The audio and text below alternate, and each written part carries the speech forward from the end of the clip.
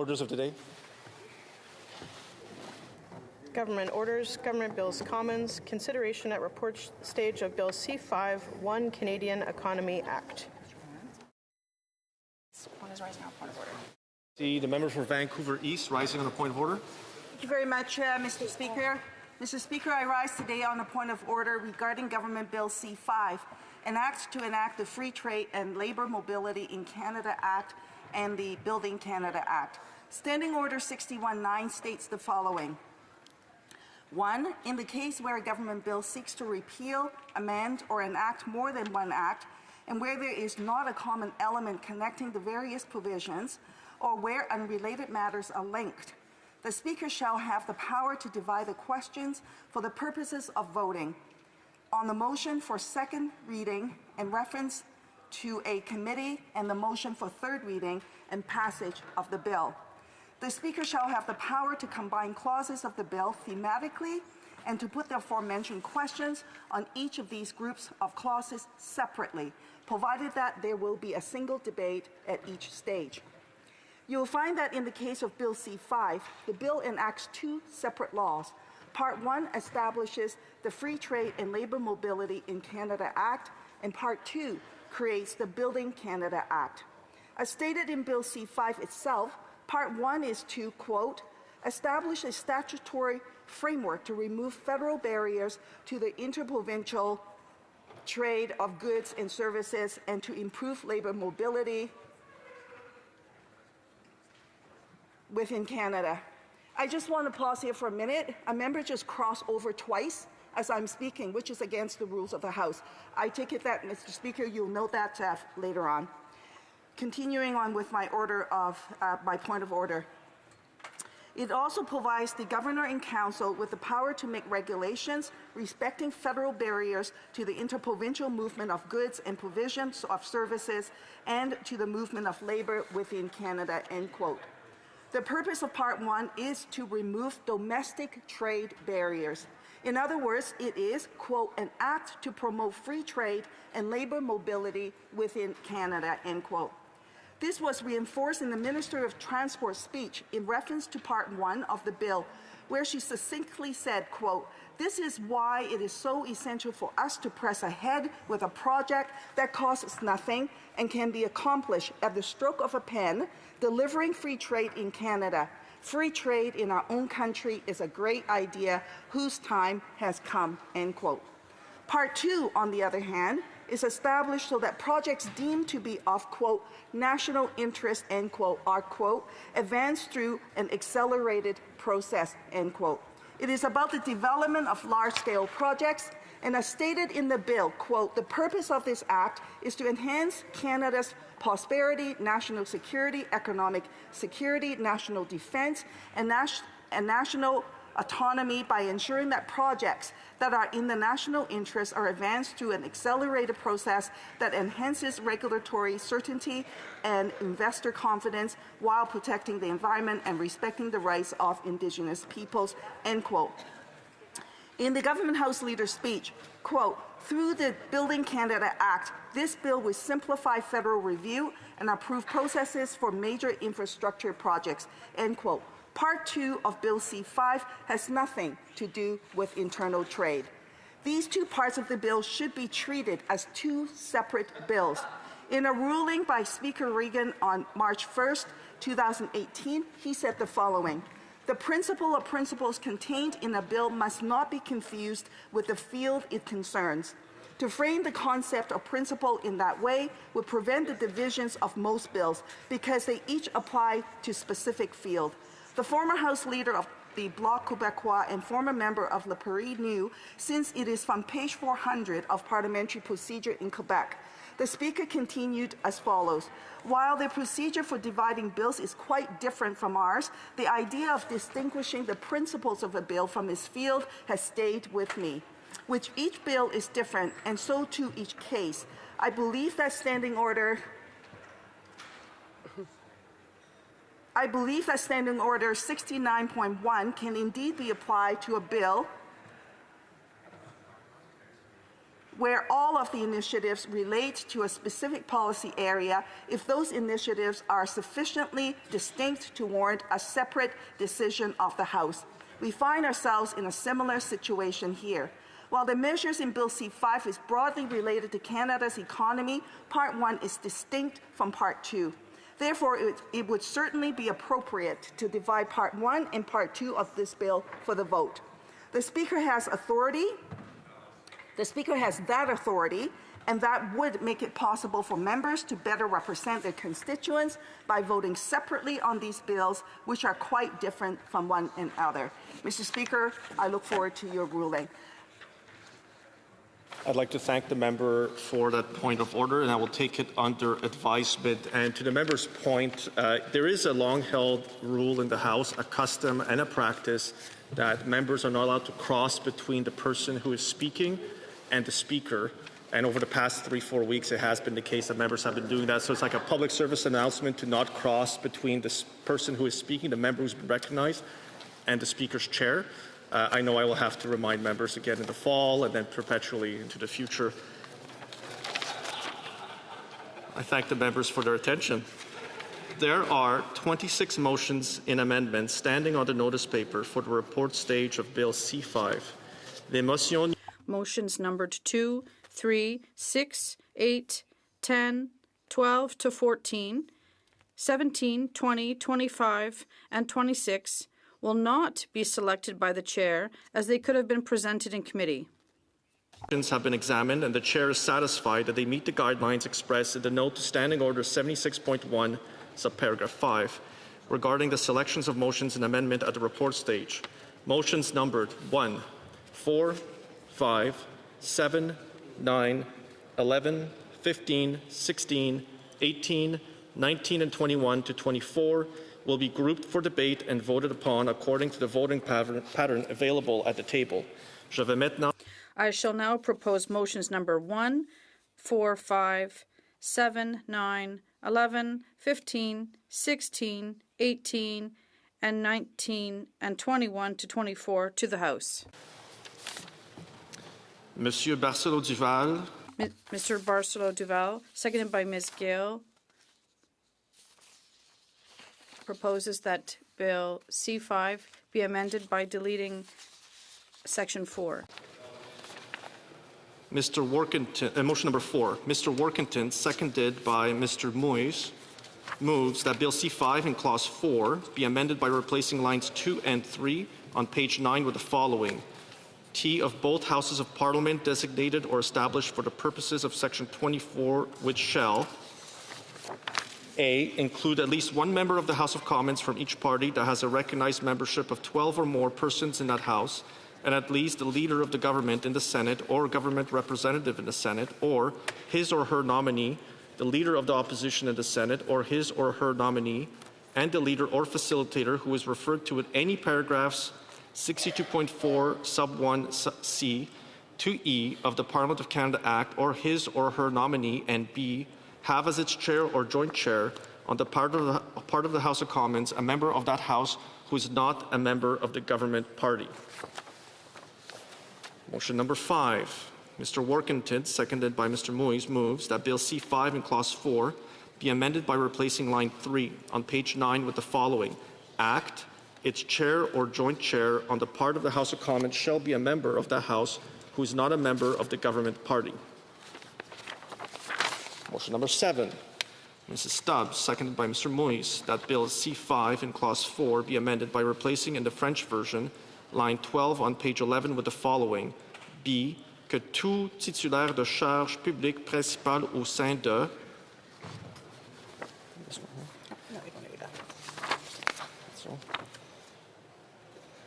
Monsieur Leblanc, seconded... motion number 9. Monsieur Leblanc, seconded by... Mr. McKinnon for Monsieur Leblanc, seconded by Mr. McDonald from Malpec. That Bill C-5 in Clause 4 be amended by replacing line 5 on page 12 with the following. C. Detailed cost estimates that do not include private sector commercially sensitive financial information. And motion number 11. Mrs. May, seconded by Mr. Johns, moves that Bill C-5 in Clause 4 be amended by replacing line 13 on page 13 with the following. participation of the affected Indigenous peoples and the public, and that motion number 15, Mr. Lawrence, seconded by Mr. Moise, moves that Bill C-5 in Clause 4 be amended. A, by replacing lines 27 and 28 on page 14 with the following: dissolved. B, by replacing lines 21 and 22 on page 19 with the following: or dissolved. C, by replacing lines 3 and 4 on page 20 with the following: rogued or dissolved. And D, by replacing lines 10 and 11 on page 20 with the following: rogued or dissolved.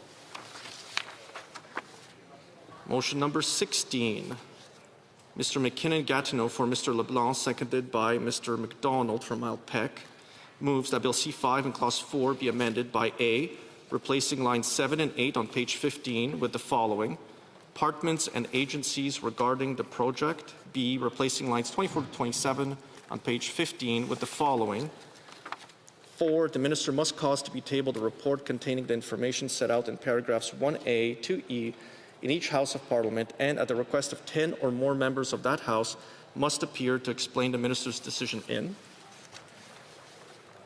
Motion numéro 10. Motion number 18, Ms. Gill, Côte-Nord, Quich-Tamak, Nitassinan, seconded by Mr. Barcelo Duval, moves that Bill C-5 in Clause 4 be amended by adding after line 2 on page 19 the following: B1, the Canada Labour Code. Motion number 19, Mrs. May, seconded by Mr. Johns, moves that Bill C-5 in Clause 4 be amended by adding after line 15 on page 19 the following: M1, the Species at Risk Act. Motion number 21, Mr. Lawrence, seconded by Mr. Moise, moves that Bill C-5 in Clause 4 be amended by replacing line 7 on page 21 with the following: Canada, including its prosperity and economic security, assured in part by the pursuit of the objectives. Motion number 22, Mr. Lawrence, seconded by Mr. Moise, moves that Bill C-5 in Clause 4 be amended by replacing line 8 on page 21 with the following: set out in Section 4 relating to the development of natural resources, energy products, and related infrastructure, shared jurisdiction, public. Motion number 23, Mr. Lawrence, seconded by Mr. Moise, moves that Bill C-5 in Clause 4 be amended by replacing line 9 on page 21 with the following: safety, national and international security, the facilitation of export markets, the quality of. Motion number 24, Mr. Barcelo Duval, seconded by Ms. Gill, moves that Bill C-5 be amended by deleting the schedule.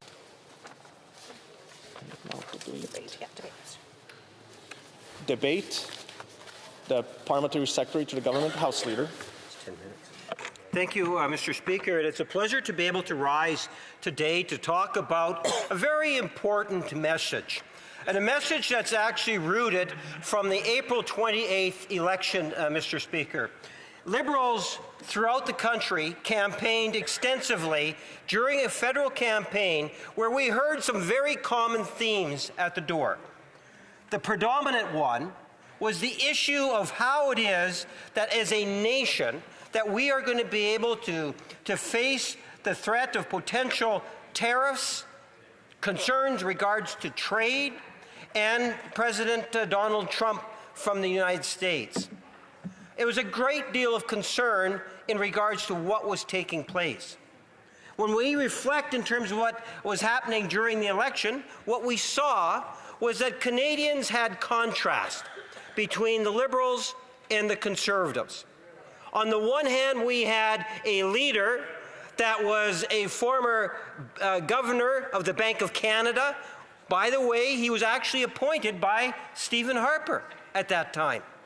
We also had the background in the leader of the Liberal Party as the governor of the Bank of England. An economist, someone that truly understood how an economy works.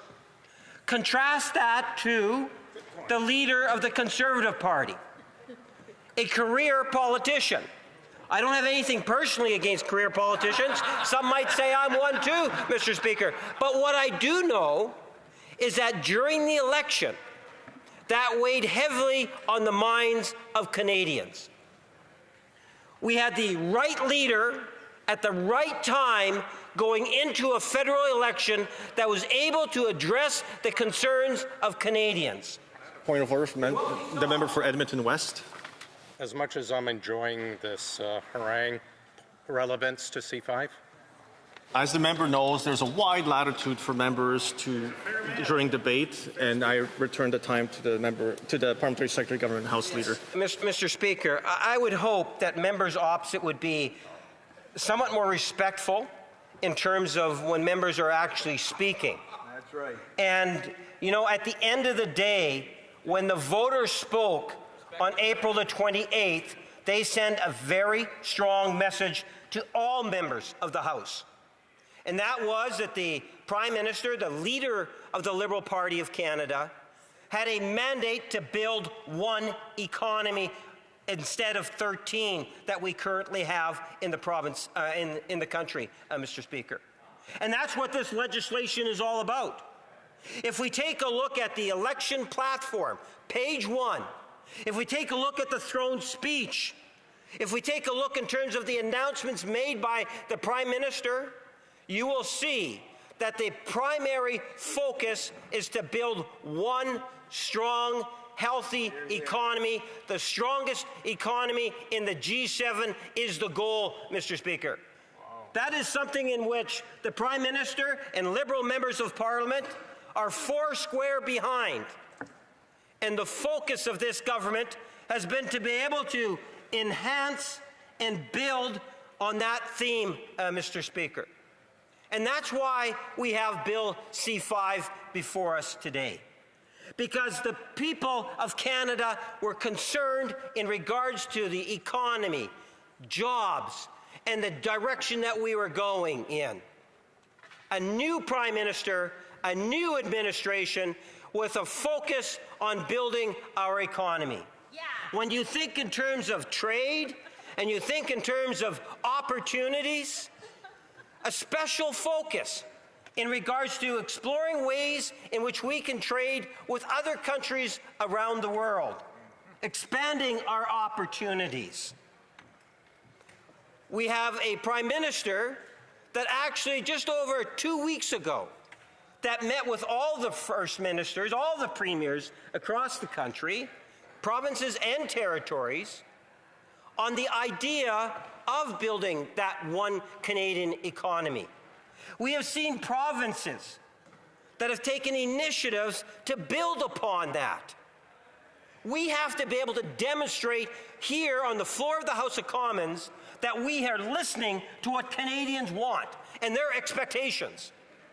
And their expectations is that there would be a high sense of cooperation, political parties aside, focus on what's in the best interest of Canadians, and that's exactly what our new Prime Minister has done. In meeting with the First Ministers, we had First Ministers of all political stripes. With meeting with Indigenous leaders, with meeting with all the different stakeholders to date, Mr. Speaker, the first priority has been Canadians and building our economy. That is what we are striving to do. Imagine April 28th, a month later, or 6 or 7 weeks later, Mr. Speaker. Take a look in terms of what it is that we have been able to accomplish in that very short period of time. We can talk about legislative measures, such as Bill C5, what we're talking about today, which in essence captures the one Canadian economy by looking at special projects, by encouraging labor mobility in law, Mr. Speaker. We also have Bill C2 that's there. C2 is to strengthen our borders. It's a tangible investment, not only from a legislative perspective, but also from a budgetary perspective, where we have actually committed 1,000 more border CBSA officers, 1,000 more RCMP officers. This is going to have a real impact at making our borders that much more secure, dealing with issues such as extortion, dealing with issues such as illegal immigration of different forms, Mr. Speaker. Okay. These are the types of things, and as my colleague has pointed out, fentanyl too, a very serious issue here in Canada, in fact, around the world, fentanyl is a serious issue. As a government, we're looking at ways in which we can protect Canadians. That's Bill C-2. Not to mention Bill C-4. Bill C-4, Mr. Speaker, is the legislation that puts into law the tax cut for Canadians. Contrary to what the Conservatives are saying, it is a substantial tax cut that individuals will realize, Mr. Speaker, in a fiscal year, over $800 for an average family working of two workers in that home, Mr. Speaker, where they can get up to that $800, and I believe it's $40. It is a significant amount of money. 22 million people, taxpayers, will benefit by that. To interrupt the parliamentary, j'ai un appel au règlement du député de Pierre Boucher-Léverchères. The honourable member for Pierre Boucher. Thank you, Mr. Speaker. I'd like to make a point of order regarding the Speaker's ruling on the block's amendment motions at report stage on Bill C-5. In the Speaker's ruling, he mentioned that several of the motions, which I was actually the mover of, and along with the member for Manicouagan, they were not selected by the Speaker because they could have been presented at committee. But the fact is that they couldn't have been presented at committee because during clause-by-clause review of those amendments, it was after midnight, and since it was past midnight, they could not be examined separately, and I couldn't call a vote on each one of them. So the purpose of these motions was to identify certain clauses that would have had to be voted on separately. So I hope that in the light of that, Mr. Speaker, you'll be able to review your ruling.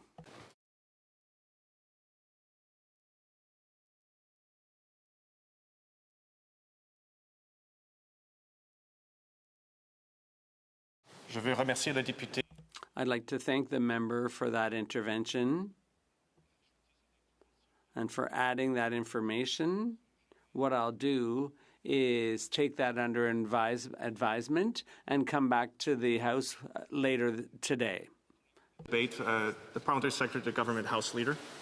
Yes, thank you, Mr. Speaker. 10-minute speech, already 2 interruptions. I would encourage members to be a little bit more courteous. Mr. Speaker, I would suggest to you that take a look at the legislation. When I reference to Bill C-4, not only is it a tax break for Canadians in terms of their tax policy, but also in terms of first-time home buyers. First-time home buyers that are purchasing a new home, they can actually get GST exemption on that, Mr. Speaker, up to, I believe, significant amount of a tax break for those first-time home buyers, thereby making homes more affordable and ultimately increasing the number of houses being built. Mr. Speaker, substantial legislation and substantial budgetary measures that we have seen in a very short window. We made an investment, for example, of two... J'ai un appel au règlement de la députée. On another point of order, the honourable member for Manicouagan. Thank you, Mr. Speaker. This is in addition to the point of order from my colleague from Vancouver East. I'd like to mention that the Bloc has also sent a letter to the government that I'd like to quote 2 paragraphs from, which has to do with dividing Bill C-5. And I quote, it's our view that Part 1 of the bill would move along more quickly if it was separated from Part 2. Unfortunately, studying them together could cause us not to study the bill adequately. So it's our proposal that dividing the bill into 2 would be appropriate, especially in the context of this newly elected minority government. And it's a question of respect for social acceptability and environmental protection. Thank you. I'd like to thank the member for adding those elements. As I mentioned to the member before, I will take that information under advisement and come back later with a decision. Point of order. Just on a point of order, Mr. Speaker, often when a member is actually standing and speaking, especially if it's a relatively short speech, that I think that as a common courtesy at times, it would be much nicer if they could wait till the end of the speech. It's very interruptive, especially if you're not speaking from notes, Mr. Speaker. And I would think that going forward, additional consideration should be given that when members are interrupted, that you might want to consider resetting the clock at times. I thank the Parliamentary Secretary for that point of order, but since the Speaker has the right to recognize any member of the House on a point of order, and since I don't know the contents of the point of order when it is made, I have to listen to the issue at hand. I understand where the Parliamentary Secretary is coming from. He's a very seasoned member who does rise quite often in the House, and I'm sure he will get his full time. And the Parliamentary Secretary to the Government House who does have the floor, and I return the floor to him. Mr. Speaker, and if I was a vindictive person, I too would come up. I have a point of order from the member from Northumberland Clark. With respect to the Bloc Québécois' earlier point of order on the ability to move amendments, the reality is at the 12 o'clock era is that amendments were still being voted on. In fact, they were deemed moved, and so there was no inability to have an amendment moved after 12 o'clock. Thank you very much. I thank the member for that additional information for the Speaker, and I will again take back the information, and the Speaker and the clerks will come back with a decision later today. Is it on the same point of order or a new point of order? The Parliamentary Secretary, Government House Leader, on a new point of order. Mr. Speaker, given that I only have about a minute or a minute and a half left, I wonder if you'd canvass the House to ensure that there's no other points of order so I can get that full minute and a half without an interruption. I thank the Parliamentary Secretary for that. That is not a point of order. I recognize the Parliamentary Secretary for his last minute. Given that no one else stood up, Mr. Speaker, the bottom line, election mandate, build a strong, healthy economy, an economy that is the strongest in the G7. A new Prime Minister, a new administration, in a very short window, whether it's legislation or budgetary measures, what we have witnessed, I believe, is a Prime Minister and a Liberal government that is committed to serve Canadians every day, Mr. Speaker, in order to build that dream that Canadians have. And I, for one, am very grateful for the opportunity to be able to do that. And on a final note, I'd like to say thank you to a very special person that works in our back in the MP lobby. Sarah is a wonderful, wonderful research person and has been great support over the years. Thank you, Sarah. Questions and comments? Questions et commentaires. The member for Edmonton West. Thanks, Mr. Speaker. And I'd like to thank my colleague from Winnipeg North. You can always tell the level of truthiness from his speech. The louder he goes, the less factual it is. So we can certainly see the level of truthiness, I guess, in today's speech. He talks about a one strong economy, and yet this is a government that helped kill pipelines, Energy East, that now leaves us bringing in $20 billion a year of oil from Donald Trump's America instead of bringing it in from Alberta. They're keeping the unconstitutional C-69, the no new pipeline ban. They're keeping the oil and gas cap, which is going to drive out many thousands of jobs. And the Quebec lieutenant says no more pipelines. The resource minister can't even say the word pipeline in this House. How's that building one strong Canada? Right. Well, Parliamentary Secretary. Mr. Speaker, really and truly, the Conservative Party knows absolutely no shame. When Stephen Harper and his leader, Pierre Poilievre, sat around that cabinet table, did you know they did not build 1 inch of pipeline to Tidewaters? Not 1 inch to Tidewaters. They talk a lot about it, but they were an absolute total disaster in terms of building any pipeline. The Liberal Party has nothing to learn in terms of building pipelines to Tidewaters because Pierre Poilievre was an absolute total failure when it came to building a pipeline in the 10 years in which he sat in the government benches. Questions and comments? Questions et commentaires. Le député de Pierre Boucher, les Patriotes. Yeah, a member for Pierre Boucher. Thank you, Mr. Speaker. Perhaps if there was less noise, I could ask my question, because I don't even hear myself talking right now. OK, je peux poser ma question. Okay, I can ask my question. Thank you, Mr. Speaker. My question for the member opposite is, we often hear him talking, Mr. Speaker.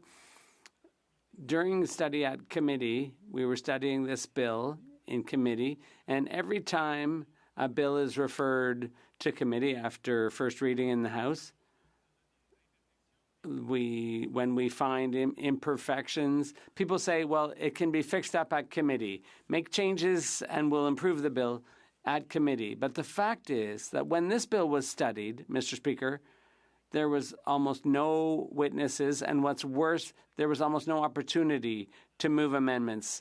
So my question is, how is it that his government, which claims to be so open and inclusive, refused almost all of the amendments that were proposed? Leader. Yes, so thank you, Mr. Speaker. As you well would know, that it wasn't just the Liberals, it was the Liberals working with the Conservatives that allowed us to bring in the closure and the time allocation motion that actually set the time frame in terms of how long the committee would actually meet. There were some restrictions. The members should be a little bit more straightforward in telling the full truth, in the sense that there were many amendments. Some of them were block amendments that have actually passed at the committee stage too. I assume that the block committee did do some consultation before they proposed those amendments. Questions and comments? Questions et commentaires. The member for Leeds, Grenville, Thousand Islands, Rideau Lakes.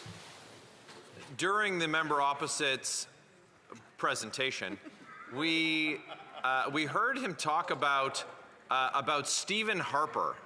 Now, Stephen Harper was the Prime Minister more than a decade ago, and had great success in developing Canada's economy. But for the last 10 years, it was that member and his Liberal government with Justin Trudeau who introduced legislation that stymied the growth of Canada's economy and sent billions to dictatorships and to the United States.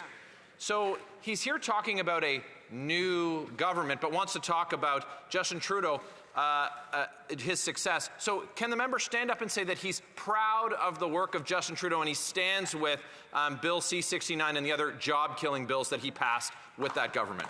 The Honourable Parliamentary Secretary. Reality check for the member, Mr. Speaker. If you contrast the Trudeau administration to the Harper administration, you will find that the Trudeau administration almost created close to 2 million jobs in just under 10 years. Contrast that to 1 million jobs with Stephen Harper. If you want to talk about the manufacturing industry, take a look in terms of what happened in Ontario. Stephen Harper virtually destroyed the manufacturing industry in Ontario during that 10-year period of time. I would have no problem in doing a comparison at any time on that issue. Resuming debate, reprise de débat. The member for Lakeland. C-5 proves that one thing for certain, the Liberals broke the system and Canadians pay the price. An unprecedented $5 trillion of Canadian capital went south and into other countries, and they killed $670 billion in major natural resource projects that could have been built by Canadians with Canadian aluminum and steel for Canada's economic strength, self-reliance, security, and unity. In 5 years alone, 16 major projects were sidelined because of them, cost Canadians over $176 billion in lost nuclear, critical mineral mines, LNG terminals, pipelines, Indigenous-led projects, and energy corridors delayed or derailed by lawsuits, bureaucracy, delay, and Liberal policies. Imagine how powerful and self-reliant Canada would be today. Instead, Canada ranks last in the G7 for development, and Liberals now scramble to patch what they themselves destroyed. Bill C-5 does not fix the fundamentals. It admits failure. Hundreds of thousands of Canadian job losses, with more to come, unaffordable power and fuel, skyrocketing costs of essentials. What the Liberals have to do is what the Conservatives said all along: scrap Bill C-69, Bill C-48, the federal industrial carbon tax, the Canadian oil and gas cap, and all their other anti-development policies and laws. Proponents today still face unclear rules, no concrete timelines, interference, and limited transparency. As the Transport Minister said herself in committee, quote, We have come to a place in Canada where we have such a thicket of processes and rules and regulations that we are unable to build with the alacrity that this moment in time requires. But, you know, it's not just during this current moment that major projects can't get built in Canada with brisk and cheerful readiness. That's been the worsening reality of the last decade of Liberal anti-development laws, policies, and messages. That dense, cumbersome thicket was created by the very same government that claims to be new, while half the ministers are the old ones. Conservatives offer real solutions: cut red tape, gatekeepers, taxes, create clear rules, attract private investment, and fast-track major projects for the benefit of all Canadians. The place the Liberals should start is with all the projects stuck in the federal queue right now. They're in the national interest, and they're waiting for a green light, like the Kissalissim's LNG project, LNG Canada Phase 2, and Bruce Power upgrades. And they should be looking at a dedicated West Coast export pipeline to serve Asian energy demand that they killed 10 years ago, Indigenous-backed roads to unlock the Ring of Fire. Those should be on the national interest list and fast-tracked yesterday. Nevertheless, Conservatives worked in good faith with other opposition parties and with the Liberals to help improve C5. And here I want to thank the Conservative team for all their efforts. It will be up to the Liberals to deliver on their rhetoric and to keep up all their big but vague promises to Canadians. It will ultimately be up to Canadians to determine whether they do, and Conservatives will hold them accountable in the meantime. Even now, Bill C5 does set up a politically driven and determined process. Ministers will decide who goes ahead, who waits, and can even one day decide a project they said was in the national interest earlier is no longer, and remove it from the list or whatever ad hoc review a responsible minister determines, a problem I tried to fix. That's inherent uncertainty, huge powers behind closed doors, and not a permanent fix or way to regulate and review projects in the sector. Most important to Canada's economy, imperative to help turn poverty into prosperity, and to help lower emissions globally. And C5 does blur the lines, just like C69 did. What's worse is the Liberals know it. At committee, the Canada-U.S. Trade Minister admitted, quote, "Whoever puts forward these projects, be they public, private, Indigenous, provincial, or municipal, don't have to go through an evaluation and approvals process that could take 5 to 6 years." So he admits the Liberal system takes years and delays building. It's not clear whether projects that are actually provincial or municipal jurisdiction may end up in the C5 queue for a federal review, a similar overreach problem in C69. And the mix of public and private infrastructure should cause taxpayers to take notice too. But again, the obvious first step should be to fix that whole evaluations and approvals process the minister himself says is too long. Proponents and the government itself are trapped by the red tape they imposed. Still, Bill C5 does not fix it for everyone, but will fast-track a chosen few. At first, it didn't even define national interest. That left every decision to the whims of Cabinet and a lack of clarity for everyone involved. But Conservatives fought to require the government to define national interest with clear, specific criteria. We succeeded in adding that necessary clarity and structure to a process that started with none.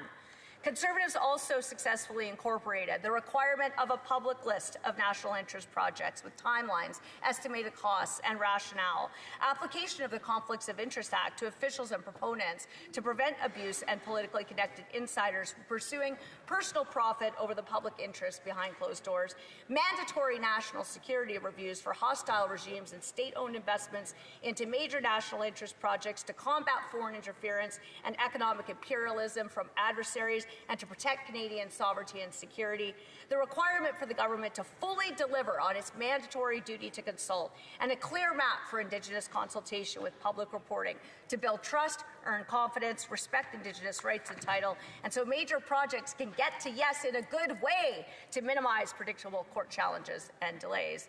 And annual independent reviews of project progress so all Canadians can measure the Liberals by their actions, not just their words, and hold them accountable. These amendments matter. They bring transparency, accountability, more certainty, more clarity, and integrity to a bill that originally had none. But even with these improvements, major concerns remain.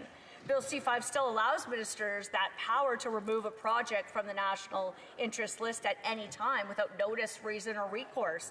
I propose to remove that power to take projects off the list once they make the cut, because that uncertainty may continue to push investors and builders to other countries with clear rules and more predictability, just as the Liberals have done to Canada for the past decade. Since delay is death to major projects, Conservatives also aimed to give concrete timelines that don't actually exist in Bill C-5, despite all the Liberals' claims about a 2-year process. I proposed a 1-year deadline to issue permits once a project is designated, a 90-day limit for the Governor and Council, the Cabinet, to make final decisions, a requirement to prioritize private or public-private funding to protect taxpayers. Canada should, to prioritize that private funding. Canada should be a place where the private sector can take big risks and build big things on their time and on their dime, not where taxpayers have to be on the hook to get anything done. The Liberals rejected those amendments. Then I brought forward that amendment to apply the Conflict of Interest Act to enforce those clear safeguards to prevent corruption and block Liberals from stacking the deck in favor of their friends. This shouldn't be necessary, of course, but with a Prime Minister who hides his conflicts, where he pays his taxes, and ran a mega company, Brookfield, invested in all the kinds of projects C5 would fast track. Although under that Prime Minister it mostly invested in the U.S. and abroad, that caused a flurry and a huddle among Liberal MPs, a couple of odd questions, and then the Liberals voted against it. But thanks to Conservative pressure and support from another opposition party, we forced the government to follow their own laws designed to prevent corruption and to put the public interest ahead of partisanship. Conservatives also got limits on Cabinet to prevent them from exempting 15 foundational laws that no government should ever sidestep. All Canadians can be forgiven for wondering why the Liberals would have presented such a potentially significant law free from all of those laws in the first place. Conservatives pushed crucial amendments to ensure provincial consultation and to protect provincial jurisdiction and provincial decision-making power.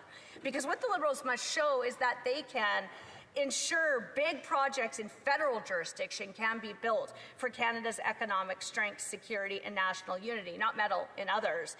They have to find a will, a spine, a set that they failed to show in the past decade in order to enforce their own jurisdiction, to treat the national interest approvals in the general advantage of Canada, uphold legal and jurisdictional certainty for proponents to build their projects when approvals face challenges and obstruction.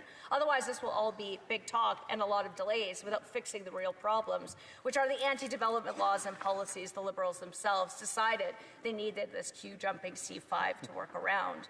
Conservatives' work continues today with sub-amendments to clarify and fix flaws. We propose a parliamentary committee with a non-government chair.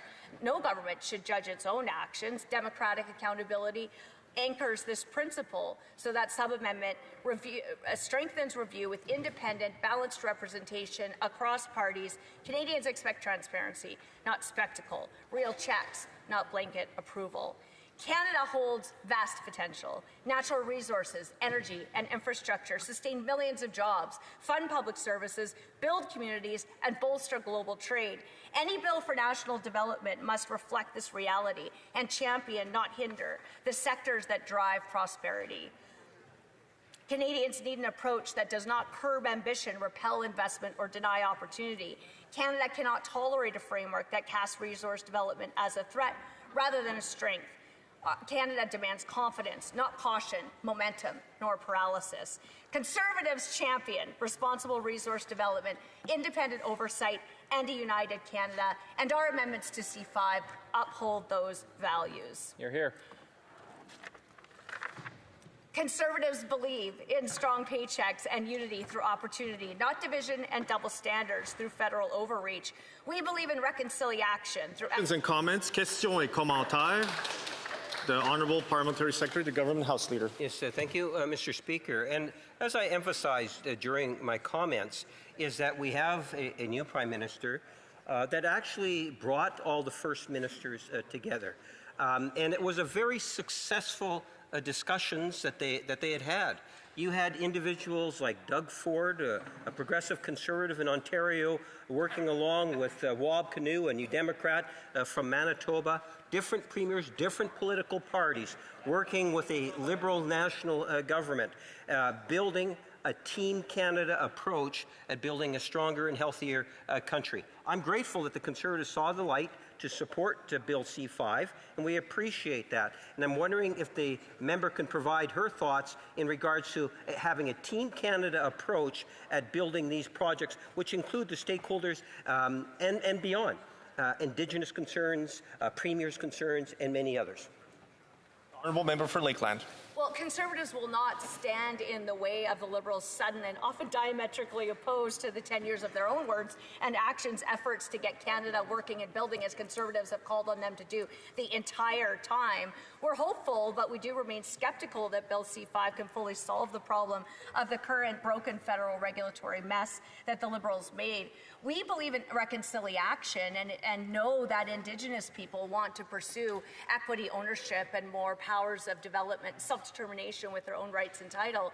But that's why the government should heed the words of the various chiefs who participated and of the AFN national chief, who cautioned that because of the lack of clarity around the duty to consult in Bill C-5, which Conservatives tried to fix, all approvals out of this may face course challenges, which will delay building.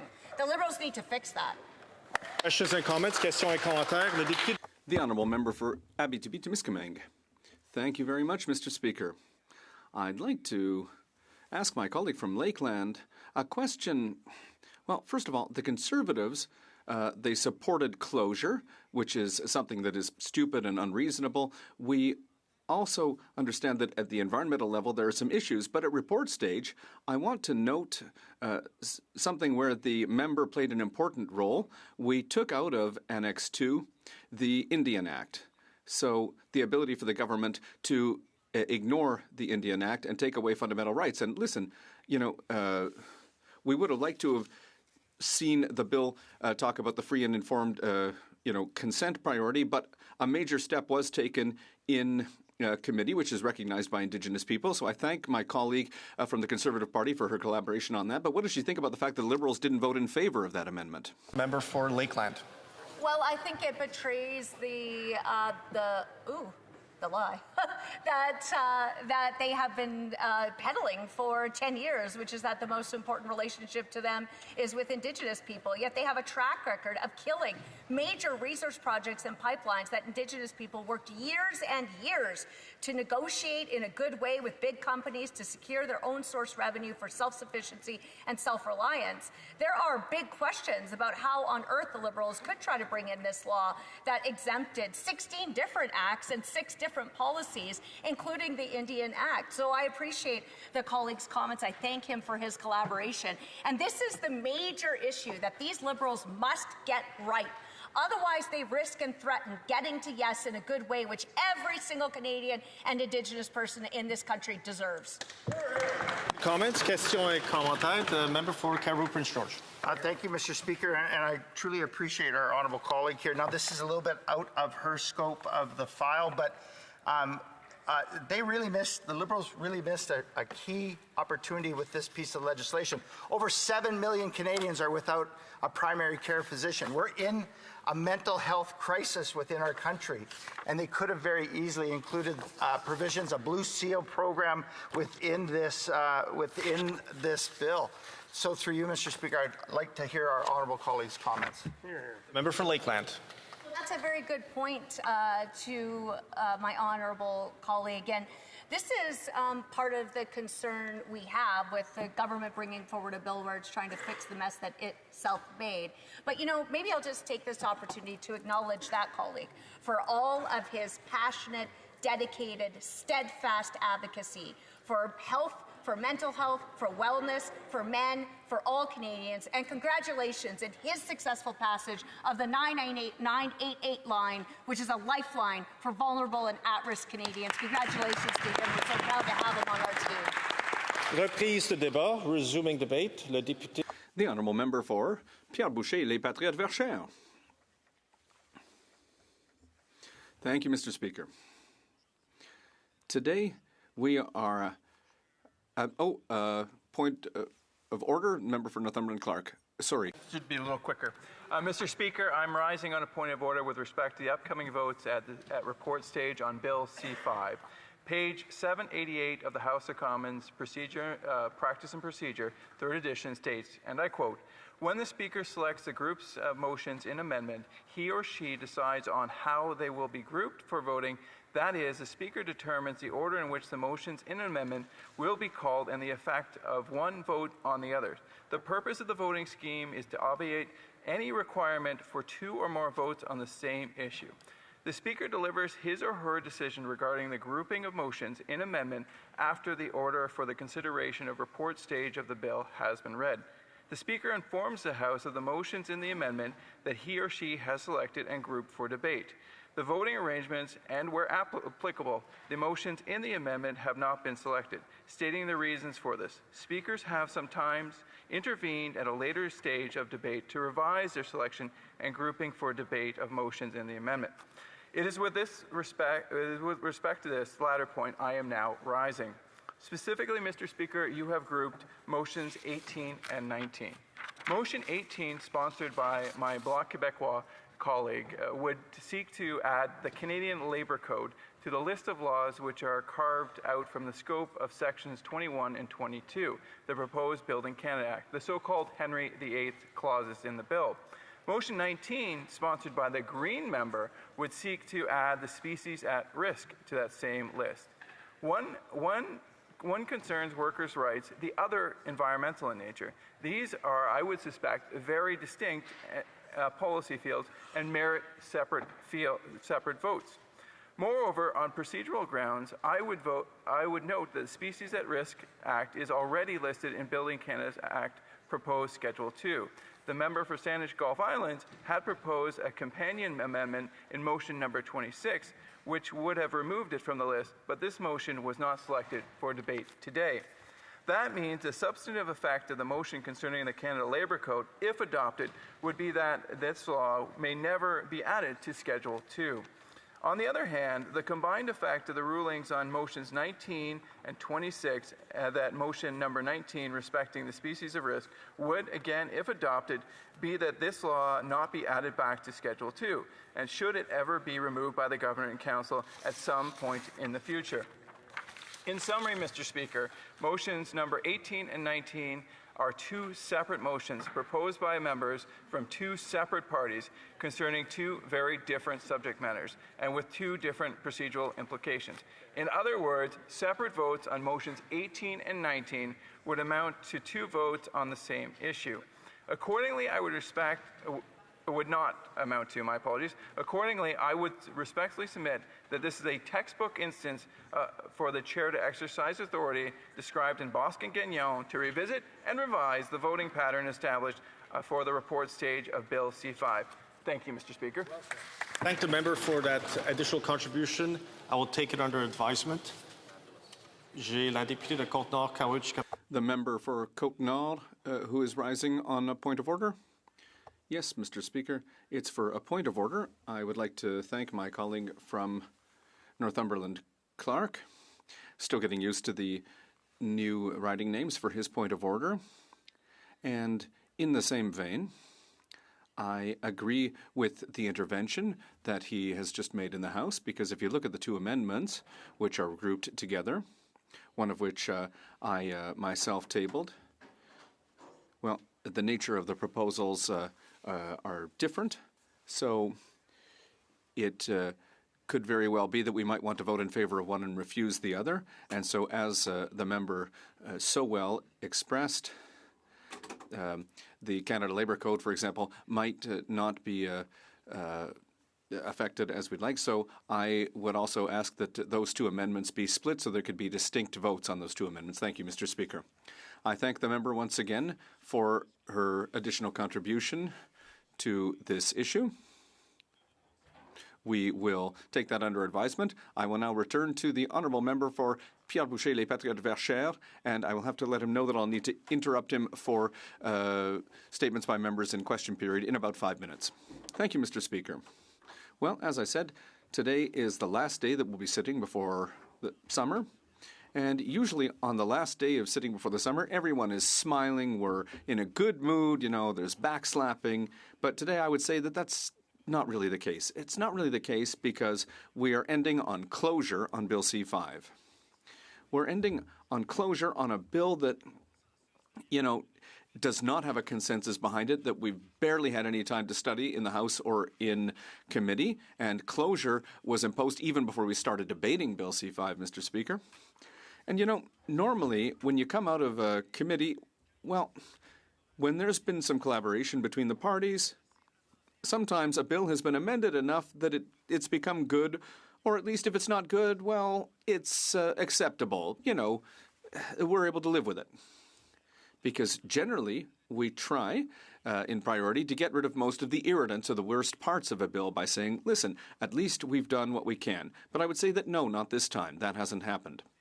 This time, we're not in a good mood. We're not happy, Mr. Speaker, neither about the bill nor about the work that was done in committee, because we didn't have the time to do proper work. And it's really sad because usually when there's closure when the bill has been stuck for months, when things aren't moving, when there's filibustering. But this time, we didn't even have time for filibustering. It didn't have time to stagnate because we didn't have time to discuss the bill, to debate it.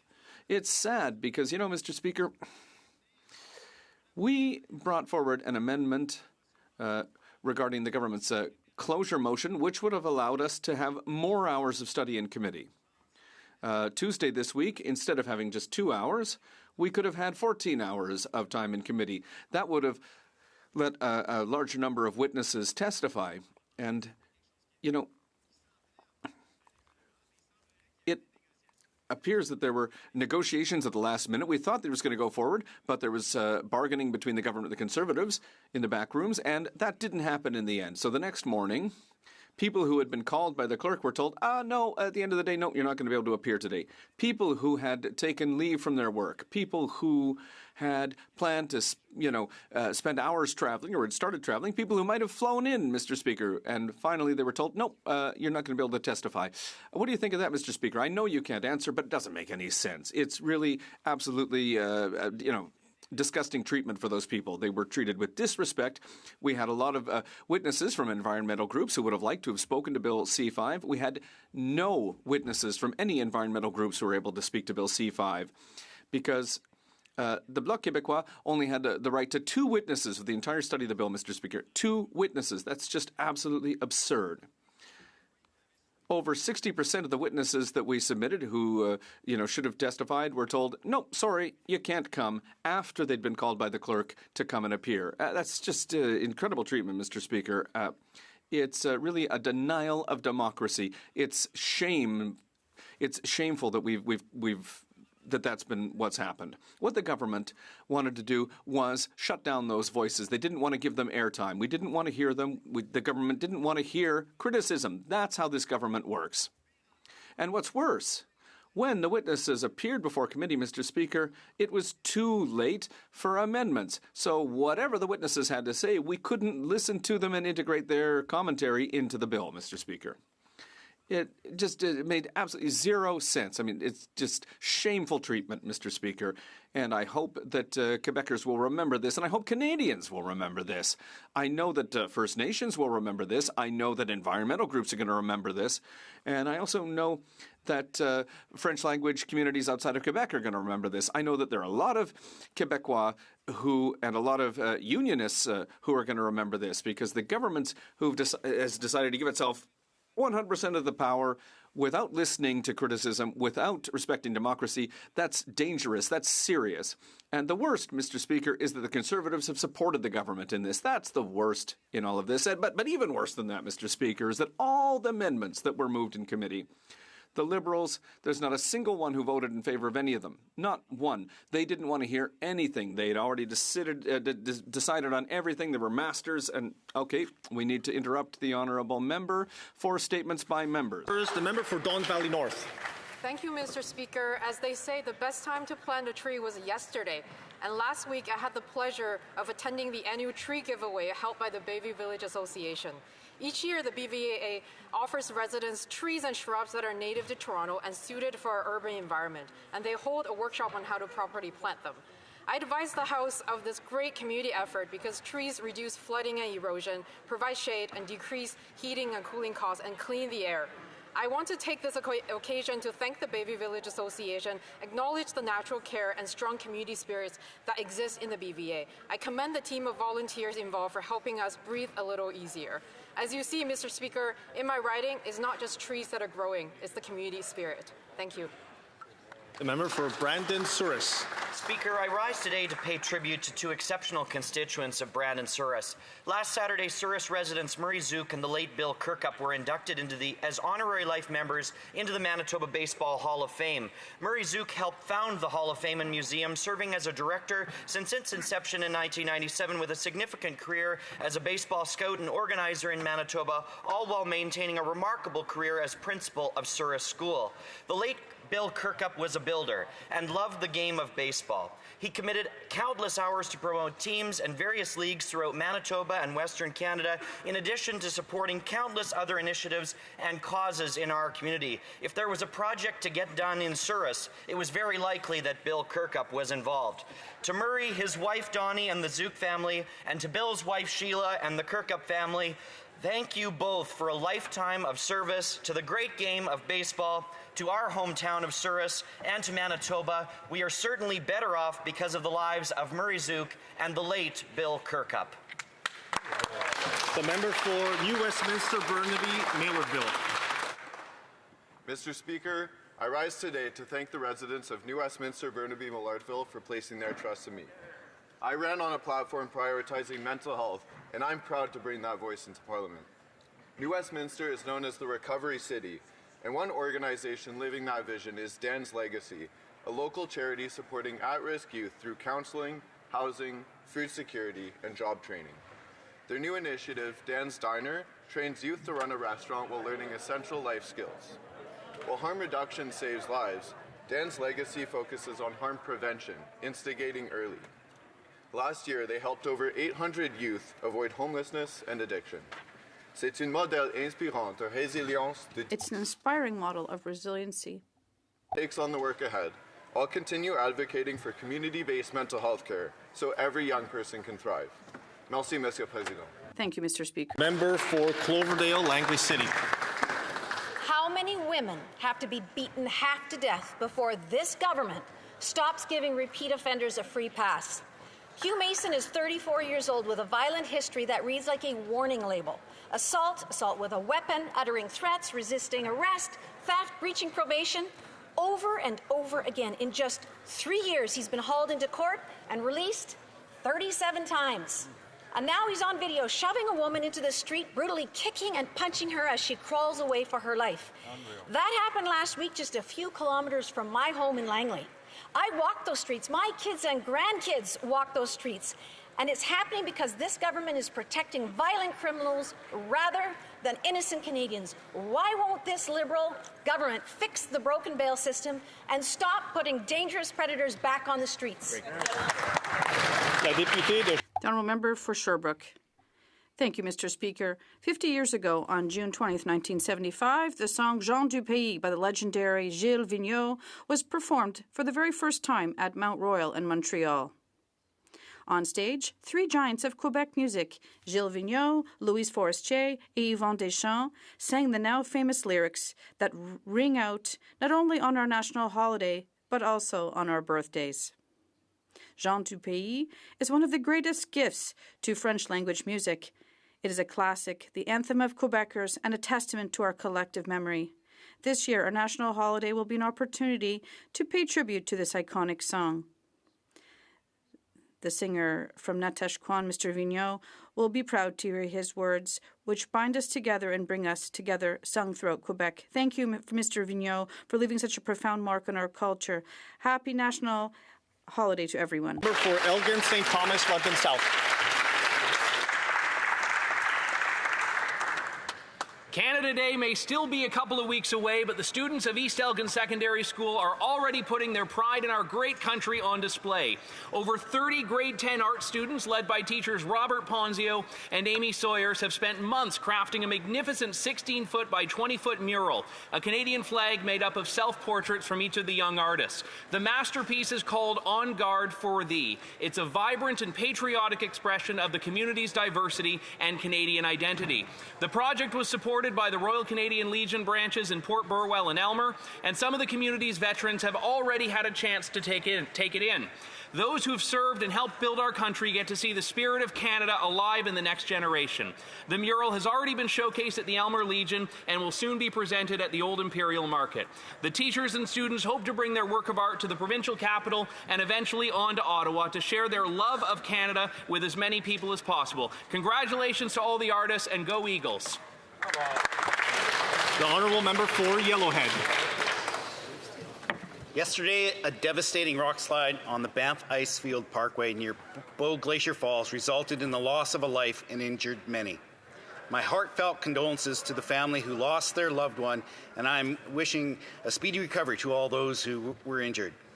We are grateful for the heroic efforts of our first responders, including Parks Canada staff, local firefighters, RCMP, Alberta Health Services, and STARS Air Ambulance, for their swift and courageous efforts to provide emergency care and ensure public safety under difficult circumstances. This is a stark reminder of the unpredictable power of nature, even in places we cherish most for their beauty and tranquility. Emergencies like this highlight the need to improve our cellular and communication service in remote areas. For all those planning to visit our beautiful parks this summer, please plan ahead and stay safe. The Honourable Member for Abitibi-Témiscamingue. Miigwech. Tomorrow, on June 21st, we will celebrate National Indigenous Peoples Day. Let us draw inspiration from the summer solstice and celebrate the cultures, language, and contributions of First Nations, Inuit, and Métis people from time immemorial to the present day, and especially tomorrow. It's also an opportunity to build relationships and talk about mutual respect. This conversation was sidetracked in Bill C-5, a bill designed to impose energy projects on Indigenous peoples from Ottawa, then inform them of irreversible decisions through bogus consultations. In C-5, the Liberals have replicated the condescending and colonialist relationship that the federal government had with First Nations in the last century. And today we'll find out whether the Bloc's amendment will make it possible to correct the course at the last minute, because we removed the Indian Act from this bill, but C-5 illustrates how important it is for Indigenous peoples and also for all Quebecers and Canadians. The Honourable Member for Ottawa-Vanier. Thank you, Mr. Speaker. As the school year comes to a close, I rise to congratulate the 2025 graduates of Ottawa-Vanier-Gloucester. Graduating is a moment of great pride. These students worked so hard and overcame challenges and showed resilience. Today, you're celebrating much more than a diploma. You're celebrating your hard work, growth, and discoveries that have brought you here, and it's just a beginning of a new chapter. Whether you're entering the workforce, continuing your education, or exploring new horizons, know that the future holds great things for you. Allow me also to mention with great pride that my daughter is also among this year's graduates at Samuel Jeunesse School. Congratulations, Isabel, and congratulations to all of you, to all the families, teachers, and support staff who have supported you, and to the graduates, your journey is just beginning. Congratulations to the class of 2025. Langford. Mr. Speaker, last week, BC Ferries announced that they will purchase 4 new full-sized ferries from a Chinese Communist Party state-owned shipyard rather than a Canadian shipyard. Indeed, our shipyards cannot compete with China's cheap labor, lower safety standards, and poor environmental regulations. Canadian union workers, industries, and shipyards all feel betrayed. The Minister of Transport stated that this is not a federal issue, despite the Liberals subsidizing BC Ferries to the tune of $36 million a year. The fact remains that hundreds of millions of dollars will be sent to a Chinese state-controlled shipyard supporting their economy and their workers. Earlier this week, the Minister of Transport stated that she shared her concerns and sent a letter to BC. Will the Minister of Transport please share specifically who she sent the letter to in BC? Will she make the letter public for all to see? And will the Minister of Transport withhold the $36 million subsidies unless BC government puts Canada first and invests in Canadian shipyards? Thank you. The Honourable Member for Whitby. Mr. Speaker, I rise today with a heavy heart to honour the life of former Whitby Mayor Des Newman, who passed away last week.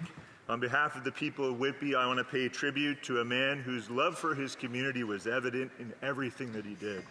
Des was a builder not just of roads and rec centers, but of relationships, of trust, and of community spirit. He helped bring people together, helped bring the town and the township of Whitby together, laid the foundation for the region of Durham, and was instrumental in creating places that we treasure today.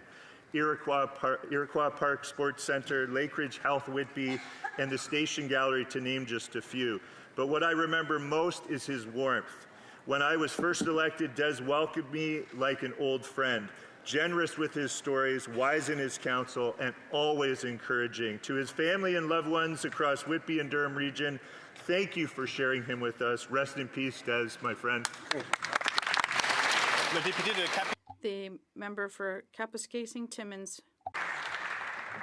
Mr. Speaker, home building must nearly double over the next decade to restore affordability. Up to 4.8 million new homes are needed to close the supply gap that has led to higher home prices. Now that is 480,000 new housing units a year to close the supply gap. The Liberals' own housing agency says Canada needs to double construction to restore affordability. Housing starts continue to drop. Guelph down 78%, London 72%, Toronto 58%, Hamilton 50%. These are alarming numbers, even after these 5 communities have received $774 million from the Housing Accelerator Fund. Where is the accountability? The honourable member for Rivière-des-Marais. Thank you, Mr. Speaker. I would like to invite people who are listening to us and all of you colleagues to come to my very beautiful riding this summer. Next week, we'll be celebrating Quebec's national holiday in the city of Saint-Eustache and also Bois-Briand. We will have many concerts, and on July 1st, we'll be celebrating in Two Mountains our national holiday. Well, there'll be other activities as well with families and concerts. This summer, you can also have fun on our river at the park of the Rivière-des-Marais. You can rent canoes and kayaks, paddle boards, and go visit several islands, have a picnic, and visit all the 4 cities in my riding. So you're all welcome. I wish you all a good summer. Please rest up, enjoy the sun, and come back here in great shape in September. Have a lovely summer. The member for Central Newfoundland. This Prime Minister's 4 weeks in Parliament were filled with broken Liberal promises. Broken promise on spending, broken promise on tax cut, broken promise on consultants, broken promise on defence, broken promise on elbows up with the U.S. Mr. Speaker, Canada's fiscal watchdog confirms a massive broken Liberal promise, their so-called tax cut. The Parliamentary Budget Officer reports that the average Canadian will save just $90 this year, less than $7.50 a month, Mr. Speaker. That's barely enough to buy a cup of coffee. Low-income seniors will see even less, only $50 a year, under $5 a month. That's not relief, that's an insult. It's one thing for Liberals to promise relief, but another to deliver pennies while families struggle. Canadians are concerned, and rightly so. They deserve a government that keeps their word and respect their wallet. Conservatives will deliver real tax relief for everyone for good. The honourable member for Trois-Rivières. Mr. Speaker, it's with immense pride that Trois-Rivières will host the finals of the 59th Quebec Games this summer, from July 25th to August 2nd. It will bring together more than 3,500 young athletes aged 12 to 17 from 19 regions across Quebec. This exceptional event, featuring 18 sports, celebrates not only athletic excellence, but also the passion and commitment of our volunteers and the entire community. And the success always depends on the invaluable dedication of volunteers who work tirelessly to provide athletes with an optimal environment to allow them to achieve their own personal growth. I therefore invite you to come to Trois-Rivières to cheer on these talented young people, share their energy, and make this week an unforgettable memory for our community. Thank you. Questions and comments? Questions et commentaires. The Honourable Member for Calgary Heritage. The Prime Minister's 4 weeks in Parliament were filled with broken Liberal promises. Broken promises on spending, broken promises on the tax cut, broken promises on defense, broken promises on elbows up with the United States. The Prime Minister promised $800 in savings, a savings bonanza. Instead, the average Canadian only gets $90 this year. So did the Prime Minister mislead Canadians during the election? Is he misleading them now, or both? The Honourable Government House Leader. Mr. Speaker, tax cut for 22 million Canadians by July 1st. Check. GST off of homes for first-time home buyers. Check. Government fully funded. The supply bills are passed off to the Senate. Check. Defense spending, 2% of GDP. Check. And today, Mr. Speaker, and I invite the honourable member to join us, the bill to build Canada strong, the bill to build jobs in this country, create opportunity right across this land. Check, Mr. Speaker. The Honourable Member for Calgary Heritage. Listen, if their math are like their promises, we're in serious trouble. They promised to put more money in Canadians' pockets. It isn't $800 a year, it's $7 a month. Broken. Promised to rein in government spending. $26 billion in consultants. $1,400 in taxes for every Canadian household. Broken. He's promised to rein in inflation. Beef's up 34%. Baby formula up 9%. Apples up 18%. Broken. So was the Prime Minister misleading us in the campaign? Is he misleading us now, or both? The Honourable Parliamentary Secretary to the Minister of Finance. Mr. Speaker, at a time when Canadians are struggling, when we're fighting a trade war with one of our greatest traditionally allies, we have offered 22 million Canadians an income tax cut that's going to put more money in their pockets. What do the Conservatives do? Well, we're glad for once that they actually voted for that tax cut, which is fantastic. We know that they have a history of complaining in this House about affordability and then voting against every single measure that we put forward. At least finally they came to their senses and helped Canadians for once. The Honourable Member for Cloverdale, Langley City. It's been over 100 days, and this Prime Minister still hasn't set up an ethics screen to deal with his business interests. Just imagine a local school board trustee voting for a multi-million-dollar contract going to his business partner to build a school without telling anyone he's going to profit from it. Canadians would be outraged, and they should be. When will this Prime Minister show some basic ethics and stop treating public office like a private opportunity? The Honourable Government House Leader.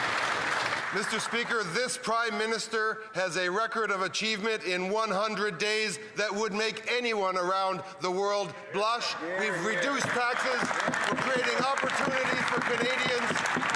We've committed to pass a bill by July 1st that is on track to getting done. This Prime Minister has also proactively filed all disclosures required under the most stringent code of ethics that exists almost anywhere in the world. Of course, the Prime Minister will meet his requirements under that code and will keep delivering for Canadians. The member for Cloverdale, Langley City. This Prime Minister just voted to ban gas-powered vehicles, adding up to $20,000 to the cost of a new car. Families are already drowning in bills, and now he's making it even harder to get to work or drop off the kids. Is it just a coincidence that Brookfield stands to profit off this mandate? And when will this Prime Minister stop treating public money like his personal investment portfolio and finally be transparent about the deals he stands to benefit from? Yes. The Parliamentary Secretary to Minister of the Environment. Mr. Speaker, thank you. It's the first time I rise to answer a question. I thank the honourable member for asking my first question. And I ran because I wanted to fight for jobs in this country, and I wanted to fight to protect the climate in this country for my children and my children's children. That's why we have building an electrical vehicle supply chain that is driving record investment in this economy that's going to protect our workers, not today, not tomorrow, but 7 generations ahead. And I'm thankful I'm on this side, and I look to you to look to the other side to work with us. Le député de Montmorency. The honourable member for Montmorency Charlevoix. Mr. Speaker, this is the last day in the House before Parliament shuts down for the summer, and the record is terrible. 4 weeks of broken promises by the Liberal government on spending, on tax cuts, on consultants, on national defense, and on our U.S. relations. The PBO says that the tax cuts are not going to be $800, but only $90. Why are the Liberals misleading Canadians? The Minister of Industry. Mr. Speaker, one thing's clear. The government is acting and acting swiftly. In less than 100 days, we've been able to do more than many previous governments. A tax cut for 22 million Canadians, the exemption on the GST for first-time home buyers, and of course, which the opposition, if they support us, a bill that is fundamental to support our workers, support our industries because of the trade war. And I hope that the opposition will be there to support it. The honourable member for Montmorency-Charlevoix. Mr. Speaker, with my little experience in the House, what I do see is that the government likes to play smoke and mirrors. They promised to save $800 for Canadian families, but that was a broken promise because it's up to $800, not $800. It's all a matter of interpretation, apparently. But it would be good to have a budget. Will the Prime Minister finally take his responsibility seriously and table a budget? The Honourable Minister of Industry. Mr. Speaker, one thing is clear. Canadians know that we are there for them during this trade war, for our steel and aluminum workers, for our auto workers, for Canadians all across the country, because we know we have a role to play. And 22 million Canadians will benefit from a tax cut, and we will also be there to see to it that our country is built at a time when it's under attack. The honourable member for Côte-Nord. Mr. Speaker, the CSN adds its voice to the opposition to C5 and the imposition of energy projects on Quebecers. According to the CSN, the use of closure to pass C5, an anti-democratic maneuver supported by the Conservatives, opens the door to irreversible mistakes. Mr. Speaker, I'd like to repeat the question word for word, the question that troubles the CSN. If C5 is so good for workers, why not take the time to study it? The Honourable Government House Leader. Mr. Speaker, Canada is facing a number of challenges, and above all, the trade war with the U.S., started by the U.S. What workers are telling me, and the unions are telling me, is that we need to take action. We need to quickly start building major national projects which will not only create jobs, but will also ensure that Quebec prospers not just today, but tomorrow and the decades to come. That's what we're doing with this bill. The honourable member for Côte-Nord.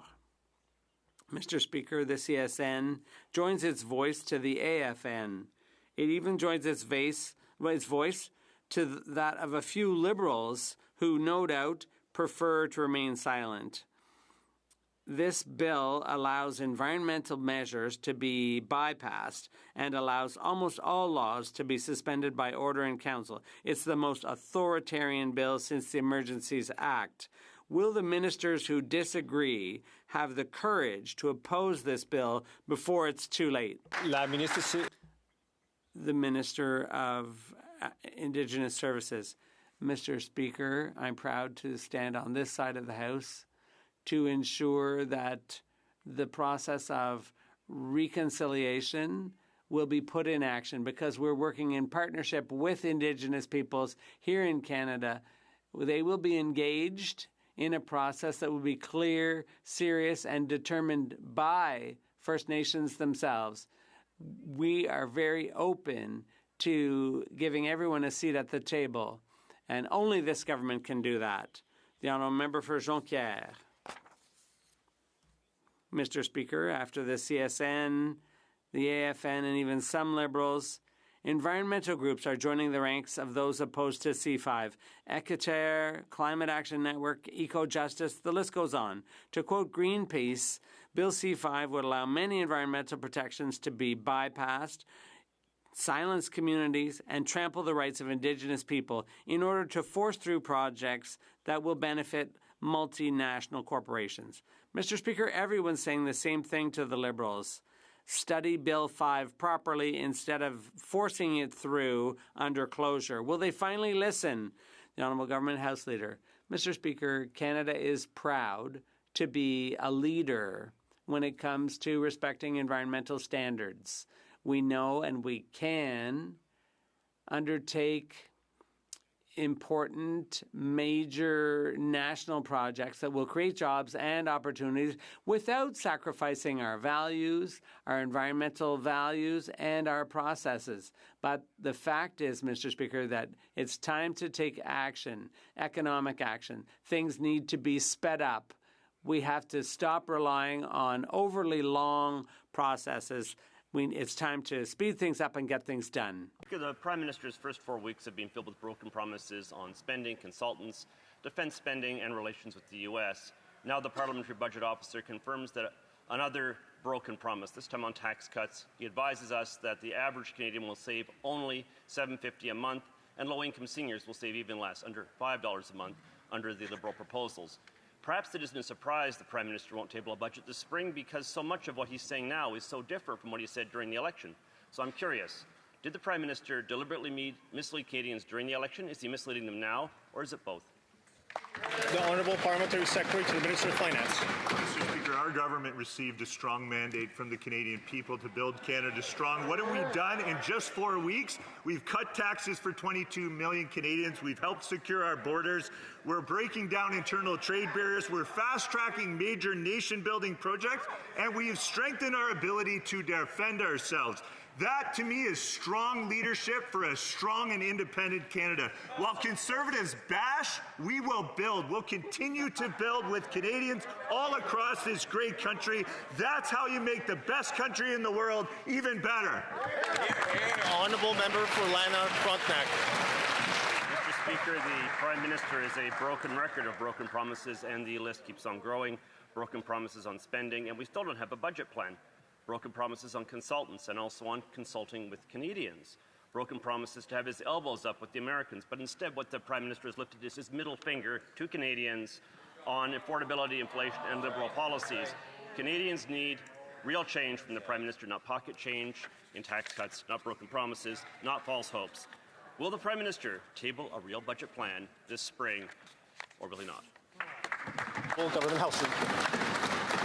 Mr. Speaker, that member is a member of long standing, and I don't even think he believes the stuff that he was handed to me. I agree completely. The fact is that this is a transformational Prime Minister in a new government who is will be presenting a budget this fall, but has already delivered a spending program that was passed by this House, has already delivered a tax cut for 22 million Canadians that will save families up to $840 a year, and has reduced and taken off the GST on homes for first-time buyers, Mr. Speaker. That's progress. The Honourable Member for Dufferin-Caledon. What the member just said is just completely misleading to the Canadian public. The Parliamentary Budget Officer has said this big tax cut is actually going to deliver $15 a month. That's not transformational. That's not going to build anything. The average Canadian can buy a couple of coffees at Starbucks for $15 a month. So it's all talk, no action, realistically, from this government. The Prime Minister has broken 4 promises in 4 weeks of being the Prime Minister.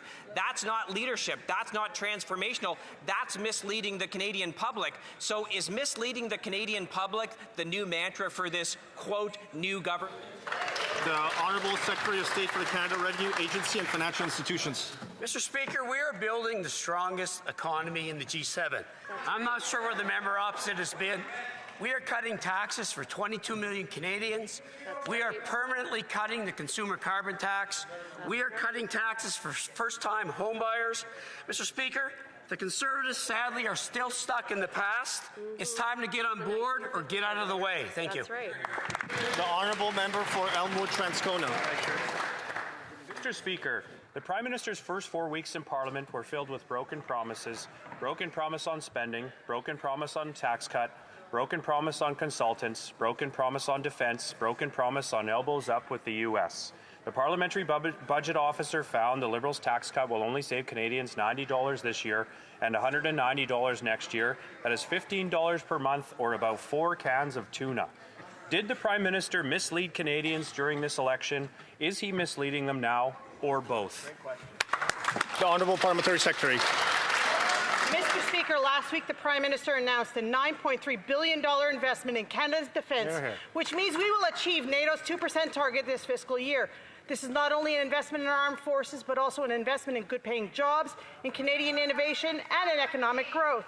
Our generational investment in strengthening Canada's role as a strong, reliable international trading partner while rebuilding and rearming our forces here at home. It's unfortunate the Conservatives voted against it. The Honourable Member for Riding Mountain. Mr. Speaker, according to recent reports, hundreds of American doctors wanting to work in our hospitals are, in their words, quote, stuck in bureaucratic hell. Instead of serving Canadians, American doctors are blocked from working because they're trapped in licensing logjam. Nearly 7 million Canadians don't have a family doctor, yet government gatekeepers are blocking qualified doctors from working in Canada. When will the Liberal Health Minister introduce our Conservative Blue Seal program to recognize the credentials of international doctors so Canadians can get the care they need? Exactly. The Honourable Parliamentary Secretary, Minister of Immigration. Mr. Speaker, our colleague evidently read the article that was on the front pages of National Newswatch yesterday, but he didn't read it closely. Because what he would have seen if he did is that that issue is squarely in the provincial jurisdiction. We know that there are American doctors that are trying to come to Canada, leaving the United States. Of course, our healthcare system is in need of more doctors, but the issue is tangled in the bureaucracy in British Columbia. And so if he wants to bring matters to the House of Commons, that's very fine. It's a very good issue to raise, but the issue is misplaced. It's an issue of provincial jurisdiction. La députée de Bellechasse-les-Chemin-Lévis. The member for Bellechasse-les-Chemins-Lévis. Mr. Speaker, the financial watchdog, an officer of the House, has confirmed another broken promise by the Liberals, their so-called tax cut. Contrary to the $850 promised by the Prime Minister, the average Canadian will only save $90 this year, and seniors will get a paltry $4 a month. Did the Prime Minister lie during the election campaign? Is he lying now, or both? Before recognizing the government House Leader, that word used in the House causes disorder, so I would ask the member to withdraw that term. Yes, of course, Mr. Speaker. I meant to say misled. I would replace it with misled. The Honourable Government House Leader. Mr. Speaker, the facts are very straightforward, very simple. For all those who pay income tax, i.e. 22 million Canadians, there will be a tax cut from 15 to 14% on the tax rate. That will save $840 maximum for Canadian families. For those who pay income tax, they can save up to $840. Promise made, promise kept. The Honourable Member for Bellechasse.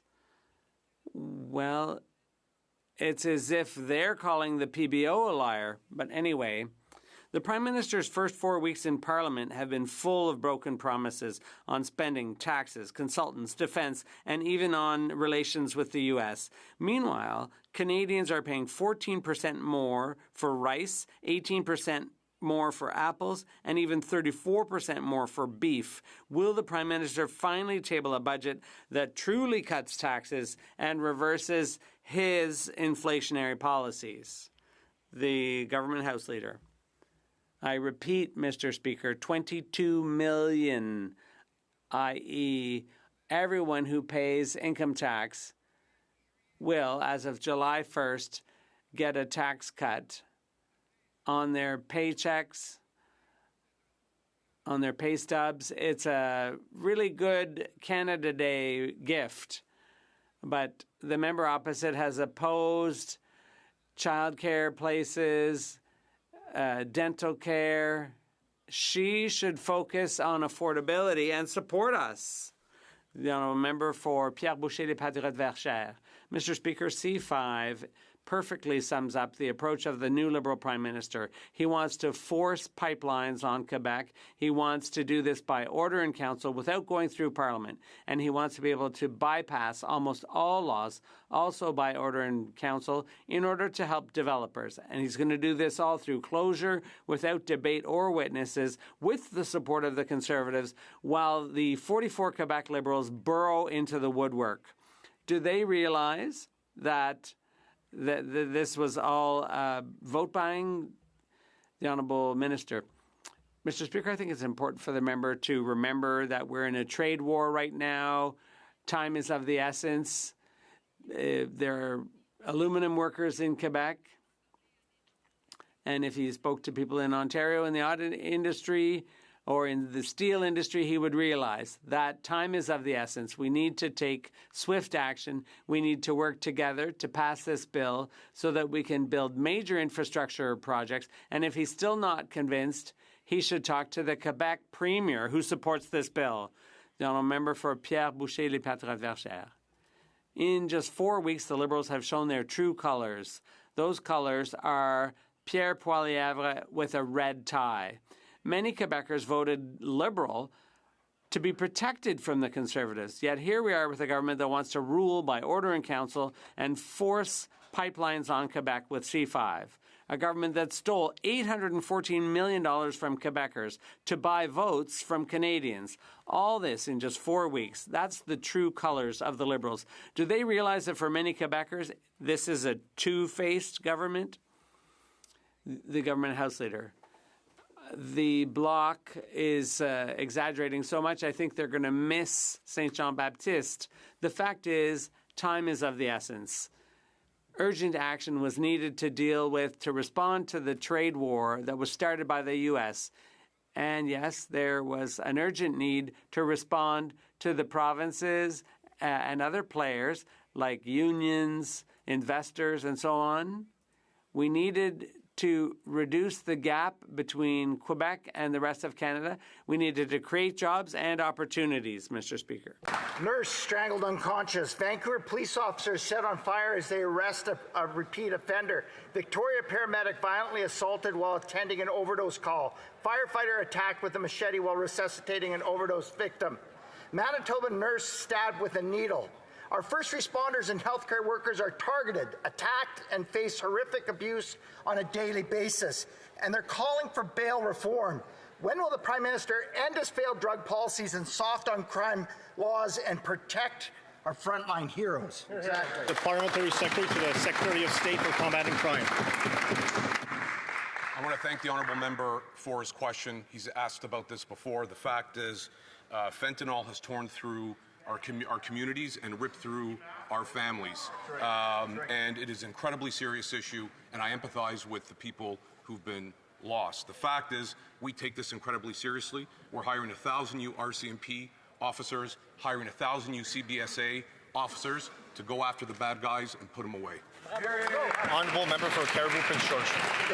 They failed them for 10 years, and they're calling for bail reform. 10 years. 10 years, the Liberals have put criminals' rights before victims. Violent crime has surged 50% since 2015. The Liberals' reckless drug policies have turned our hospitals and our communities into war zones. Nurses, healthcare workers face horrific abuse every single shift, and first responders are assaulted and beaten while responding to calls for help. Violence is not part of their job description, and the responsibility lays squarely at the foot of this Prime Minister. He told Canadians he had a plan. The Parliamentary Secretary to the Minister of Justice. Thank you, Mr. Speaker. I understand my colleague, and Canadians deserve to feel safe in their own communities, which is why we've committed to cracking down on repeat violent offenders even further in our platform. We will strengthen the criminal code and move aggressively to protect victims by making bail laws stricter for violent and organized crime, home invasion, car theft, and human trafficking. We were given a strong mandate, Mr. Speaker, from Canadians to be able to keep our communities safe, and that's exactly what we will do. The honourable member for Regina, Wascana. Mr. Speaker, last week alone, the Regina Police Service responded to 54 suspected overdoses, including 4 fatalities. According to multiple news reports, fentanyl is suspected in most, if not all, of these cases. The crisis has gotten so bad that the Provincial Ministry of Health has issued an overdose alert for Regina. When will these Liberals finally crack down on organized crime and their mass fentanyl production labs so we can finally get fentanyl off of our streets? Parliamentary Secretary. Mr. Speaker, fentanyl is causing destruction in our communities. C2 will toughen up the fight against fentanyl with significant steps to control precursor elements in the production of fentanyl. It will strengthen the police powers and the ability to search the mail. And we have also cracked down on terrorist entities. We'll always be there to protect Canadians. Mr. Speaker, recently in my riding, friends and family of Lucas Lethbridge came together in memory of his tragic death due to overdose. I, for one, have lost more friends from addiction than any other cause. My question today comes directly from Lucas's father, and his question is, why, Mr. Speaker, does a fentanyl dealer selling cocaine secretly laced with fentanyl get to continue killing vulnerable Canadians in our communities rather than getting locked up for life? The Parliamentary Secretary to the Secretary of State for Combating Crime. Well, first of all, Mr. Speaker, I want to portray my condolences to the honourable member and the people lost in his community. As I mentioned earlier, the fact is the global rise of fentanyl has ripped through our communities and our families and is completely unacceptable. And we've listed 7 cartels as terrorist entities under the criminal code. To combat that, we are hiring 1,000 new RCMP officers, 1,000 new CBSA officers to go after the bad guys and put them away. The member for Cullerton, Malhat Langford. Mr. Speaker, yesterday the Attorney General stated the Liberals will bring forward multiple changes to their catch and release laws in the fall, effectively admitting C-75 is a failure. Yet the same day, the Secretary of State for Combating Crime blamed the provinces for releasing violent repeat offenders. 2 years ago, my own daughter watched as her boyfriend Johnny was murdered in Victoria, stabbed to death by a violent repeat offender who was out on bail for attempted murder not 3 weeks earlier. When will the Liberals protect Canadians like Johnny, actually take action, and cancel failed Bill C-75? Thank you. Honourable Parliamentary Secretary to the Minister of Justice. Mr. Speaker, I feel for the members opposite situation. There are mandatory minimums when it comes to certain offences committed with firearms relating to some of the crimes. There are maximum amounts of sentences for repeated offenders of 7 years. Mr. Speaker, we take these issues very seriously, and we will be working towards reforms in the coming months. Thank you. The honourable member for Spadina, Harbourfront. Mr. Speaker, Canadian steel and aluminum is the best in the world, and our workers in those vital industries are second to none. We know, however, that these vital sectors are facing very serious threats as a result of unjustified and illegal American tariffs. Can the Parliamentary Secretary to the Minister of Finance and National Revenue update this House on how the government is supporting our world-class steel and aluminum producers during these turbulent times? Well, Parliamentary Secretary to Minister of Finance.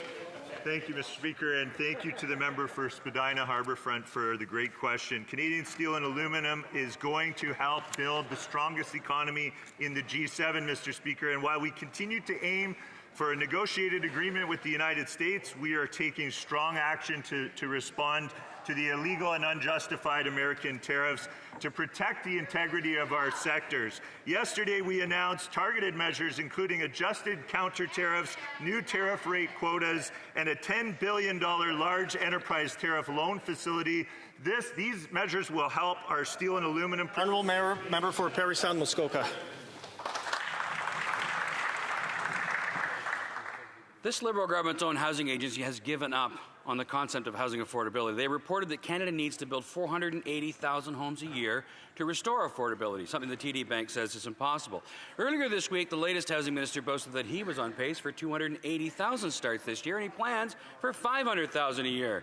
In the GTA and the Lower Mainland, the bulk of our housing market, starts have gone off a cliff. So the question is simple. If we are to take the minister at his word, where are the other 200,000 units coming from? The Honourable Parliamentary Secretary to the Minister of Housing and Infrastructure. Thank you, Mr. Speaker. Listen, unlike everything that we're hearing from the other side of the House, we are working very hard. There is an action plan for affordability, which is at the heart of Build Canada Homes. We're going to build more social housing to support low and middle income families. We have the most ambitious plan in decades. We've committed to build twice as much housing, and we will do that with Canadian innovation, with Canadian labour, with Canadian materials. That is how we are building the Canada of tomorrow, Mr. Speaker. Honourable member for Parry Sound Muskoka. Well, it sounds like more bureaucracy. I'll give you an example of Ottawa bureaucracy. Here in this city of Ottawa, the federal government closed their training centre. 9 years later, they finally sold that training centre to their own federal housing developer at market price. Then it took the federal developer 5 years and 79 different reports at the city planning department to deal with the neighbours and the local Liberal MP who tried to block the redevelopment. Construction finally started, so 16 years for the federal government to turn their land using their developer into 1,100 desperately needed homes. Why does this government think that more bureaucracy is the solution?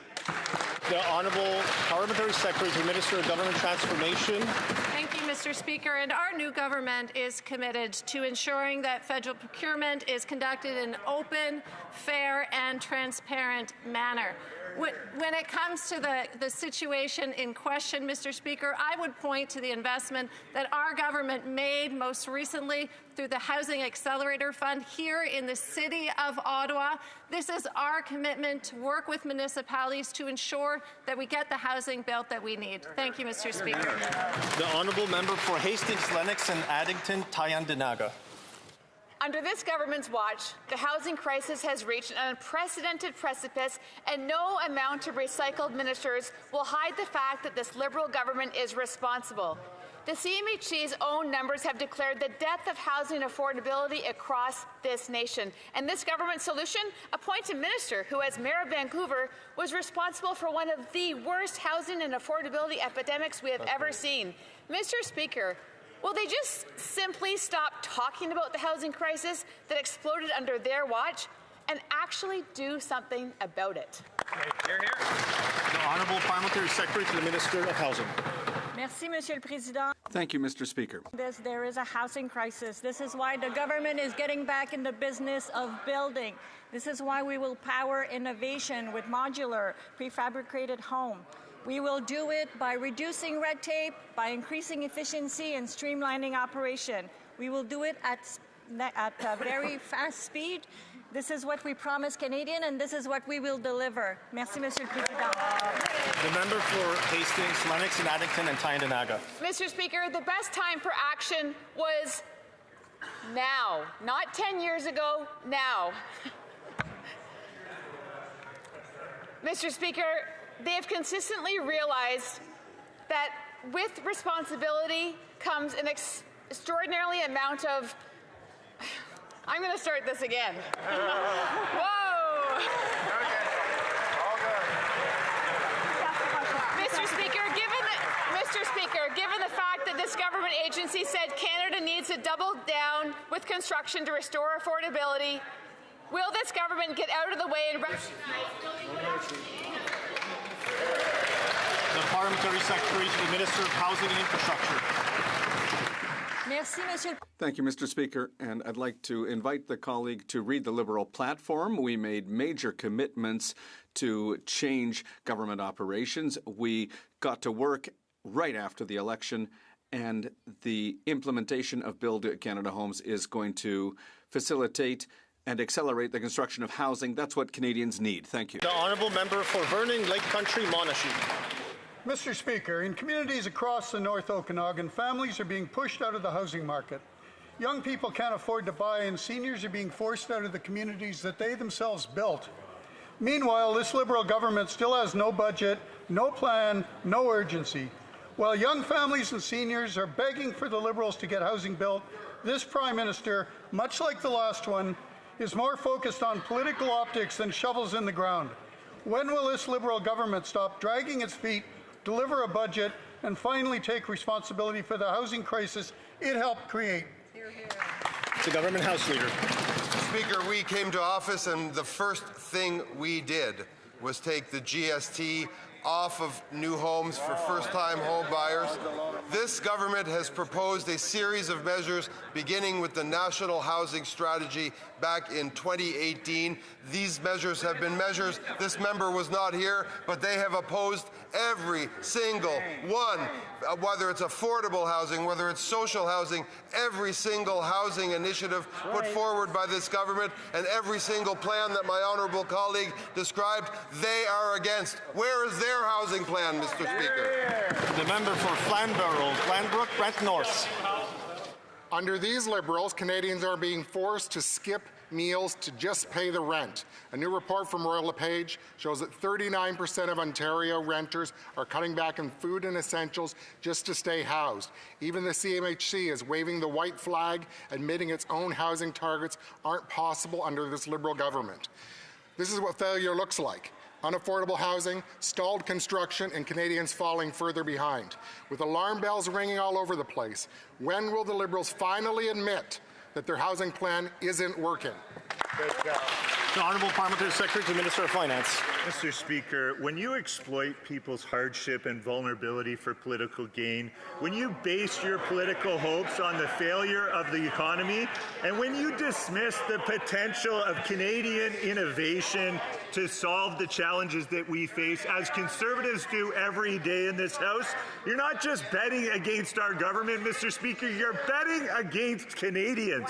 On this side of the House, we'll bet on Canadians every single day. Why? Because we know they will overcome the greatest challenges we face.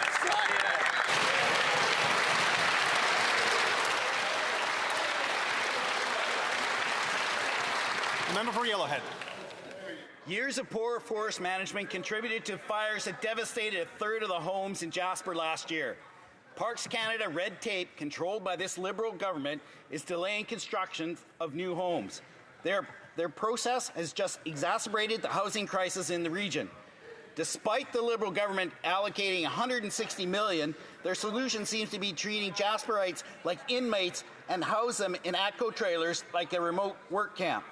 Is this Liberal solution to housing shortages to put people in sea camps for storage? There you go. The Government House Leader. Mr. Speaker, they're now really reaching. They are accusing the government of not living up to its responsibilities for conservation or responsibilities to national parks in this country.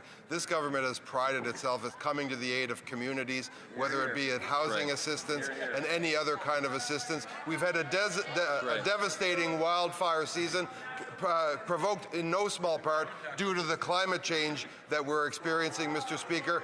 This government will continue to respond to Canadians' needs for housing and for good management. The Deputy. The Honourable Member for Beauce. Mr. Speaker, it's now been documented by Radio-Canada. In Chaudière-Appalaches, the price of homes has exploded by 46% since 2021. 46%!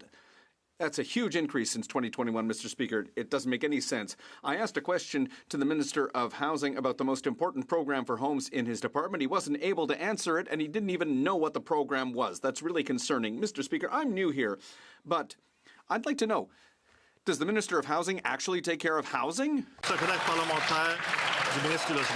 Honourable Parliamentary Secretary to the Minister of Housing. Thank you, Mr. Speaker. As my colleague mentioned earlier, we have a national strategy for housing. We are going to double the construction of new homes. And to my colleague, we have an agreement, a historic agreement with Quebec on the Housing Accelerator Fund.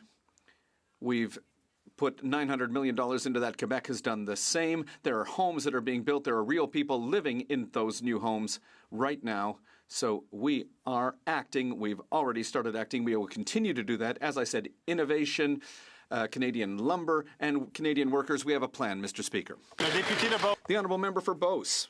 Mr. Speaker, once again, empty words, Mr. Speaker. I've been here for 4 weeks, and people have elected us to ask questions, Liberals, to hold them to account for the people of Beauce. They're not answering our questions. They're laughing in our faces. That's a lack of respect. We're trying to be polite. We're trying to be respectful, but they still answer us with the same empty words, Mr. Speaker. It's disappointing. The price of homes continues to go up. The Minister of Housing is supposed to be building more homes. It's easy, Mr. Speaker. Is the Minister of Housing able to do his job, yes or no? The Honourable Minister of Industry. Well, I would like to thank my colleague for the question. His questions are pertinent, and our goal is to work with him through, among other things, Build Canada Homes, so that we can help companies in Beauce that are building prefabricated homes and that can help meet the minister's goal and the government's goal for housing. We want to work with them, so it'll be a pleasure for me to work with him. We need to create jobs. We need to build homes. The member for Prescott, Russell, Cumberland. Monsieur le Président. Mr. Speaker, our aerospace industry is an example of Canada's entrepreneurial spirit. The unjustified tariffs are creating uncertainty for our businesses, so it's more important than ever that we support our aerospace sector. Can the Minister of Industry, Science and Innovation please update this House on her visit to the Bourget Air Show, where she represented Canadian industry? The Honourable Minister of Industry. Mr. Speaker, I would like to thank my colleague from Prescott Russell Cumberland for her excellent question and for her excellent work.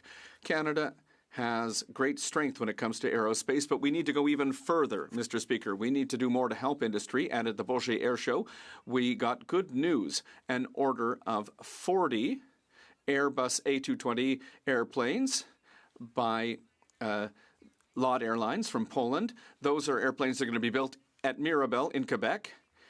Air France is also buying global airplanes from Bombardier. We're going to create jobs. We're going to continue to strengthen the aerospace sector. For Red Deer. Mr. Speaker, after a decade of Liberal anti-energy policies that drive out investment and plunge business confidence down, even the Liberal House Leader admits on TV that this government can't get anything built. Despite years of defending Trudeau's actions, Canadians want to see projects growing and energy flowing. But until destructive Liberal laws like C-69 are gone, it's just more empty promises. If the Prime Minister wants Canadians to believe anything he says, then he'll fully repeal anti-energy laws and get pipelines built. The Minister of Energy and Natural Resources. Mr. Speaker, we will present the members opposite an opportunity to build. We will present the One Canadian Economy Bill, who will rapidly advance projects of national interest and build one economy, not 13. The bill will grow the economy and make Canada the strongest economy in the G7. We would hope you'll join us in voting for this.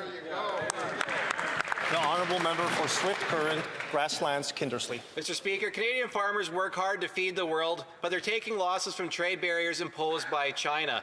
Saskatchewan normally exports close to $1 billion in peas to them, and thanks to an action by the Liberal Prime Minister, our exports are dropping. Saskatchewan farmers have already lost out on half of our pea exports to China, and now there is a 100% tariff on the rest. The Prime Minister promised to be different on trade than Justin Trudeau, so why is he still doing nothing to help our farmers out? Hear, hear. The Honourable Minister of Agriculture.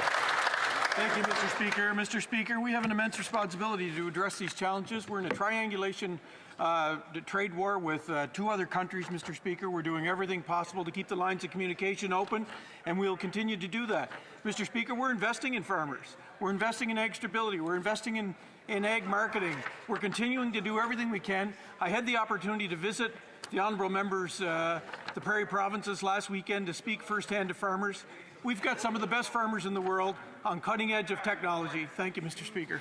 The member for Thornhill. Speaker. The Iranian regime is collapsing and its thugs are already eyeing Canada. After 10 years of weak Liberal national security laws, this country has become a safe haven for IRGC terrorists. Hundreds live here, they operate here, they fundraise here, they intimidate Canadians here, and they do it all without consequence. I'll ask the Minister, how many more terrorists have to come to Canada before they put into law the foreign agents, or before they introduce the foreign registry they put into law last year? How many? Honourable Parliamentary Secretary to the Secretary of State for comment on crime. Thank you, Mr. Speaker. The Iranian Revolutionary Guard is a designated terrorist organization. If there are people here who are connected to that terrorist regime, they are here illegally, which means we're going to find them, we're going to arrest them, and we're going to deport them. The Honourable Member for Pierrefonds-Dollard. Mr. Speaker, tomorrow is National Indigenous Peoples Day. Every June 21st, Canadians take the time to reflect on our past. We also celebrate the significant contributions of the First Nations, Inuit, and Métis people from coast to coast to coast. After generations of pain and suffering, our country has chosen to deliberately walk on the path of reconciliation. We also must do this together. Can the Indigenous Services Minister reflect on the importance of National Indigenous Peoples Day here in Canada and across Turtle Island? The Honourable Minister of Indigenous Services.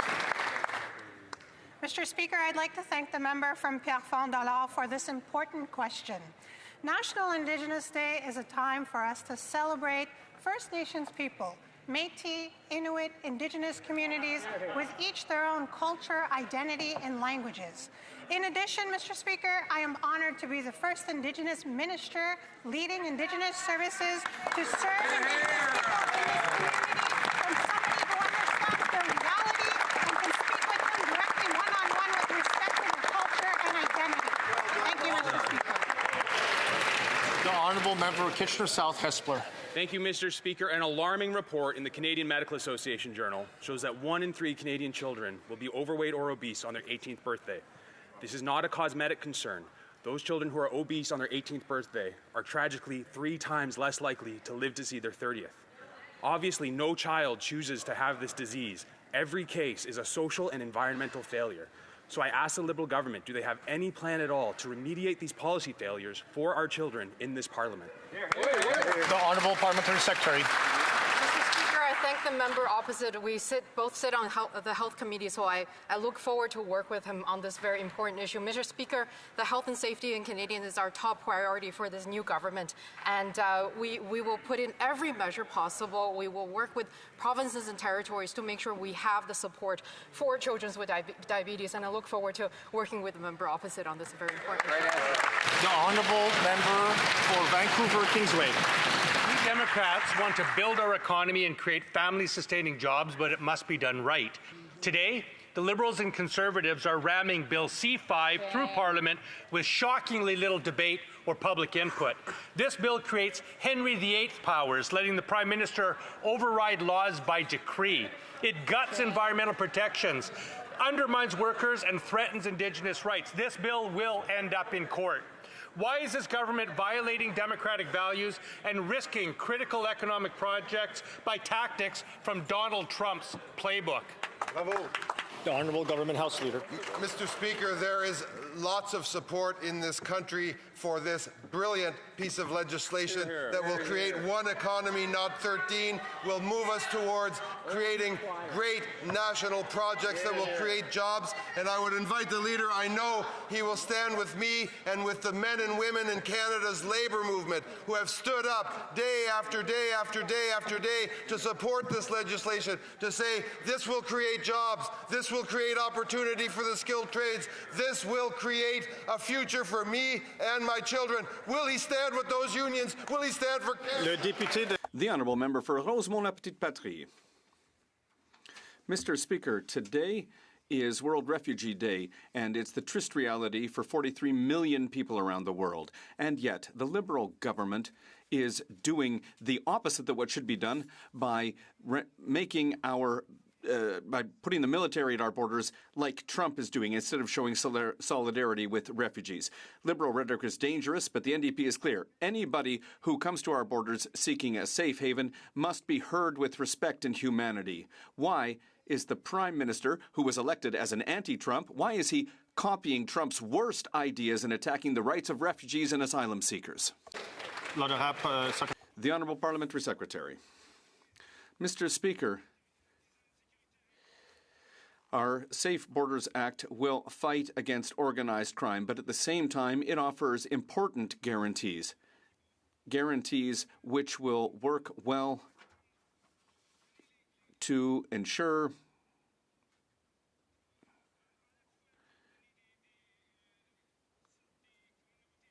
to make our communities safer, but offer the necessary guarantees to people who are coming to our borders and who have right to respect of their rights. That is the end of question period. Ceci met fin à la période des questions. I have a point of order for the member from Elgin St. Thomas, South London. London South. Thank you, Mr. Speaker. During question period, the Parliamentary Secretary to the Minister of Government Transformation and the Parliamentary Secretary to the Minister of Health erroneously referred to something called a new government. And I don't... That is a matter of debate.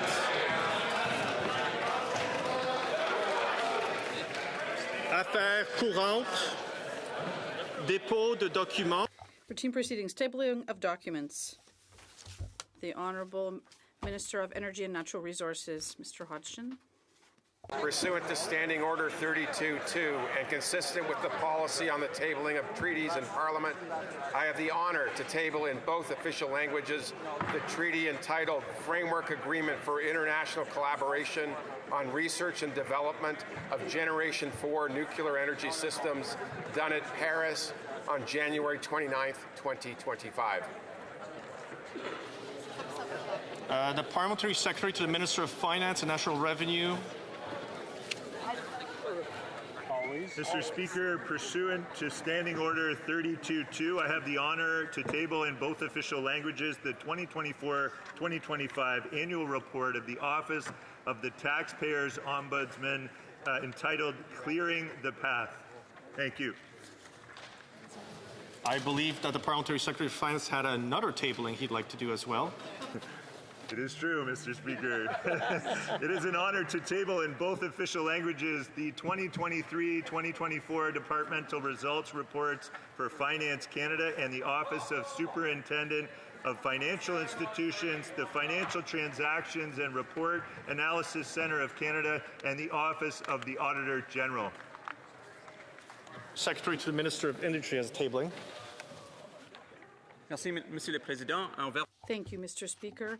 Pursuant to Standing Order 32-2, and I have the honor to table in both official languages the treaty entitled Final Acts of the World Radio Communication Conference of the International Telecommunication Union, done in Dubai on December 15, 2023. The Parliamentary Secretary to the Minister of Environment and Climate Change, I believe, has a tabling. Standing Order 32-2 and consistent with the policy on tabling of treaties in Parliament, I have the honor to table in both official languages the treaty entitled Amendment to Annex 2 of the Rotterdam Convention on the Prior Informed Consent Procedure for Certain Hazardous Chemicals and Pesticides in International Trade, adopted at Geneva between May 1st and 12th, 2023. The Parliamentary Secretary to the Minister of International Trade and to the Secretary of State for International Development. Thank you, Speaker. Pursuant to Standing Order 32-2, I have the pleasure to table in both official languages the annual report of the 2023-2024 Canada account as prepared by Export Development Canada. Thank you. Introduction of government bills. Déclaration. Statements by ministers. Rapport. Reports from interparliamentary delegations. Présentation. Presenting reports from committees. The Honourable Member for Orleans. Thank you very much, Mr. Speaker. I have the honour to present in both official languages the following two reports from the Standing Committee on Veterans Affairs. The first report is the Persian Gulf War, and the second report is reforming transition from military to civilian life. Pursuant to Standing Order 109, the government is asked to table a response to each of these two reports. Thank you. The member for Edmonton West has a tabling for the mighty Ogo. Thank you, Mr. Speaker. I have the honor to present in both official languages the following two reports from the Standing Committee on Government Operations and Estimates, yes, known as the mighty Ogo. The first is a report entitled Canada's Postal Service, a Lifeline for Rural and Remote Communities. And the second is a report titled Renewal of the Parliamentary Budget Officer's Mandate, where the committee recommends the renewal of the mandate for the PBO and also recognizes his service to Canada. Pursuant to Standing Order 109, the committee requests that the government table a comprehensive report to the first report. For Barrie South Innisfil. Thank you, Mr. Speaker, and I have the honor of rising for what will be a very busy ethics committee, I suspect, in the future. But, Mr. Speaker, I have the honor to present in both official languages the following two reports of the Standing Committee on Access to Information, Privacy and Ethics. The first report is entitled Federal Government's Use of Technological Tools Capable of Extracting Personal Data from Mobile Devices and Computers, and the second report entitled Oversight of Social Media Platforms Ensuring Privacy and Safety Online. Pursuant to Standing Order 109, the committee requests that the government table a comprehensive response to each of these two reports. Thank you, Mr. Speaker. The honourable member for Vaudreuil. In both official languages, the following four reports of the Standing Committee on Transport, Infrastructure and Communities. The second report entitled The Erie Lake Connector, a project in the best interests of the public. The third report entitled Towards an Accessible Air Transportation in Canada. The fourth report entitled The Role of McKinsey & Company in the Creation and the Beginnings of the Canada Infrastructure Bank. And the fifth report entitled Issues and Opportunities, High-Frequency Rail in the Toronto to Quebec City Corridor. Pursuant to Standing Order 109, the committee requests that the government table a comprehensive response to each of these reports. Thank you, Mr. Speaker. Presenting reports, again, back to the member for Vaudreuil.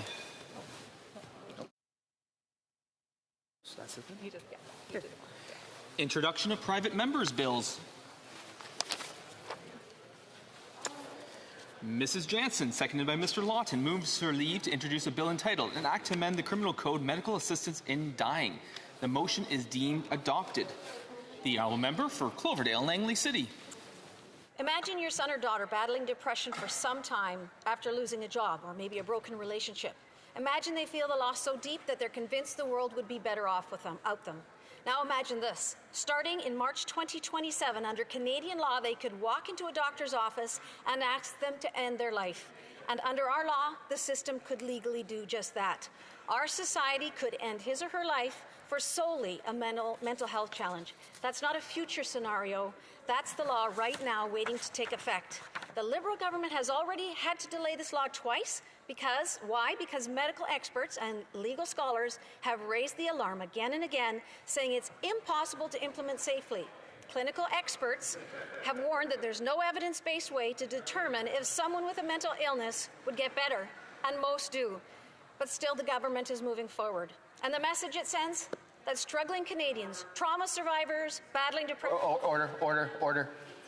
Order. I'll interrupt the member briefly. The Honourable Chief Government Whip on a point of order. Mr. Speaker. The member seems to be giving a speech on the subject matter of the bill she's introducing.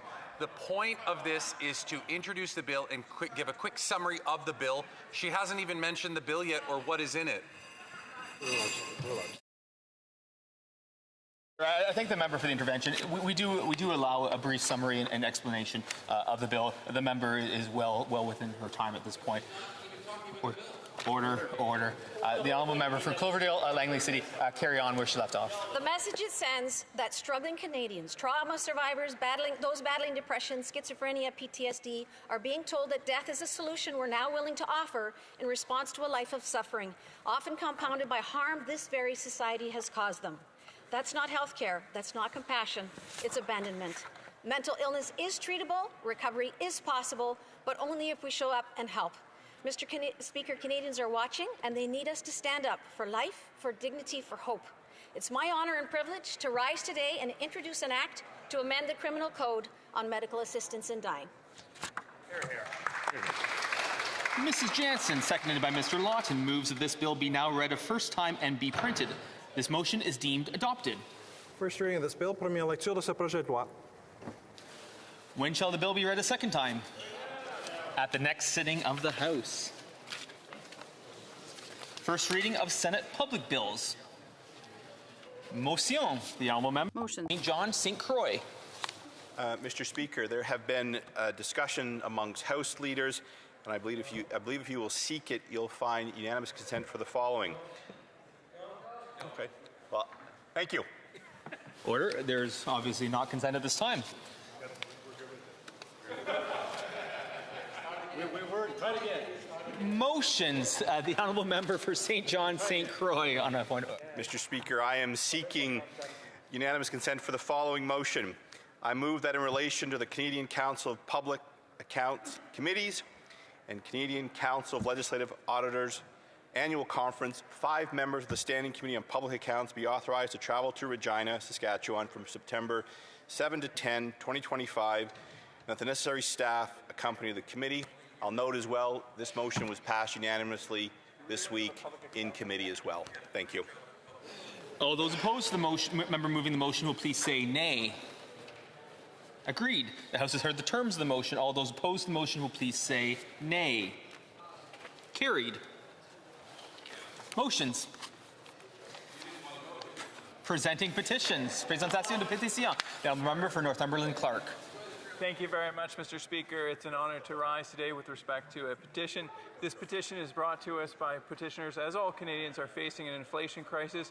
These particular petitioners are petitioning on behalf of seniors who are facing incredibly high costs, often with fixed income.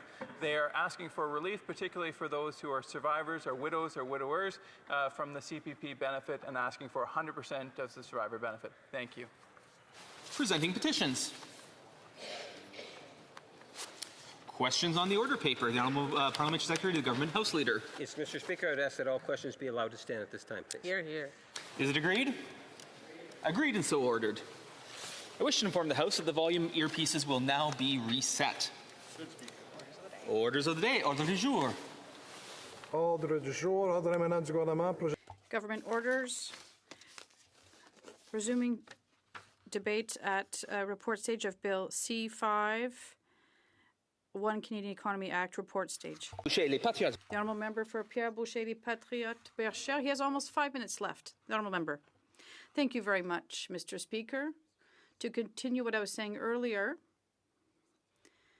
it's been roughly 9 years that I've been sitting in this House, and I won't deny it. It's something, well, it's true. In 9 years, Bill C5 is the worst piece of legislation I've had to work on. The worst, Mr. Speaker, because when you look at the government's way of doing things, they seem to be acting like they're an autocracy. They want to eliminate certain factors that were unacceptable. We had to really push the government to get any wins, to remove the Indian Act, to be excluded from large projects. The OLA, for example, also in terms of major projects. Well, it's not normal that we have to take on a tremendous battle to just to please the little friends of the Liberal government. The rights of Francophones should be untouchable. Indigenous rights, same thing. There should be no issue there. We did get some support in extremis from the Conservative Party, but we need more transparency in the use of how this act will be enforced, particularly with respect to emergency measures. We can't just give ministers special powers when the Parliament is dissolved and the House is adjourned. It doesn't really change the very basis of this legislation. we need other amendments to ensure that there is a better environmental framework, but this was refused by this Conservative Liberal coalition. We also tried to pass other amendments so that Quebec can refuse any projects that Ottawa seeks to fast track, but this was also refused by this Liberal Conservative coalition. We tried to ensure that this bill would have to respect Quebec and provincial jurisdiction, but this was also refused by this Liberal Conservative coalition. We also had an amendment to remove some projects from being fast-tracked and giving the House power. If the House didn't agree with these projects to be adopted in a fast manner, we could avoid this. But this was once again refused by this Liberal Conservative coalition. We also wanted to fully eliminate the power to skirt the laws with executive orders for major projects. And this was also contested and refused by the Liberal Conservative coalition. The bigger the project, usually the more the impact is important and needs to be assessed carefully. But this bill does the opposite. The bigger the project, the more there will be people that have to suffer the consequences of it having been approved without any consultation. There'll be all kinds of bias, all kinds of arbitrary, all kinds of cronyism. We're becoming a banana republic with this type of legislation. In a democracy, it's usually the opposite. The executive, the judiciary, and the government are all independent. But what we're seeing here is the executive is monopolizing the power of the legislature. It's unfortunate and it's truly problematic. The government will have the power to choose projects by order in council. The government will have the power to define whether a project is of national interest by order in council. They will be able to do everything by order in council. The government is going to be given the power to do everything that Parliament should be doing by order in council. And the conditions can change midstream if the promoters want things changed, and that can be done by order in council too. So normally there are checks and balances in a society, and they're there for a good reason, to avoid the abuse of power. And what we're seeing on the other side of the House now is a government who, on the contrary, wants to hog all the powers.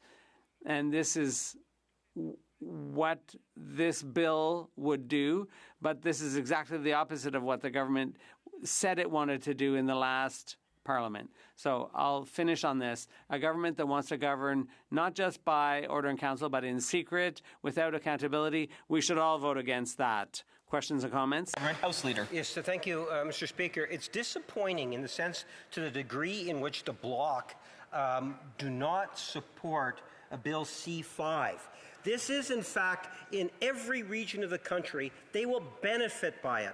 They seem to be concerned about the process where we know it's not just the Liberals. You have Conservatives and Liberals that have recognized the theme that was through the national election, which was held on April 28, universally accepted in terms of developing, promoting a one Canadian economy because it helps the people of Quebec. Think in terms of hydro in the province of Quebec. Why is the Bloc putting their separatist attitudes above the interests of the people of Quebec when, in fact, even in the most recent mandate, April 28, just weeks ago, we got that very strong message. The Bloc are ignoring the people of Quebec. Shame on them. The honourable member for Pierre Boucher. Thank you, Mr. Speaker. It's interesting because when the only argument the parliamentary secretary can come up with against my speech is when that's all he can come up with, then it's pretty pathetic. The member is correct in that the bill does provide the government with discretion to approve projects. But I guess where the Conservatives and the Bloc breach or separate is the fact that the Bloc voted for C-69. They supported the industrial carbon tax. This is the very reason why C-5 is necessary. Will he vote with Conservatives to eliminate C-69? The honourable member. Thank you, Mr. Speaker. I find it interesting to see my Conservative colleague asking me that question, because we did, after all, manage to water down some of the extreme aspects of that bill, even though it's still very problematic. But at least it's a bit better, a bit less bad, if you will. But some of the amendments had to do with the environment, would have provided for better protection of biodiversity. But unfortunately, every time we talked about the environment, the Conservatives opposed. Questions and comments? The Honourable Parliamentary Secretary of the Government, House Leader. Yes, thank you, Mr. Speaker. I can appreciate the member from the Bloc was uncomfortable with the question, but it doesn't necessarily justify the answer that he had provided, because the people of Quebec, much like the people of Canada, see the merit of this particular piece of legislation. We have a vast majority of members of Parliament that see the value, that want to see Bill C-5 pass, yet the Bloc, if it was up to them, this legislation would never pass because they would like to postpone it indefinitely. The question that the people of Quebec and Canada have to the Bloc members is, why does the Bloc disagree with building one stronger, healthier Canada? Potential of billions of dollars that would be saved for everyone. The Honourable Member for Pierre Boucher. Thank you, Mr. Speaker. I find it interesting, that question from the Parliamentary Secretary. You'd think after all this time he'd be a minister by now. He's done such good service for the Liberal Party. But in answer to his question, I would just say that he's saying that basically the majority of the public is behind this bill, and even a majority of Quebecers. But I've never seen any figures to that effect. And what's more, I know full well that there are no figures to that effect. And they're pushing this through under closure, so they'll never know what the public or we here even think about the bill. The majority he's talking about is a parliamentary majority, and that is not mathematically the same as a majority of the public. The Honourable Member for Lakeland. Thank you, Mr. Speaker. I'd like to thank the member for his work together in trying to improve C5 as best we could. And I'm glad that we won that fight to actually ensure there to be some limits on the cabinet in C5 to prevent them from exempting laws like the Access to Information Act, the Lobbying Act, Canada Elections Act, the Criminal Code, Investment Canada Act, Foreign Influence Transparency and Accountability Act, the Extractive Sector Transparency Measures Act, Railway Safety Act, Trade Unions Act, Explosives Act, Hazardous Products Act, the Indian Act, the Attorney General Act, and Official Languages Act. That's an issue on which we work cooperatively together to help these Liberals improve that bill. But maybe he wants to comment on why in the heck they would ever try to sidestep all those laws in the first place. The Honourable Member for Pierre Boucher. That's very interesting, Mr. Speaker, that question. Yes, we managed to take a number of acts off the list, but unfortunately, we had to do it in a rush. We weren't able to do an in-depth study. There are probably a lot of other pieces of legislation that should have been included in that. Unfortunately, 10 to 15 acts is not enough to make sure that this bill respects appropriate limits. Of Industry. Thank you, Mr. Speaker, for the opportunity to participate in this debate on the One Canadian Economy Act. We're here with this bill on these timelines because this government was given a mandate to unite, protect, and build Canada. I think we didn't expect to be in this place with this bill, but necessity is the mother of invention. And this crisis has created an opportunity for us to find and build the new solidarity we need to build Canada in the coming years. We didn't expect to be in this place with this bill because for centuries, generations of Canadians, immigrants to and from Canada, and generations of Canadian leaders had managed to balance our North-South relationship with the United States and the East-West relationship within Canada. The complex set of relationships between different Indigenous peoples on this continent and between Indigenous peoples and settlers continues to define both sets of relationships. But both these East-West and North-South ties were fundamental to the growth of Canada. The East-West relationship is the one that we generally learned in history classes and that we continue to live and work on in this House. On this side of the House, with members from every province and 2 of 3 territories, it's one we take incredibly seriously. I think we know how that East-West relationship evolved. The expansion of the country first west and then north and back east. the building of infrastructure, railways, highways, waterways, energy and electricity connections, the debates that arose from our different regional perspectives on those projects, the building of businesses and family ties, the many constitutional battles that brought some of us here or scarred us, often focused on Quebec or the rest of Canada's relationship, but one on which we've all engaged. And again, the injustices that are done with respect to Indigenous peoples and are a part of the East-West relationship that we continue to live. To build Canada east to west took imagination, commitment, and conviction. And this new government, this 45th Parliament, our constituents are all beneficiaries of that hard work to build the country east-west. The North-South ties aren't always the daily concern of this House or of Canadian leaders, but it's a set of ties that so many of us live every day. And we can't understand the monumental east-west shifts without having the context of our North-South relationship. Because the North-South ties predate the creation of the Dominion of Canada too. The War of Independence and the arrival of the United Empire Loyalists, the War of 1812, the threat of the Fenian Raids, and the American Civil War. We've had to manage the North-South relationship since July 1st, 1867. And occasionally we've taken great strides, whether it was the Otto Pact, the Acid Rain Treaty, the Free Trade Agreements, or our participation in the Afghanistan mission. And while our predecessors in these seats debated these issues, Canadians continued to build North-South ties.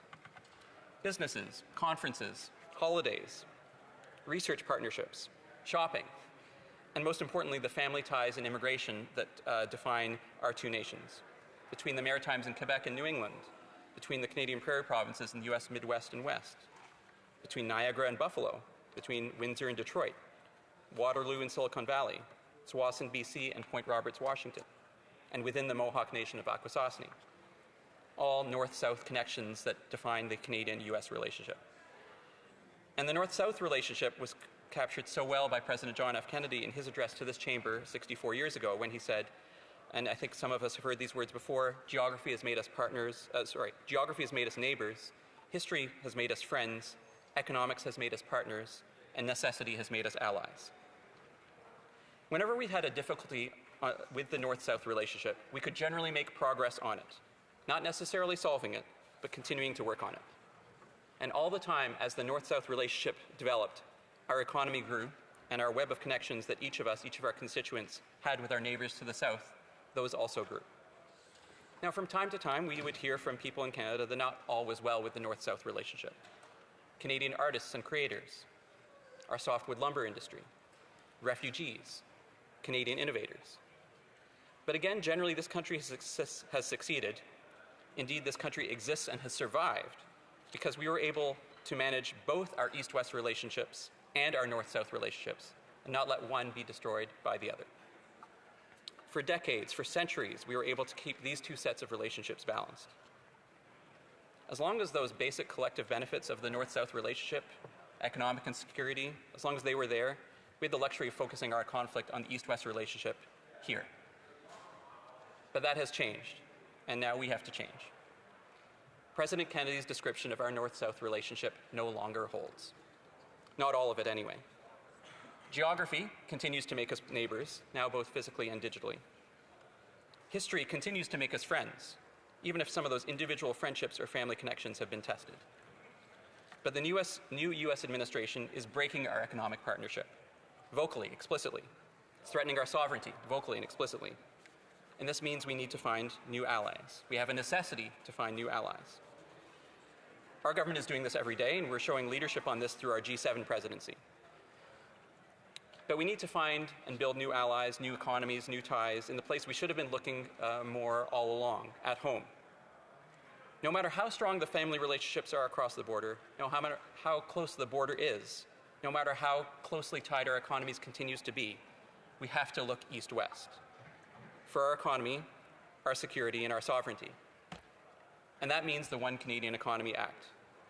Now, as this House knows, it's in two sections, two new pieces of legislation, the Free Trade and Labour Mobility in Canada Act and the Building Canada Act.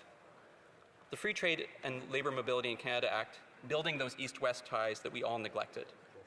And here are some examples.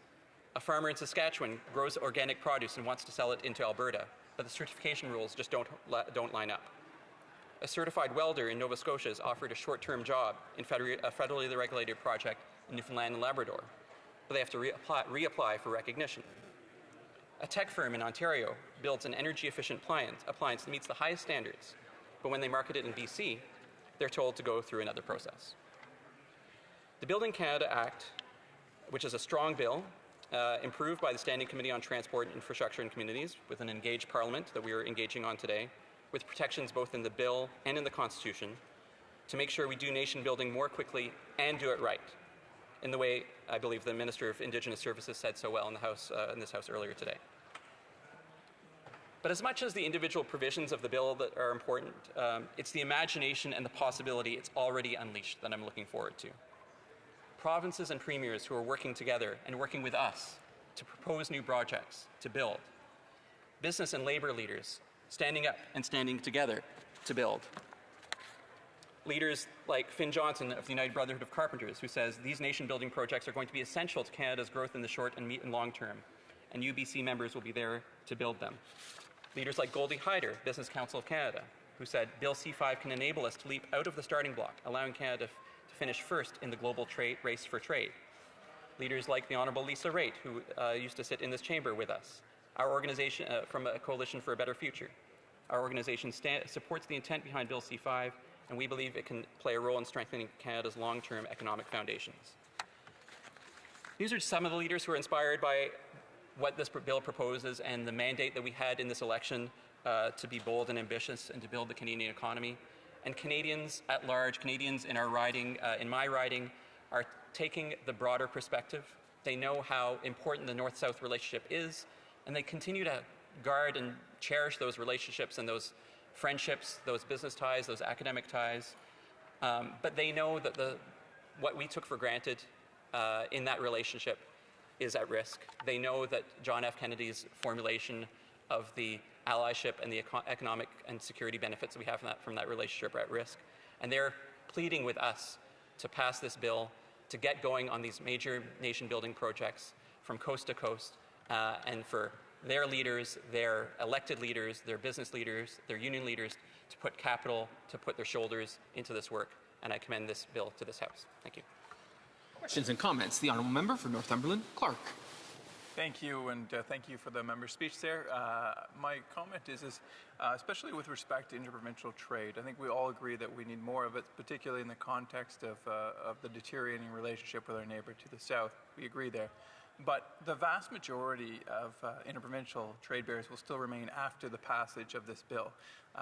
Do you think that the things like providing financial incentives to the provinces, do you believe that a program like the Blue Seal program, which would allow nurses to work from coast to coast or doctors to work from coast to coast, do you believe that these things would be positive? Order. The Honourable Member for Northumberland, Clark, knows the questions have to be addressed through the Chair. The Honourable Parliamentary Secretary to the Minister of Industry to respond. Thank you, Mr. Speaker, and thanks to the member for Northumberland, Clark, for the question.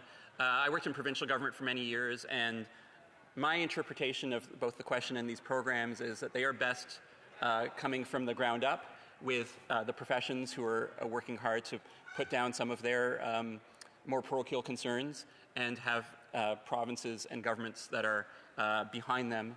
And so I believe that this legislation creates that framework and that inspiration for more of this kind of work to be done. Question complémentaire, l'honorable député. The Honourable Member for Jonquière. Thank you, Mr. Speaker. I'm trying to understand, and have been since earlier this week, how C5 is going to help aluminum producers and processors. I haven't gotten an answer. Perhaps my colleague could enlighten us. If C5 was supposed to meet the trade war head on, how does it help aluminum processors and producers? The Honourable Member. Thank you for the question from the member from Jonquière, Mr. Speaker. I appreciate the concerns and the challenges that he referred to. I think this bill is essential. It's a big part of the response, but it's not the entire response to the trade war, but it's a big part of the response. What union leaders and management have said is that this bill will encourage the use of the aluminum and the aluminum that's produced here and the workers that work here. So that's why I think members from Quebec on this side are in support of this bill. Member for Spadina Harbourfront. Thank you very much, Mr. Speaker. I wanted to ask my honourable colleague about some of the elements of this bill and some of the progressive pieces there that he was wanted to speak to in terms of the criteria around nation building and how he thought that might advance the opportunity to build a strong Canada. The Honourable Parliamentary Secretary to the Minister of Industry. I thank my colleague from Spadina Harbour for the question.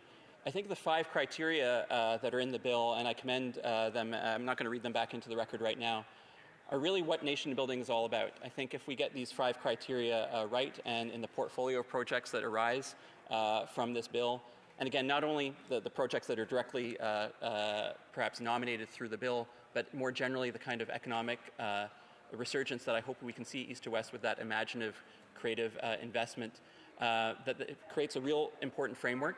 There is a real a stress on Indigenous benefit and participation. There's a real stress on meeting our climate objectives. There's a stress on achieving our targets, economic targets from coast to coast. Questions and comments? The Honourable Member for Edmonton West, about 30 seconds. Thanks, Mr. Speaker. I'd like to thank my colleague for his speech today. He talks about nation building. I asked a simple question. Does he believe pipelines would be nation building? We have a natural resources minister, can't even say the word in the House. And the Liberals' Quebec lieutenant says the government or Canada does not need more pipelines. Does he believe pipelines would be a nation-building project? The Honourable Parliamentary Secretary, about 30 seconds. I appreciate the question from a member for Edmonton West. I think there's lots of projects that are going to be potentially covered by this project, by this piece of legislation. And what's important is what is an investable project. And this bill provides a framework for all kinds of investable projects, including perhaps the ones that the members mentioned. Resuming debate, reprise du débat. The Honourable Member for Northumberland Clark. Bravo. Thank you very much. And I will start out by saying the word pipeline. And I do believe that pipelines will be nation building. So I'd like to start actually my speech by just talking about briefly the contributions of some of the great Conservative members who have done a lot to improve this flawed Liberal legislation. So the member from Lakeland for leading the debate and leading the charge, bringing transparency and accountability to this legislation and strongly supporting and representing the people of Alberta.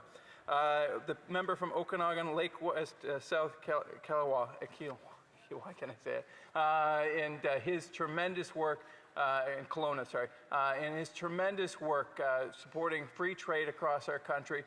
Years before it became in vogue, he was pushing for free the beer, free the wine, and we all should salute his great work. The member from Flamborough, Glanbrook, Brant North.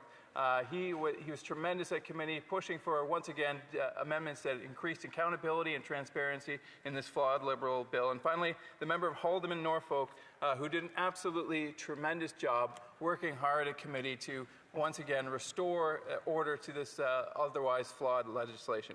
But let's start off with where we are right now. So Bill C-5 contains 2 pieces of legislation. One is the Free Trade and Labour Mobility Act of Canada. The other is Building Canada Act. The Free Trade Act, or so it's called, is anything but free trade. The Prime Minister promised during the campaign, he said there'd be free trade in Canada by Canada Day. We now know, Mr. Speaker, as we're closing the last day of our sitting here in Parliament before Canada Day, that there will not be free trade in Canada by Canada Day.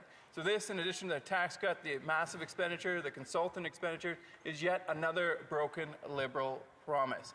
What this bill does do is it does allow, in certain circumstances, the authorization of provincially regulated product to be recognized in the federal context, as well as services. It also allows those occupations that are authorized by provincial legislation now to be recognized by federal legislation. The challenge here is this is an extremely limited scope. The actual amount of interprovincial trade barriers that are federal in nature are tiny. Perhaps less than 5% of the total amount of trade barriers. In addition to that, there'll actually be even federal trade barriers that still remain after the passage of this bill, so we won't have even eliminated all of the federal trade barriers. Now, oftentimes we'll be accused as a member of the opposition, you're just providing critiques without solutions. Well, we have solutions too. And as this government has seemed adept at sealing conservative ideas, I'm hoping that they are listening. We have the Blue Seal program, which would allow nurses and doctors to work from coast to coast without having to get accredited again and again and again, which after this legislation passes, sadly, many cases they will still have to do. The other thing is that, of course, many of these are in provincial jurisdiction, and we've heard this brought up over and over again by the other side.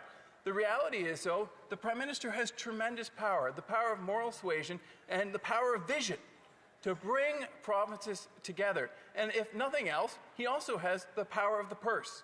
He has the ability to provide financial incentives to those provinces, like I might say my own province of Ontario, where provincial leadership has torn down some of these barriers. Why not provide a financial incentive, additional federal funds for those provinces who have the vision to reduce their interprovincial trade barriers? And the best part about this, it likely won't cost the Treasury a dime. The reason? Because you can generate tremendous amounts of economic flows by reducing these interprovincial trade barriers, allowing for greater tax revenue, which is likely an offset to the reduction of these trade barriers. Instead, this government has chosen to miss the moment, which is a real shame and a challenge. We do hope, and I extend my arm here, extend my hand, extend the olive branch. I would love to work with this government over the next coming months or years, however long that they stay in power, to work with the provinces to actually get substantive work done to remove those interprovincial trade barriers, to actually capitalize on the much stated $200 billion in economic flows that can be benefited from the actual reduction of interprovincial trade barriers. The second part of this bill is the Building Canada Act. The Building Canada Act is the greatest admission of failure by a government in recent history. Let me say that again. This is the greatest admission of failure of any government in recent history. What they are basically saying is that over the last 10 years, this old Liberal government, same as the new Liberal government, put so many barriers in the way it was impossible to build national projects of national significance, projects that bring our country together. John A. Macdonald was able to build an entire railroad from coast to coast in the 1800s. We can't seem to build a simple pipeline that goes across a provincial borderline. We can't build roads. Well, according to the minister, what was formerly the Minister of Environment, he said we don't even need new roads. So we've put in Bill C-69. We put in the oil and gas camp, I should say they have, and they've also put in place the industrial carbon tax. They have so tainted the ground that it's impossible to get these processes built. What's their solution, Mr. Speaker? Well, I would have an easy one for them. Repeal Bill C-69. Get rid of the oil and gas cap. Get rid of the industrial carbon tax. But no, what their solution is that they're going to put an end around all of those regulations they put in place. Why not just fix them fundamentally? So Conservatives are stuck here. We're sitting here going, well, we want national projects to be built. We don't love the fact that they have this discretion. But we need pipelines built, we need roads built, we need railroads built to grow this country, not just economically, but to unite us together. Quite frankly, Mr. Speaker, this country is more divided than I can remember in my lifetime because of this 10 years of Liberal governments. And so we need to bring it together. So Conservatives were stuck leading into committee with a situation. A very flawed bill, but a bill that would perhaps at least allow some projects to go forward. So what did Conservatives do? We got to work. We rolled up our sleeves. We went to work, Mr. Speaker. We didn't just simply say no and allow projects to just die on the drawing floor. We decided to hammer and work with the Bloc Québécois, quite frankly, to put in place the amendments we needed to ensure accountability and transparency. And the member from Lakeland particularly did a great job of drafting and leading the charge on accountability and transparency amendments that would make sure that this government could not do what they do best. Liberals are going to liberal, quite frankly, which is to engage in corruption and cronyism. And so what are some of the things we've done? Well, we've worked with the Bloc Québécois to set up a parliamentary committee, so it'll have to be reviewed on a regular basis. We're going to get we're going to get transparency, and we're going to get accountability on those projects. Who's building this project? Why is this being built? How much public money is going? So that we know what is going on and when. But the most nefarious part about this legislation in total were the clauses 21 to 23. The operation of these three clauses is absolutely mind-blowing. They call this the Henry VIII clause, actually. And that's a fitting name, because the operation of these three clauses would have allowed the government to exempt any national project from any legislation passed since 1867, Mr. Speaker. That includes the conflict of interest laws, the lobbying laws, the laws on income tax, the laws on the criminal code.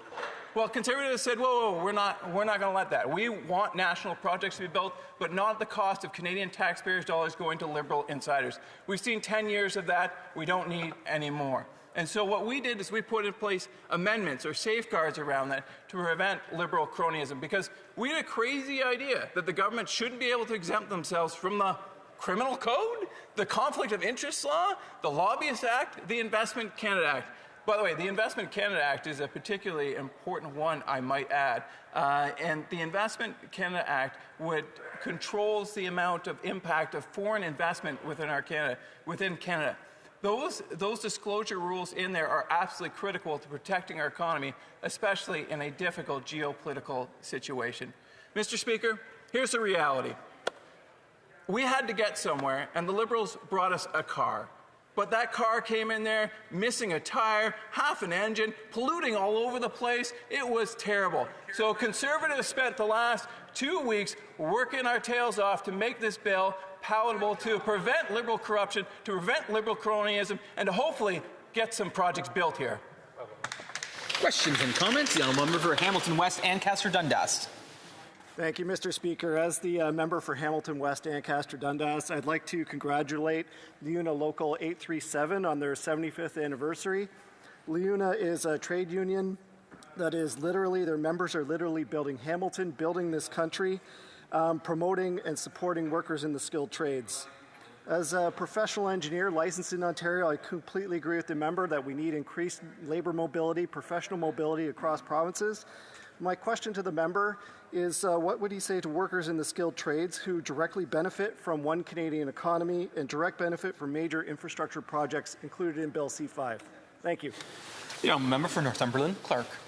Well, we have many great union workers and unions within Northumberland Clark, and so I salute them, as the other member talked about. And what we really need, and what unions are quite frankly clamoring for, is the reduction of as the Minister of Transportation said, an elimination of the thicket of regulation that are slowing economic growth and projects. If we want to get more quality union jobs, we need to make sure not just some projects, but all projects are allowed to go forward in order to build pipelines, build roads, and get more great union jobs. Question et commentaire. The honourable member for Pierre Boucher, Les Patriotes Verchères. Thank you, Mr. Speaker. Through the study of this bill, we've denounced the fact that the government doesn't need to follow any criteria or limits when it comes to designating a project to be in the national interest. And there are criteria, there are factors in the bill, but the problem is those factors and those criteria are completely optional. So it's up to the minister to decide if they want to follow them or not. And that means, for example, that they could designate, a pool they want to dig in their own backyard in the national interest if they wanted to. So I'd like to ask my colleague, does he think that this is acceptable? And I have a hard time understanding why in their party they're supporting this. Do they think that we can trust the government to this extent? Member for Northumberland, Clark. Thank you very much, and I would like to thank the member for working so well together with Conservatives as a committee to put in safeguards on accountability and transparency, so projects like building a pool in their backyard won't happen. But I would like nothing more. I would like nothing more than to work with them or any other members to actually fundamentally change. And instead of having it end around the morass of regulation, of burdensome taxes, to actually put in place the foundation, the environment, that way all projects can get built as opposed to having an end around. But unfortunately, we haven't had support of the Bloc or any other of the radical left parties in this House to eliminate things like the C-69, the oil and gas cap, and the industrial carbon tax. Questions and comments. The Honourable Member for Bruce Grey, Owen Sound. Thank you, Mr. Speaker. I actually have a fairly tough question from my honourable colleague. That after this decade of this Liberal government, and should this Bill C-5 pass, does he actually believe a national energy corridor will get built so we can replace the $2 billion a year of Saudi oil that's coming into Canada, into Eastern Canada, with Canadian oil? The Honourable Member for Northumberland Clark. That is a great question. I honestly, I don't know whether they will or not, but I can tell you one thing. If they do, we'll be there to help them and support them to get that national energy corridor up. If they don't, we'll be here to hold them accountable. We have time for a brief question. The Honourable Member for Nunavut. I completely agree that there is a huge problem with this bill, specifically because of its nature and being the one bill that has fast-tracked the violation of Indigenous people's rights. And I wonder if the member agrees, and that I wonder if he will vote against the bill so that we can make sure that Indigenous people's rights are being protected. Member for Northumberland Clark, about 40 seconds or less. Thank you for the very important question. And what I would say to the member is that Conservatives worked with other opposition members to put additional protection in for Indigenous rights. A number of amendments were made, including eliminating the Indian Act from Schedule 2, which Schedule 2 allows the government to exempt projects from legislation. We didn't think that was right, and we'll continue to push for Indigenous rights in everything we do. Thank you. Thank you.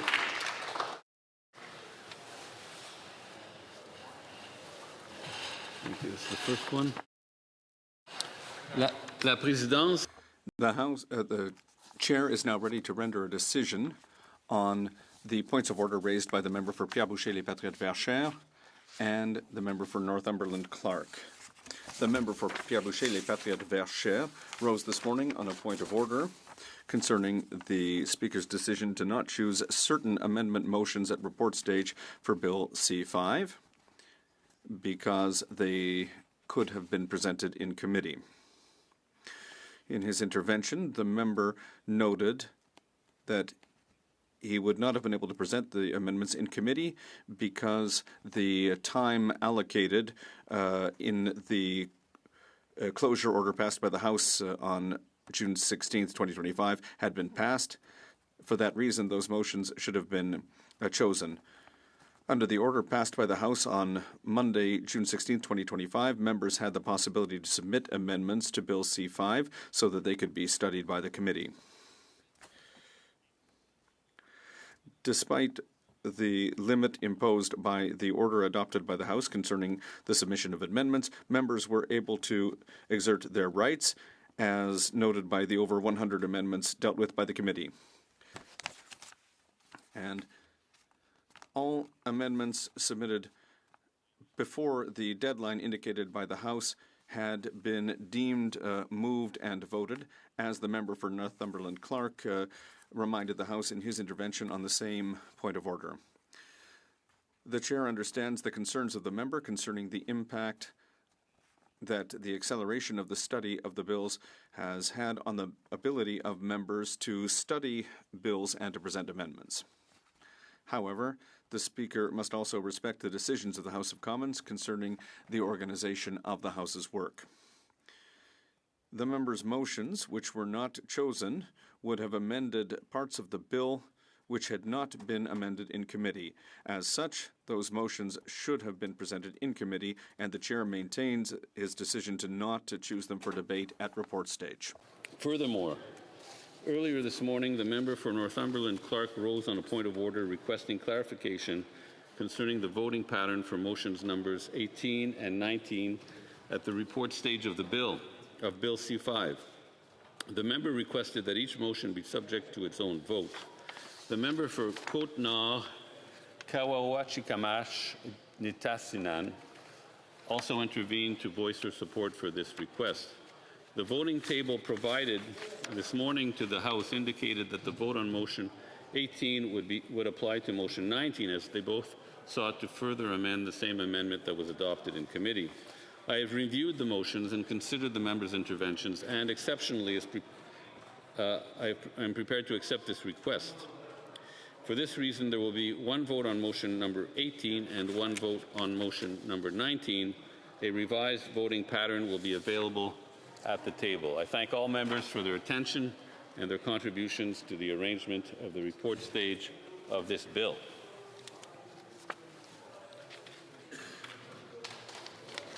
La présidence, le député. Sorry, the honourable member for Jonquière. The chair is now prepared to rule on the point of order raised earlier today by the member for Vancouver East regarding the application of Standing Order 69-1 to Bill C-5, an act to enact the Free Trade and Labour Mobility in Canada Act and the Building Canada Act. View, Bill C-5 is an omnibus bill with two distinct parts, and on that basis, she asked the chair to apply Standing Order 69.11, which provides as follows, and I quote, "In the case where a government bill seeks to repeal, amend, or enact more than one act, and where there is not a common element connecting the various provisions, or where unrelated matters are linked, the Speaker shall have the power to divide the questions for the purposes of voting on the motion for second reading and reference to a committee, and the motion for third reading and passage of the bill. The Speaker shall have the power to combine clauses of the bill thematically and to put the aforementioned questions on each of these groups of clauses separately, provided that there will be a single debate at each stage," end of quote. At the outset, the chair wishes to note that the member for Vancouver East has waited until quite late in the legislative process to raise this point of order. Speaker Regan, in a ruling delivered on November 7, 2017, noted that the analysis and division of a bill can be complex, so he encouraged members to raise their arguments as early as possible. He said at page 15,095 of the debates, and I quote, "Where members believe that the standing order should apply, I would encourage them to raise their arguments as early as possible in the process, especially given that the length of debate at a particular stage can be unpredictable. If an objection is raised too late in the process, the chair may have no choice but to allow the matter to go to a single vote at second reading or third reading, as the case may be," end of quote. In this case, the member for Vancouver East has waited until the day on which the House will vote on the bill at third reading, mere hours before the chair is required to put the question to the House.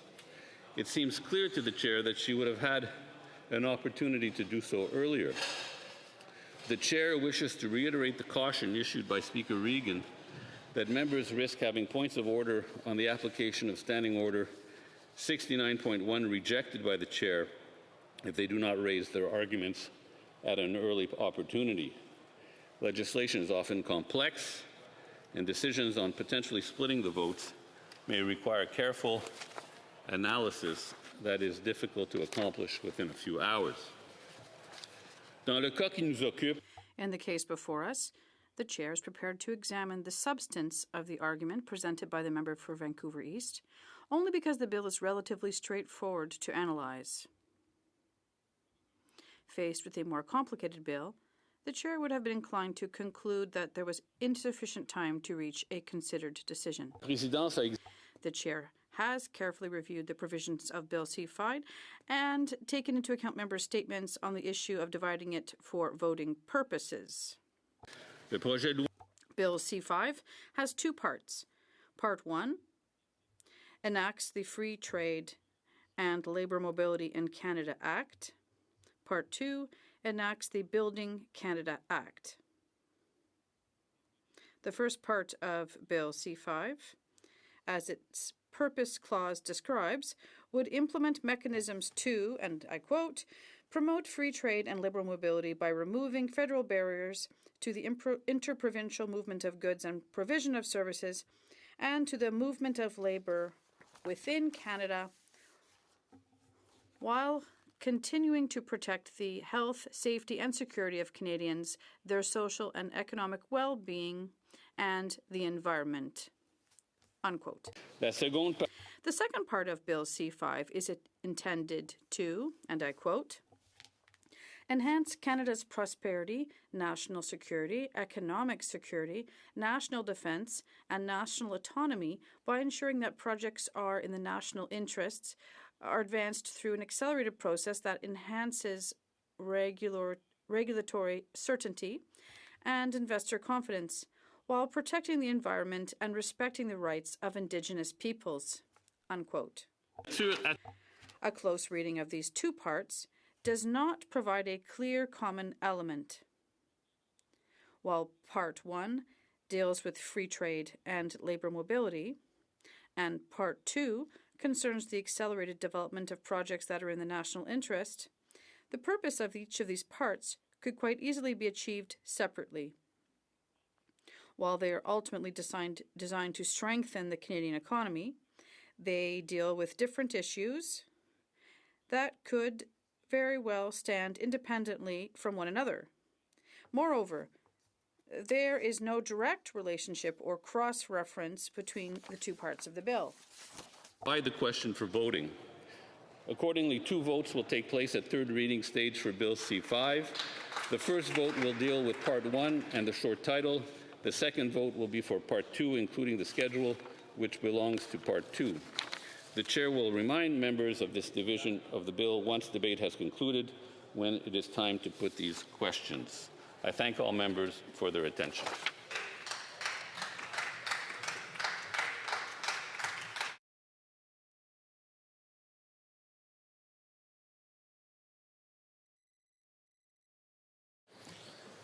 Resuming debate, reprise du débat, the honourable member for Jonquière. Merci. Thank you very much, Mr. Speaker. Right from the onset, I'd like to say that history repeats itself. We are once again facing today a legislative measure that we could call predatorial federalism. It does not take into account the interests of Quebec or the provinces, and treats the various provinces as just mere subsidiaries. And what is the objective and intent of this bill? During the election campaign, the Prime Minister told us that he would resolve the tariff crisis, and that to do so, he would propose legislation that was strong. And we did see this, but they used the Build Canada logic. I'm not against the idea of building Canada, but because the former leader of the official opposition spent 3 years telling us that Canada was broken, that everything was broken. Which surprises me is that my Conservative colleagues now have decided to support the government in this. They decided to support this muzzle because during the election campaign, I heard Pierre Poilievre say that if there had been a Liberal government elected, they'd have to even go out and hunt to feed themselves because inflation was so high and food prices were so high. So I'll stop there to not offend Mr. Poilievre, who must be at home listening to us. Anyway, without the Quebec government, well, they're trying to deal with the tariff threat, but they're doing everything but dealing with the tariff threat. First, I'd like to think about the definition of what means what a national project really means. My colleague did an excellent job of trying to bring forth an amendment that would have allowed us to define what is a project of national interest. How come they didn't want to do this? It's because the government forgets quickly that they're not just talking about one nation in Canada. There's an Indigenous nation and a Quebec nation as well. The government forgets this quickly, and I'm wondering what these national interest projects will be for what nation. Are we talking about the Quebec nation? because amendments which would have required the government to get Quebec's approval were pushed aside, just like the amendments that were trying to take account of Indigenous needs. They were also pushed aside. So clearly, the legislation in its current form, what it intends to do is to defend the interests of the Canadian nation and its interests. I'm not saying this to be tricky. These also often align with the oil and gas sector interests. But I'll come back to this later. I talked about the government's intent and the backdrop, which brings me to an essential question. How does this legislation support the Quebec economy and deal with the crisis that is currently affecting Quebec's economy, particularly the tariffs on the aluminum sector? I'll tell you quite honestly that this does absolutely nothing. In my opinion, we have to disassociate the objective of the bill and the current environment. The current backdrop means we're facing a tariff crisis, and the government's response allows it to eliminate regulations for the oil and gas sector, even though it doesn't want to say so. They want to make it easier to bring forward an oil and gas project. And I'll give you an example I saw this week, which really shocked me. I asked the government leader if he does not think this is undecent to think that we're going to be paid $34 billion we paid this to extend Trans Mountain, as the PBO said. This infrastructure will have to be at full capacity for over 40 years before we generate profit. And I asked him if this is not unsuitable. And he said that we'll bill Canada like Mr. Bourassa built Quebec with Hydro-Quebec. This is really ironic. Do you know how much the Quebec government put in Hydro-Quebec? Not even 1 cent. It's Quebecers that paid for this. They never had the support, not 1 cent, from the federal government. And the government leader said, he used this as an example. For him, building Canada is like what Robert Bourassa did. And I think my colleague should be learning from our history and look at what the Quebec's economy did then. But so how does this deal with the tariff crisis or help Quebec? Not at all. And this is a demonstration. Quebec is affected by the tariffs on aluminum. 50% of tariff. There's a 50% tariff on aluminum.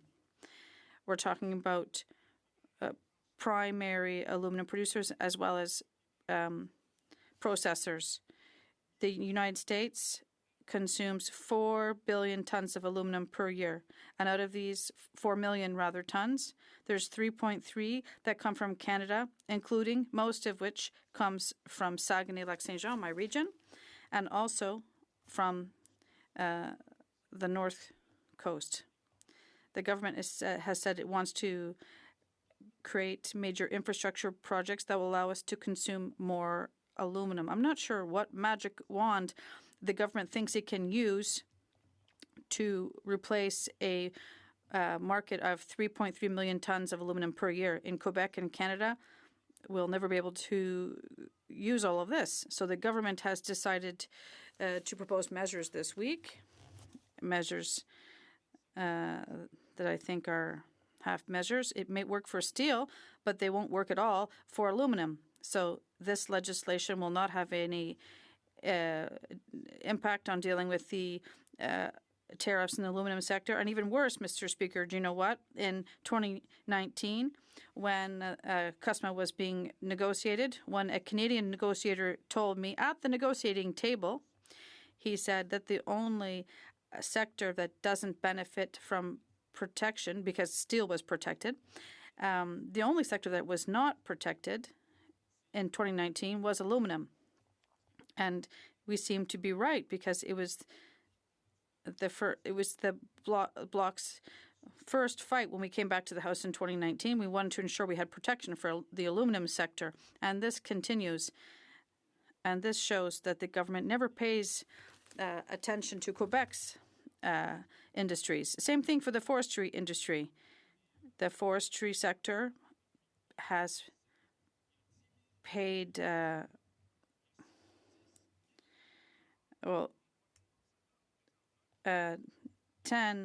billion, including $2 billion from Quebec. And the federal government has always refused to establish a program to help the forestry sector access these funds. They've always refused to do so. And we have seen many companies in Lac Saint-Jean, in Gaspésie, and elsewhere in Quebec close their doors and undermine the economic stability of regions in Quebec. The government said it would be supporting Quebec. That's what they said they would do with C5. They want to build pipelines. And if the past is any guarantee of the future, Mr. Speaker, we saw what happened in 2008. The government put forth $8 billion for the automotive industry, and it was a gift that was made to the automotive sector back then. But they never wanted to even give Quebec $1 for its forestry industry. And today, we see the history repeating itself. We have a bill that does not meet the expectations of Quebecers. It's predatory federalism once again. There are no measures put forth to support Quebec's economic pillars, and they try to ram it down our throats with this closure motion. Questions and comments. Question and commentaire. The honourable member for Madawaska-Restigouche. Thank you, Mr. Speaker. During our election campaign, we've always been very clear and transparent. We had two clear commitments: unify Canada's economy by eliminating interprovincial trade and building major projects of national interest. More than 8.5 million Canadians voted for our projects. It allowed us to win 44 seats in Quebec, and it has allowed my exceptional colleagues to come here to this place. My colleague, will he respect the will of members, particularly those of Quebec, to strengthen and unify Canada's economy and vote in favour of C5? Thank you. The honourable member for Jonquière. I would advise my colleagues who are members from Quebec to listen to their constituents. The government is gave back $8 million to all Canadians without giving anything to Quebec, and I don't think people Quebecers who voted for the Liberal Party are happy today about this. C5 proposes to build infrastructure that won't affect Quebec. It'll do nothing to help the Quebec companies that are facing tariffs. And if I was my colleague, I would think twice. Questions and comments? The honourable member for Rosemont-le-Petit-Patrie. Thank you very much, Mr. Speaker. I'd like to thank my colleague for his speech. Like he mentioned, we also have several concerns about the form and the content of this bill. But I'd like to go back to the fact that what happens when you put forth bills that have such great impacts for the future, but we don't allow the scientists, the province, the environmentalists, and others time to study it. The honourable member for Jonquière. I agree entirely. I agree with my colleague from the NDP. It's true. There was a big gas infrastructure project in Quebec, in GNL Quebec and Saguenay, and promoters said that if environmental impact evaluations don't go in favor of our project, we'll remove it. But what did they do? They sued the Quebec government for billions of dollars, and now they want to fast-track projects that we don't really know much about. Imagine if this bill seems to be quite a catastrophe in the making. Cloverdale, Langley City. Yes, I'm wondering what my esteemed colleague thinks about the cause of all, or what is the cause of all the broken promises we've seen from this new Liberal government. Does he think it might have something to do with the ministerial musical chairs that we've seen going on in the Liberal cabinet? Who on earth promotes failed team leaders in the real world and expects better results? Member for Hamilton West, Ancaster Dundas, on a point of order. Thank you. The honourable member opposite referred to Canada's new government. That's been raised as a point of order. So, matter of debate. L'honorable député de Jonquière. The honourable member for Jonquière. I would say personally, Mr. Speaker, I don't really understand what my Conservative colleagues are criticizing at question period. My colleague from Pierre Boucher said that, in his opinion, this legislation is kind of like a red Pierre Poilievre project.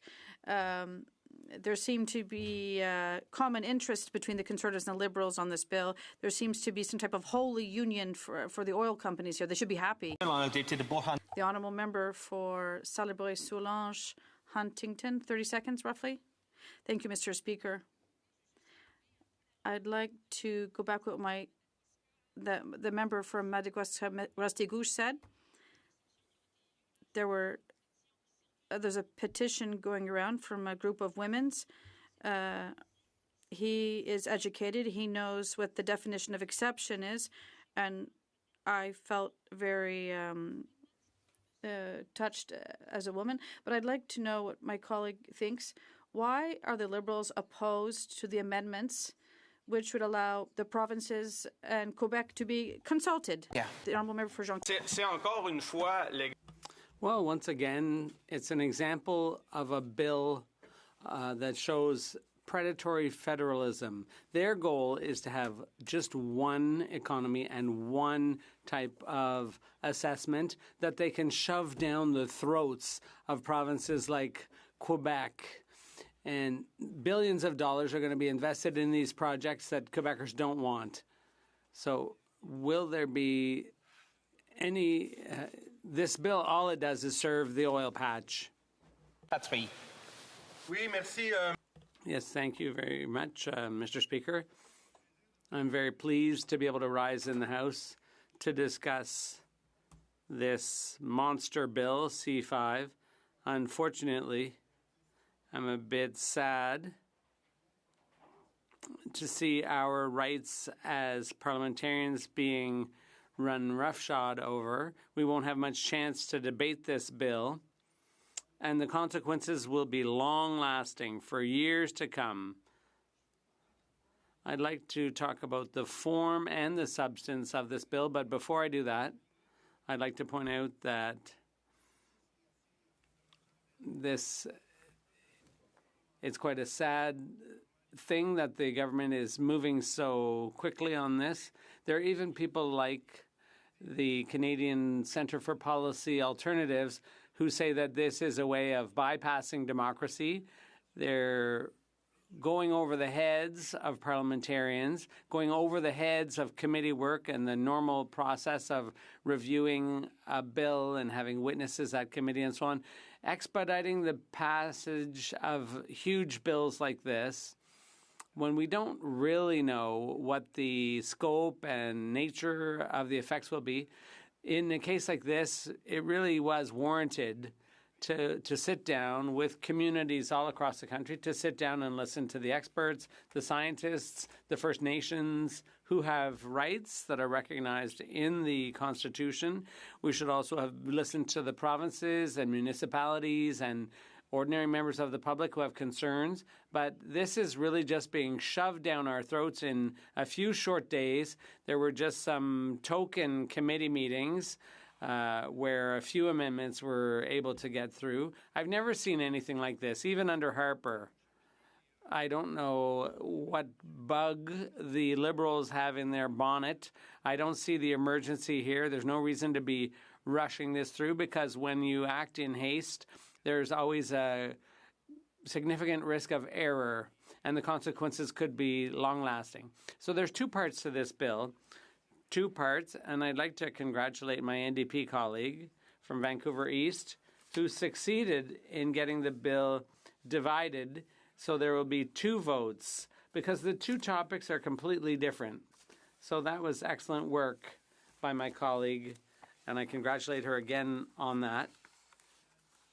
So to us, it was important to discuss the tariffs, the trade tariffs. Yes, obviously, if we can do anything to bring down obstacles to interprovincial trade, anything that makes life easier for businesses and for labor mobility, this is something that the union movement and workers have been calling for. So we're going to support that part of the bill. It's a good thing.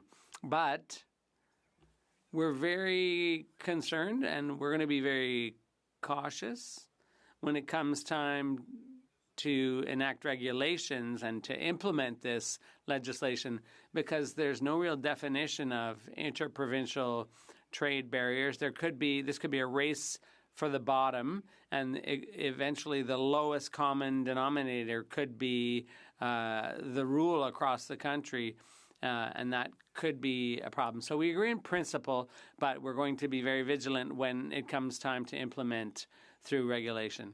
The second part of the bill, which is causing a lot of concern and discussion, and people are calling our offices and contacting us to say that, watch out, this is dangerous, because this part of the bill is unprecedented and it could have serious consequences, irreversible consequences. I think that's the important word here, Mr. Speaker, irreversible. So once this is in force, there may be no turning back. So there are a number of problems. An organization that's well known, Equiterre, an environmental organization, has raised some discussion points that are worth debating. They say the bill is imprecise in terms of the definitions and the nature of projects and their impact on communities. Also, this bill would bypass environmental laws and regulations. There's a risk of encroachment on provincial jurisdiction, and there's a lack of consultation and a concentration of power in the hands of just a few ministers. So those are the concerns Equiterre raised, and they're among our concerns. The definitions are extremely vague in this bill. The bill itself, and it says that in the purpose section of the bill, it talks about expediting projects, and so the NDP agrees with the idea of having infrastructure projects and good jobs, good unionized jobs. So the preamble says that is in the interest of Canada's economy, sovereignty, security, and so on. So unionized jobs are crucial in our view. There are lots of infrastructure programs that could be very beneficial to communities. For example, high-speed trains would be a great thing. Building truly affordable housing, social cooperative housing, that would be, in our view, that would qualify as a project of national interest. So there's all kinds of projects that could create jobs and at the same time help our communities. But the definitions are a bit vague and open-ended here. So the Prime Minister alone will decide which projects make it onto the list of so-called projects of national interest. So what are the criteria? So they talk about reinforcing the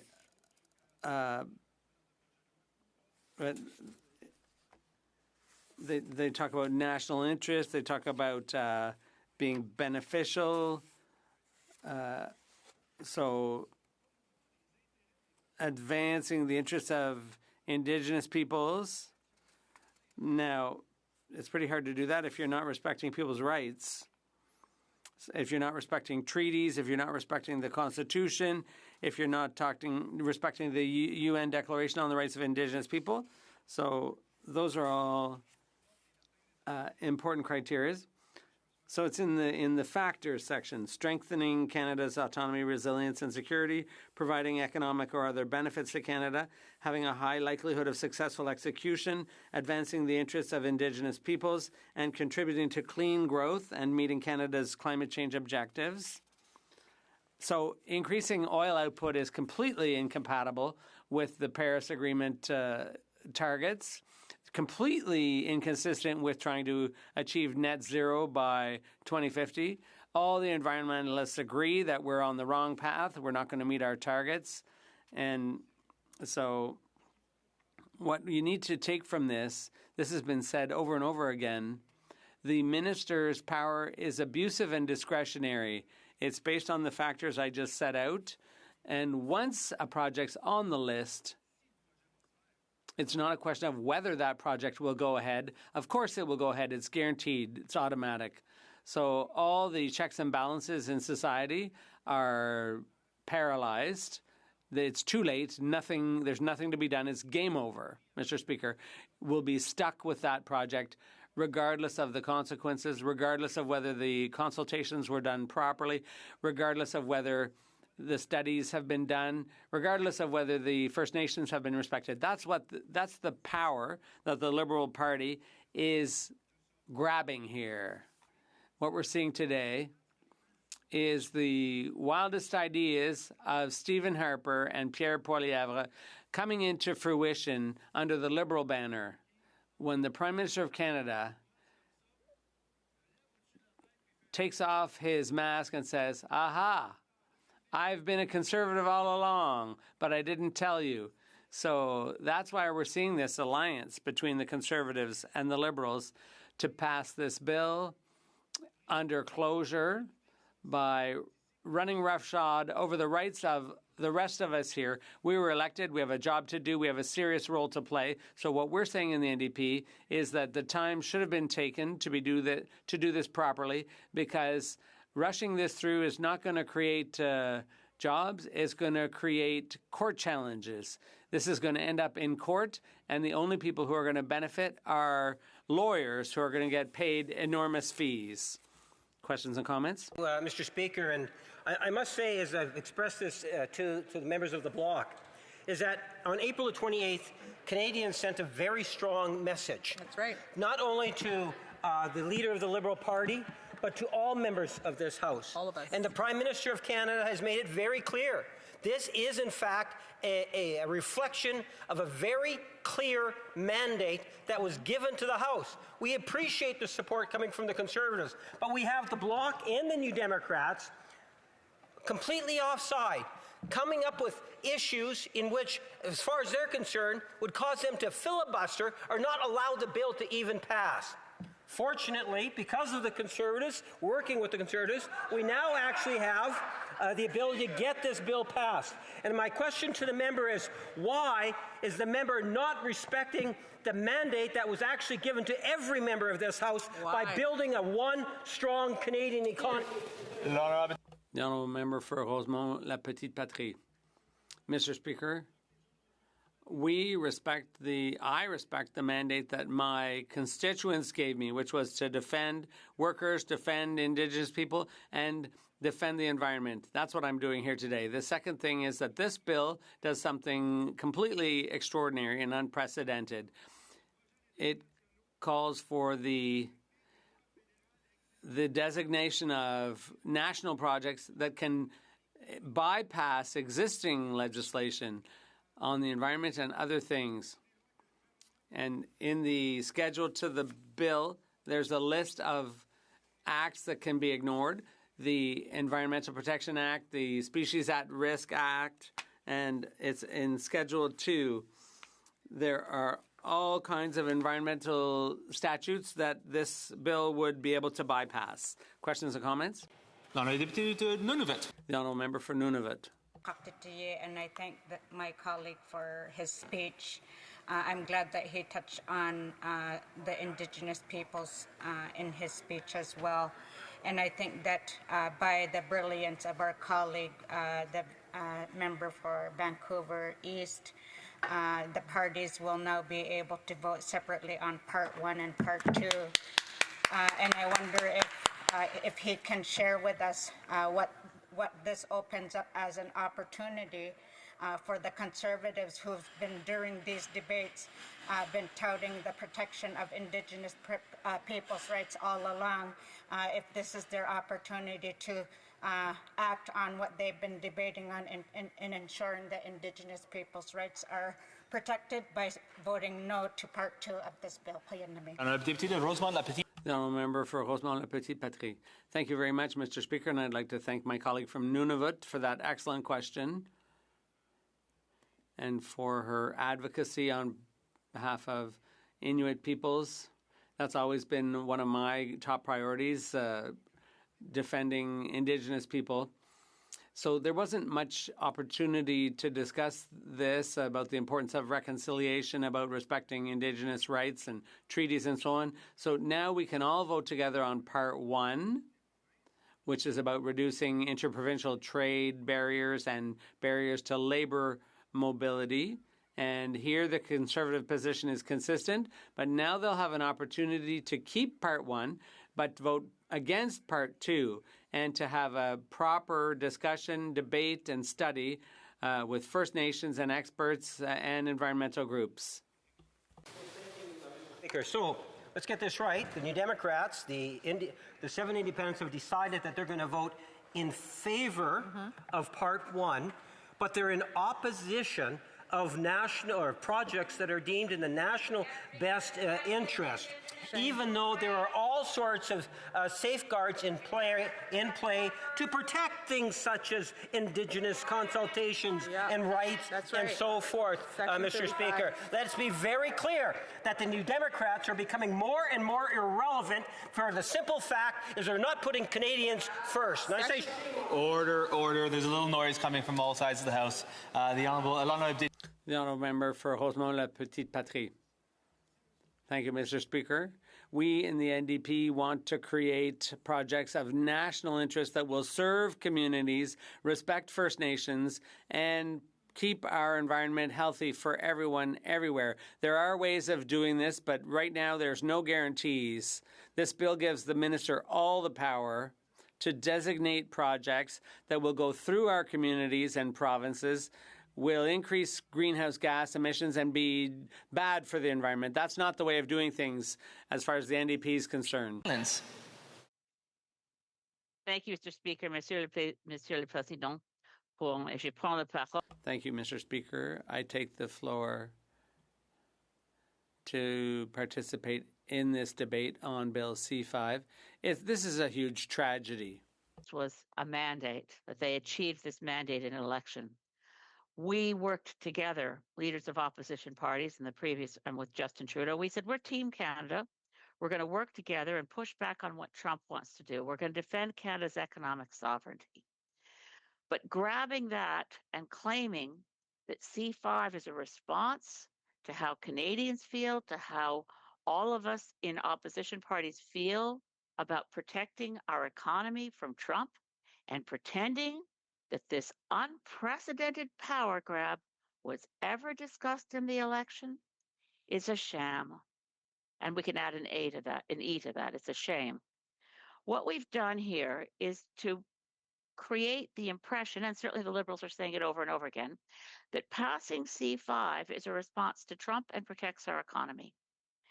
By railroading through both this act and then passing it and then saying Cabinet alone can decide if a project is in the national interest, and then its approval process will take 2 years.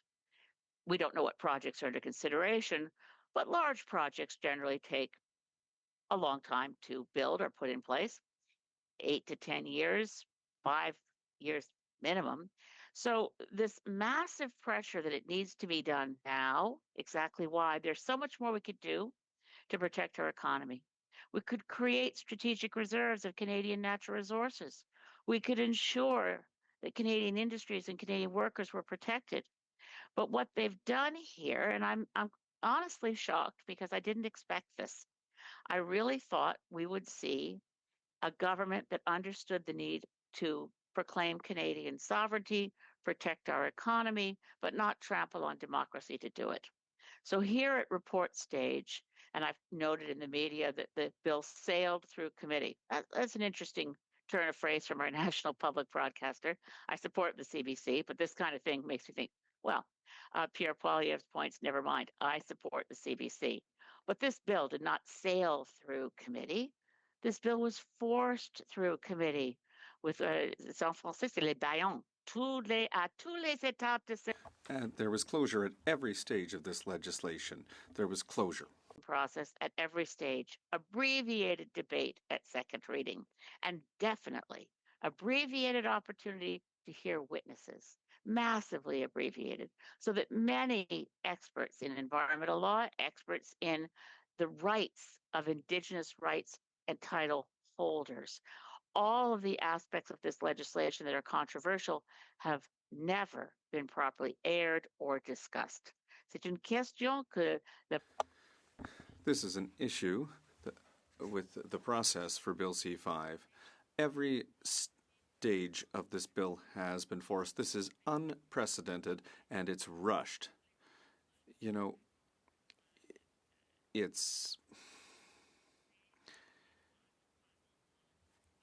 this is closure that's been used in a way that it's never been used before in all the years that I've been the member for Saanich Gulf Islands. I've never seen something like this before. Fold concern I have at report stage that we have, yes, made some amendments in committee, but they don't touch on the major concerns that people have about this legislation.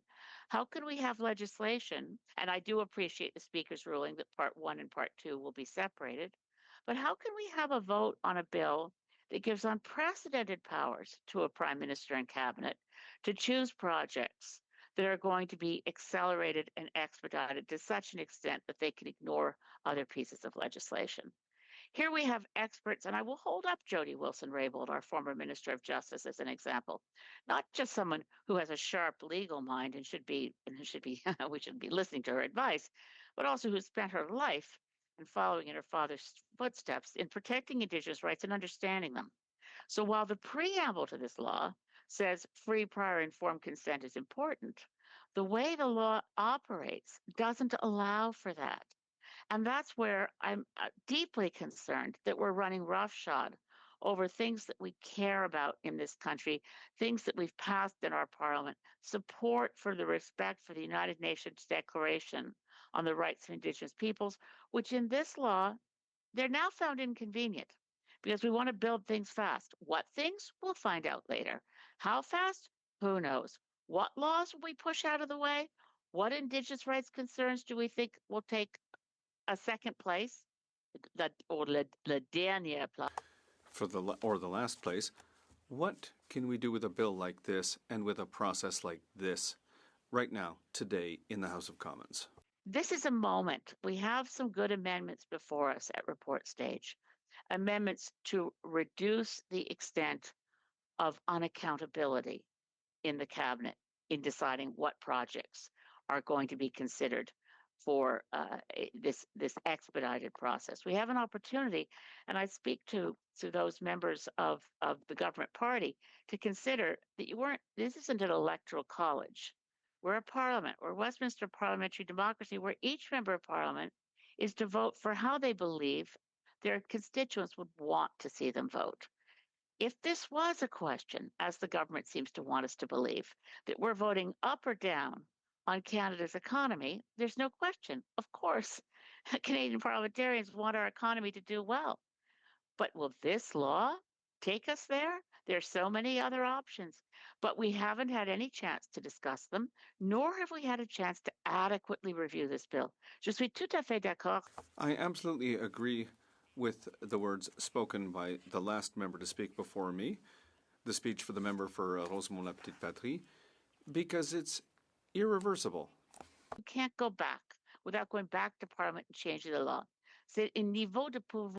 This is a level of power that is unprecedented. And the decision to keep that in place for 5 years. The problem of this being something that creates not an opportunity to build our economy, but a potential for Expansion of powers of the Prime Minister and the Cabinet that we've never seen in this country before, with the least debate I've ever seen on a bill before. C'est comme tout le monde comprend maintenant. And everyone understands now that this is an omnibus bill with an enormous impact and with decisions that might reduce the opportunity for important projects to move forward. As haste makes waste and often does, pulled back into courts. Definitely we'll see challenges. We need to know, and I particularly note the maiden speech of the Honourable Member for Skeena Bulkley Valley, a Conservative, who said, in building projects in his territory, the environmental assessments helped build better projects. The time it takes to study, the time it takes to reflect, the engagement of people in Indigenous peoples, Canadians, communities, territories, provinces, local governments need to be engaged to have successful projects. The factors that are listed aren't requirements, and no matter what has been said over and over again in this place, that we must pass this to protect our economy, I urge those thoughtful members of the Liberal Party in this place to think twice, to vote for the amendments at report stage that improve this act and reduce the chances that it will be abused, not just in the future, but in the very near future. With a section like Section 6.1 that says, in the future, we'll just deem that all these decisions have been made in favor of advancing the project. We won't worry about it because we'll decide ahead of time. Verdict first, evidence later. This is not the way the Canadian Parliament behaves, reflects, or engages in democracy in this country.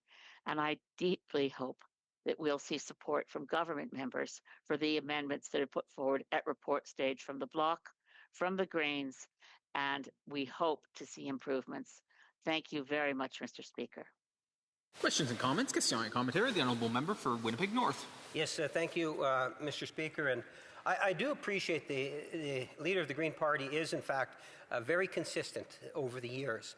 And the concern that I have is that, as it's been really emphasized in the last federal election, that we need to be able to build a strong, healthy economy, and that means looking at national projects. If it was up to the leader of the Green Party, it would ultimately be endless in terms of the types of studies that would be there. We wouldn't be able to even pass the legislation. And my question to the member is that would she see any sense of passing legislation of this nature given the concerns that she raises? The Honourable Member for Saanich Gulf Islands. Thanks to the Parliamentary Secretary, with whom I enjoy a good relationship. On the other hand, this legislation is an abomination and one that will be a stain on the reputation of this government and of our Prime Minister. As a first effort to lead this country, it's a bad effort. And I'm very, very sad to say this legislation could be improved if it had been studied at all, if the voices that had been silenced had been heard. Questions and comments? Question and commentary. The Honourable Member for Pierre-Boucher, Les Patriotes Verchères. Thank you, Mr. Speaker. I would like to congratulate my colleague from the Green Party for all of the serious work that she's done on this bill, because even if she doesn't sit on the committee, I had a chance to see all the amendments that she brought forward even late in the night, and it's not easy to do that work when you know that you're going to have relatively little support around the table. I had the opportunity to vote for most of the amendments that she proposed, but I'd like to know what she thinks about her, pride as a Canadian when she sees the way that all the parties except for the sovereignists didn't support her. Monsieur, merci.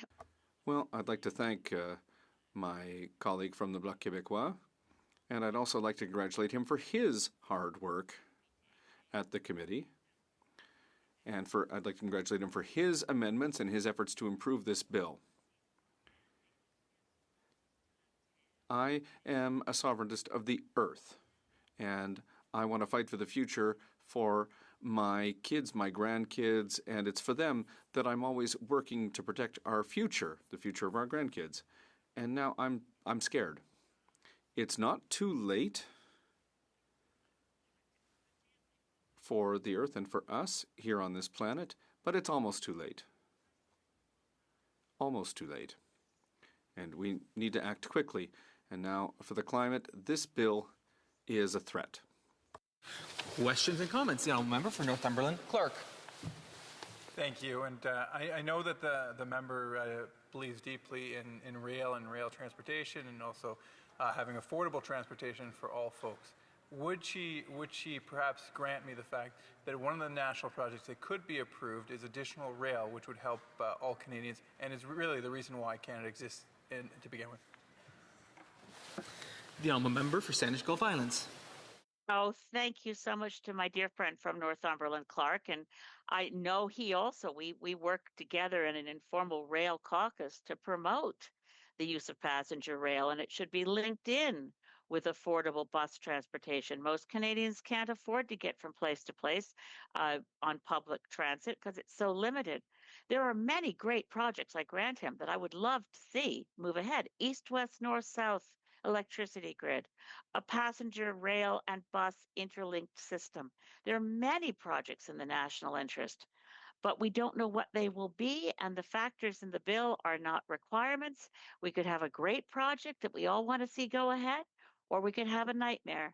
And right now, there's no way to know the difference. We just cross our fingers and hope that the government's plans are good ones, because this is, this is the old expression, a pig in a poke or a blank check. That's what we're passing when this is forced through.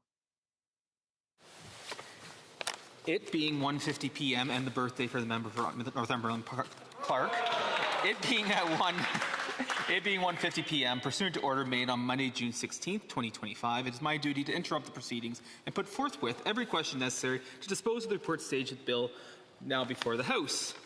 The question is on motion number 1. The vote on this motion also applies to motion number 24. A negative vote on motion 1 requires questions to be put on motions numbers 4, 7, 9, 11, 15, and 18. Monsieur Barcelou-Duval. Mr. Barcelou-Duval, seconded by Ms. Gill, moved that Bill C5 be amended by deleting Clause 4. If a member participating in person wishes that the motion be carried or carried on division, or if a member of a recognized party participating in person wishes to request a recorded division, I would invite them to rise and indicate it to the chair. The Honourable Deputy Government House Leader. Thank you, Mr. Speaker. We would request a recorded division. Call in the members.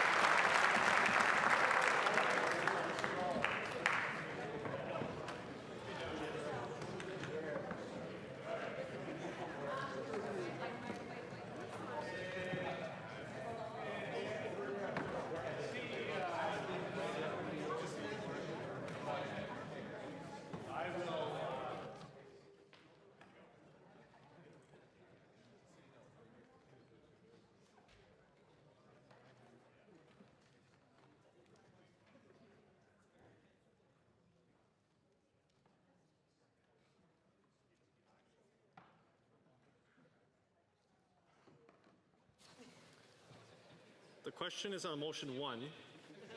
A vote on this motion also applies to motion number 24. A negative vote on motion number 1 requires the question to be put on motions number 4, 7, 9, 11, 15, 18, and 19. Motion number 1. Monsieur Barcelo Duval, seconded by Madame Gill, Côte-Nord, Kawish-Camacho, dissent. Can I dispense? Puis-je dispenser? Non, j'ai entendu un non. No, I heard a no. Move that Bill C5 be amended by deleting Clause 4. The 10-minute period for members voting electronically has started, and the House will now proceed to the vote for members participating in person. All those in favor of the motion will please rise. Monsieur Simard. Monsieur Simard. Madame Gill, Côte-Nord, Kawawa, Chikama, Nitassinan. Madame Gill, Côte-Nord, Kawakitamach, Nitassinan. Madame de Bellefeuille. Madame de Bellefeuille. Monsieur Barcelo Duval. Monsieur Barcelo Duval. Monsieur Bouleris. Monsieur Bouleris. Ms. Gazan. Ms. Gazan. Ms. Idlout. Ms. Idlout. Ms. Kwan. Ms. Kwan. Que tous ceux qui s'opposent à la motion. All those opposed to the motion will please rise. Mr. Carney. Mr. Carney. Mr. Ali. Mr. Ali. Mr. McDonald Malpeck. Mr. McDonald Malpeck. Ms. Freeland. Ms. Freeland. Madame Joly. Madame Joly. Mr. McKinnon-Gatineau. Mr. McKinnon-Gatineau. Mr. Hodgson. Mr. Hodgson. Madame Michel. Madame Michel. Ms. Olszewski. Ms. Olszewski. Mr. Solomon. Mr. Solomon. Mr. Hussein. Mr. Hussein. Madame Petitpas-Taylor. Madame Petitpas-Taylor. Mr. Blair. Mr. Blair. Mr. Osborne. Mr. Osborne. Mr. Fragascatos. Mr. Fragascatos. Mr. Fuhrer. Mr. Fuhrer. Ms. Gainey. Ms. Gainey. Mr. Belanger, Desnethé, Mississippi, Churchill River. Mr. Belanger, Desnethé, Mississippi, Churchill River. Ms. McKnight. Ms. McKnight. Mr. Gerritsen. Mr. Gerritsen. Ms. Alty. Ms. Alty. Ms. Galmasty. Ms. Galmasty. Mr. Sarai. Mr. Sarai. Ms. McLean, Esquimalt, Sandwich Sook. Ms. McLean, Esquimalt, Sandwich Sook. Mr. Zaricelli. Mr. Zaricelli. Madame Chanette. Madame Chanette. Mr. Housefather. Mr. Housefather. Madame Ménard. Madame Ménard. Mr. Fisher. Mr. Fisher. Madame Châtel. Madame Châtel. Mr. Kellaway. Mr. Kellaway. Mr. Lewis Kitchener-Conestoga. Mr. Lewis Kitchener-Conestoga. Mr. Letao. Mr. Letao. Mr. Bardisi. Mr. Bardisi. Madame Kayabaga. Madame Kayabaga. Mr. Lamoureux. Mr. Lamoureux. Madame Brière. Madame Brière. Monsieur Gay. Monsieur Gay. Mr. Hogan. Mr. Hogan. Mr. Ramsey. Monsieur Ramsey. Ms. Chi. Ms. Chi. Mr. Miles. Mr. Miles. Monsieur Fergus. Monsieur Fergus. Madame Desrochers. Madame Desrochers. Mrs. McKelvey. Mrs. McKelvey. Mr. Gasparo. Mr. Gasparo. Mr. Hanley. Mr. Hanley. Madame Rochefort. Madame Rochefort. Madame Fortier. Madame Fortier. Mr. Oliphant. Mr. Oliphant. Mr. Baptiste. Mr. Baptiste. Mr. Clausen. Mr. Clausen. Madame Lavac. Madame Lavac. Ms. Church. Ms. Church. Mr. Morrissey. Mr. Morrissey. Madame Lalonde. Madame Lalonde. Mr. Pulowski. Mr. Pulowski. Monsieur Zuberi. Monsieur Zuberi. Madame Lapointe, Rivière des Mille Îles. Madame Lapointe, Rivière des Mille Îles. Mr. Sousa. Mr. Sousa. Ms. Akan. Ms. Akan. Mr. Al Saoud. Mr. Al Saoud. Madame Auguste. Madame Auguste. Mr. Chang. Mr. Chang. Mr. Danko. Mr. Danko. Monsieur Deschanteriot. Monsieur Deschanteriot. Mr. Earl. Mr. Earl. Ms. Fancy. Ms. Fancy. Mr. Fanjoy. Mr. Fanjoy. Ms. Hurtle. Ms. Hurtle. Mr. Joseph. Mr. Joseph. Mr. McDonald Cardigan. Mr. McDonald Cardigan. Mr. Mallet Bay of Quinty. Mr. Mallet Bay of Quinty. Ms. Mingarelli. Madame Mingarelli. Ms. Nathan. Ms. Nathan. Ms. Wien. Ms. Wien. Mr. Tumba. Mr. Tumba. Ms. O'Rourke. Ms. O'Rourke. Mr. Saini. Mr. Saini. Mr. Sawatsky. Mr. Sawatsky. Mr. St. Pierre. Monsieur St. Pierre. Monsieur Villeneuve. Monsieur Villeneuve. Mr. Scheer. Mr. Scheer. Mr. Doherty. Mr. Doherty. Mrs. Thomas. Mrs. Thomas. Mrs. Stubbs. Mrs. Stubbs. Mr. Seaback. Mr. Seaback. Mr. Barrett. Mr. Barrett. Mr. Albus. Mr. Albus. Mr. D'Entremont. Monsieur D'Entremont. Mr. Lloyd. Mr. Lloyd. Mr. Small. Mr. Small. Mr. Brassard. Mr. Brassard. Mr. Beltold. Monsieur Berthold. Mr. Duncan. Mr. Duncan. Mr. Workington. Mr. Workington. Mrs. Cramp-Nyman. Mrs. Cramp-Nyman. Madame Vien. Madame Vien. Mr. Van Popta. Mr. Van Popta. Mr. Kelly. Mr. Kelly. Mr. Malad, Kapuskasing, Timmins, Mushkagawak. Monsieur Malad, Kapuskasing, Timmins, Mushkagawak. Mr. Steinley. Mr. Steinley. Mr. Lawrence. Mr. Lawrence. Mrs. Goodrich. Mrs. Goodrich. Mr. Muse. Mr. Muse. Mr. Tolmie. Mr. Tolmie. Mr. Arnold. Mr. Arnold. Mr. Reed. Mr. Reed. Mr. Williamson. Mr. Williamson. Mr. Abouteif. Mr. Abouteif. Mr. Diot. Mr. Diot. Mr. Macaulay. Mr. Macaulay. Mrs. Wagenthal. Mrs. Wagenthal. Mr. Majumdar. Mr. Majumdar. Mrs. Jansen. Mrs. Jansen. Mr. Patzer. Mr. Patzer. Mr. Anderson. Mr. Anderson. Mrs. Anstey. Mrs. Anstey. Mr. Owl. Mr. Owl. Mr. Bailey. Mr. Bailey. Mr. Bexty. Mr. Bexty. Mr. Bonk. Mr. Bonk. Mrs. Borelli. Mrs. Borelli. Mr. Gill, Windsor West. Mr. Gill, Windsor West. Return to Mr. McLean, Calgary Centre. Back to Mr. McLean, Calgary Centre. Monsieur Groslo. Monsieur Groslo. Mr. Gunn. Mr. Gunn. Mr. Jackson. Mr. Jackson. Mr. Kibble. Mr. Kibble. Mrs. Conans. Mrs. Conans. Ms. Cronus. Ms. Cronus. Mr. Ruff. Mr. Ruff. Mr. Lawton. Mr. Lawton. Mr. Mantle. Mr. Mantle. Mr. Reynolds. Mr. Reynolds. Mr. Rowe. Mr. Rowe. Mr. Stevenson. Mr. Stevenson. Mr. Strauss. Mr. Strauss. The House will now wait for the electronic voting period to end before resuming its proceedings.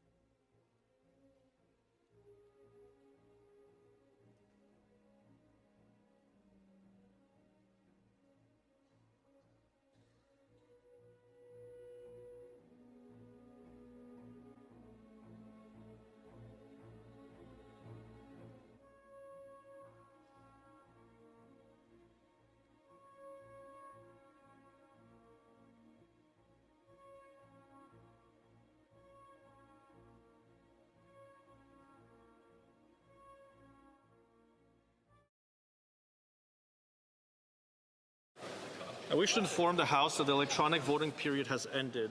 Si des députés.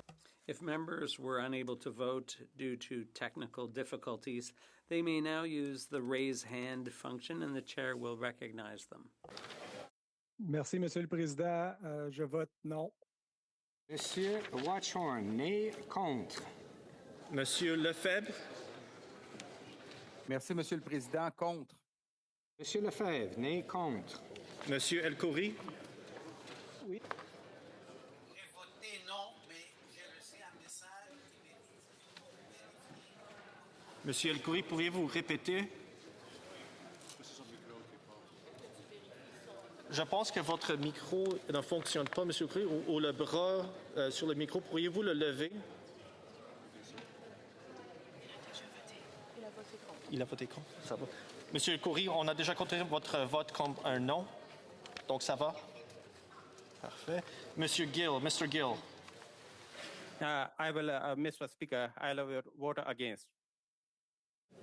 Mr. Gill, Brampton West, nay, contre.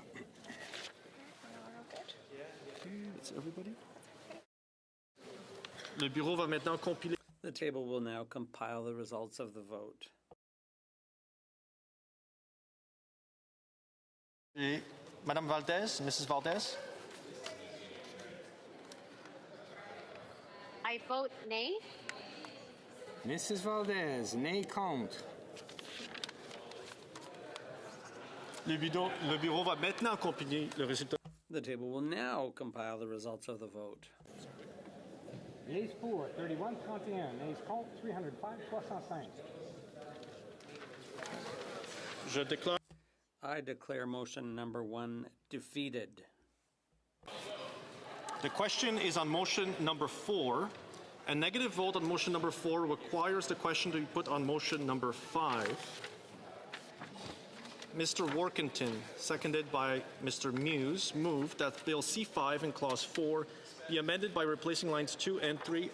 Shall I dispense? I heard a no. Be amended by replacing lines 2 and 3 on pages 9 with the following. T of both Houses of Parliament designated or established. May I dispense now? Oh, good. Thank you, members, for your kindness.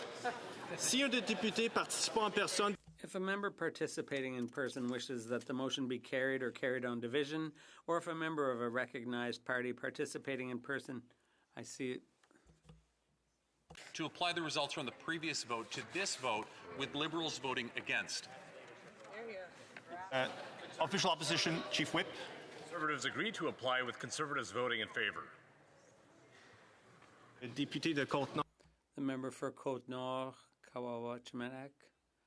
The bloc is in favor of applying the vote and votes yay. The honourable member for Rosemont-la-Petite-Patrie. Mr. Speaker, our votes are to be counted against. All right. Don't see votes.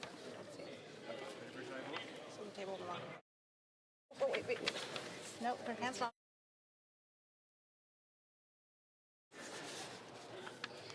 The table will now compile the results of the vote. Oh, now she is. Now she is. Wait, before we compile the results of the vote, the member for Sandwich Gulf Island. Thank you. I'm sorry, Mr. Speaker. I was trying.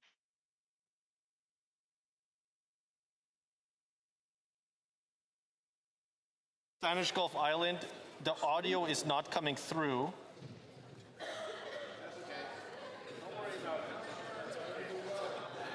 I'm trying to. I hope that I said that I will apply. We agree to apply the vote and vote yes. Thank you. So we have the members voting, and now the table will compile the results of the vote.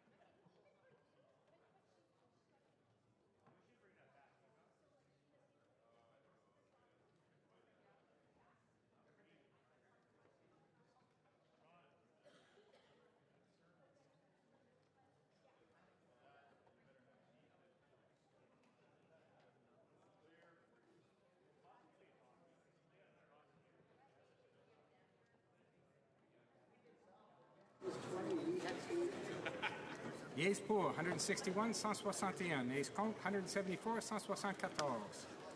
Je déclare la motion. I declare motion number 4 defeated. The question is on motion number 5. Motion number 5, Mr. Workington, seconded by Mr. Moyes, moved that bills. Shall I dispense? Yes.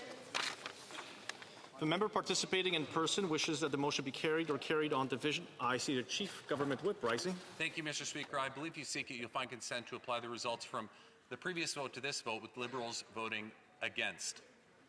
The official opposition, Chief Whip.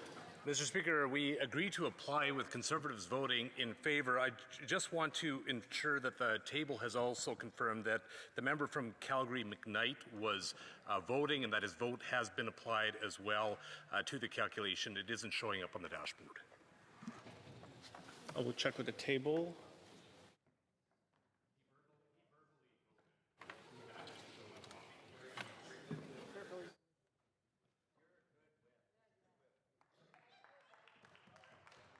Since the member voted verbally, it won't appear in the dashboard, but I understand his vote has been counted as a yes. Okay? La députée de Côte. The honourable member for Côte-Nord-Kennewick. Thank you, Mr. Speaker. The bloc agrees to apply and will vote yea. The honourable member for Rosemont-la-Petite-Patrie. The NDP agrees to apply and will vote yea. The member for Saanich Gulf Islands. Merci, Monsieur le Président. Le Parti vert est aussi d'accord avec l'application de vote. Elle vote oui. The table will now compile the results of the vote.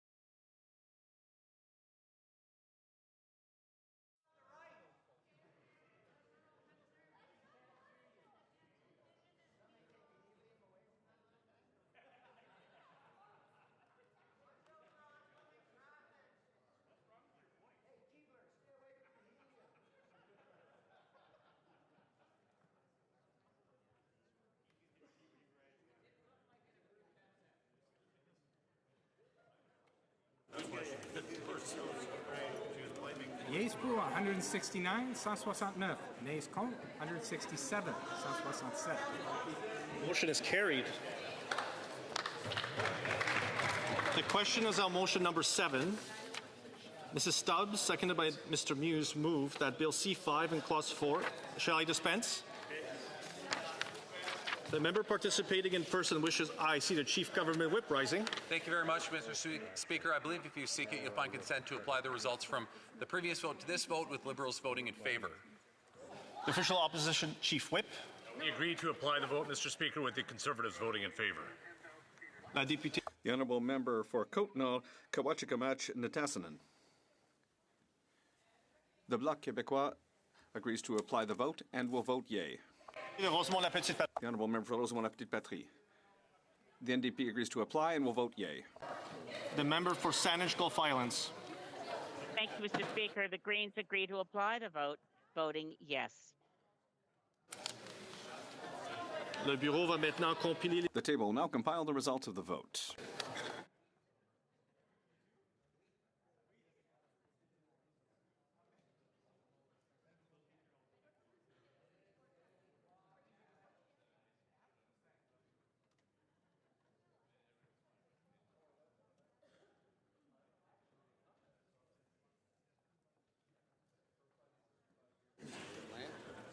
Yeas pour 336, 336. Nays contre 0, aucun.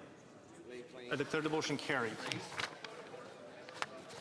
I have a point of order. No? Oh, good.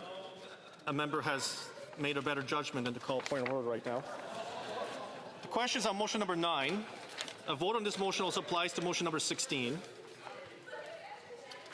Monsieur Leblanc. Mr. Leblanc, seconded by Mr. MacDonald. Malpeque moved. Shall I dispense? The member participating in person wishes that the motion be carried. Oh, I see the Chief Government Whip rising. Thank you, Mr. Speaker. I believe if you seek it, you'll find consent to apply the results from the previous vote to this vote, with Liberals voting yes. Official Opposition Chief Whip. Conservatives agree to apply the vote, with Conservatives voting in favor. La députée. The honourable member for Côte-Nord, Kawawatch-Kamach-Nitassinen. The Bloc Québécois agrees to apply the vote and will vote nay. The honourable member for Rosemont-la-Petite-Patrie. The NDP agrees to apply the results of the vote and will vote nay. Violence. Merci, le pape. Thank you. The Green Party agrees to apply the results of the vote and will vote nay. Table will now compile the results of the vote.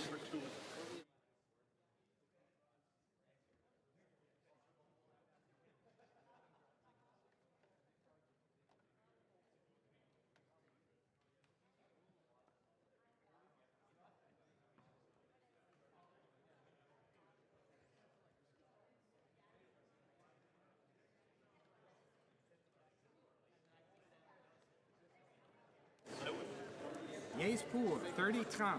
Nays contre, 306-306. I declare motion number 9 defeated. I therefore declare motion number 16 defeated.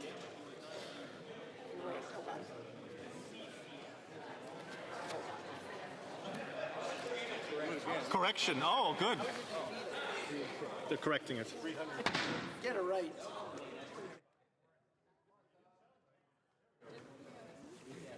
Yeas pour, 306-306. Nays contre, 30-30. Then I declare motion number 9 carried. I therefore declare motion number 16 carried. La mise au voix. The question is on motion number 11. Motion numéro 11. Motion number 11. Ms. May, seconded by Mr. Johns, moved that Bill C5. May I dispense? Yes. The member participating in person wishes that the motion. I see the Chief Government Whip rising. Thank you, Mr. Speaker. I believe if you seek it, you'll find consent to apply the results from the previous vote to this vote, with Liberals voting nay. Good idea. Official Opposition Chief Whip. The Conservatives voting against. The honourable member for Côte-Nord, Kawawatch-Kamach-Nitassinen. The Bloc Québécois agrees to apply the vote and will vote yea. The honourable member for Rosemont-la-Petite-Patrie. The NDP agrees to apply the results of the vote and the NDP will vote yea. The member for Saanich Gulf Islands. Thank you. The Green Party agrees to apply the vote, voting yes. The table will now compile the results of the vote.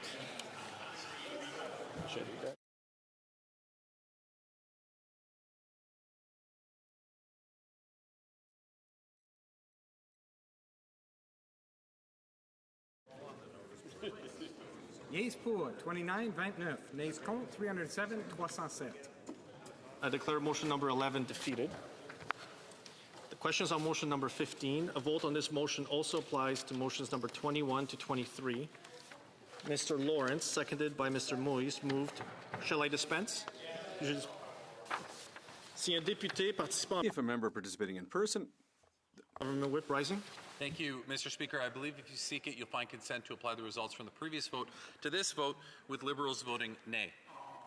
Official Opposition Chief Whip. We agree to apply the vote, with Conservatives voting in favor. The honourable member for Côte-Nord, Kawawatch-Kamach-Nitassinen. The Bloc Québécois agrees to apply and will vote nay. The member for Rosemont-la-Petite-Patrie. The NDP agrees to apply the result of the vote and will vote nay. The member for Saanich Gulf Islands. Green Party agrees to apply the vote, voting no.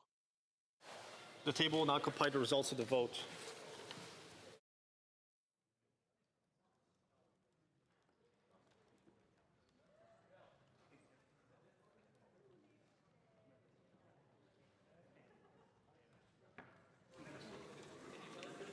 Yeas pour, 139-139. Nays contre, 197-197. I declare motion number 15 defeated. I therefore declare motions number 21 to 23 defeated. The question is on motion number 18. Madame Gill, Côte-Nord, Kawawatch-Kamach, seconded by Mr. Brassel-Duval. May I dispense?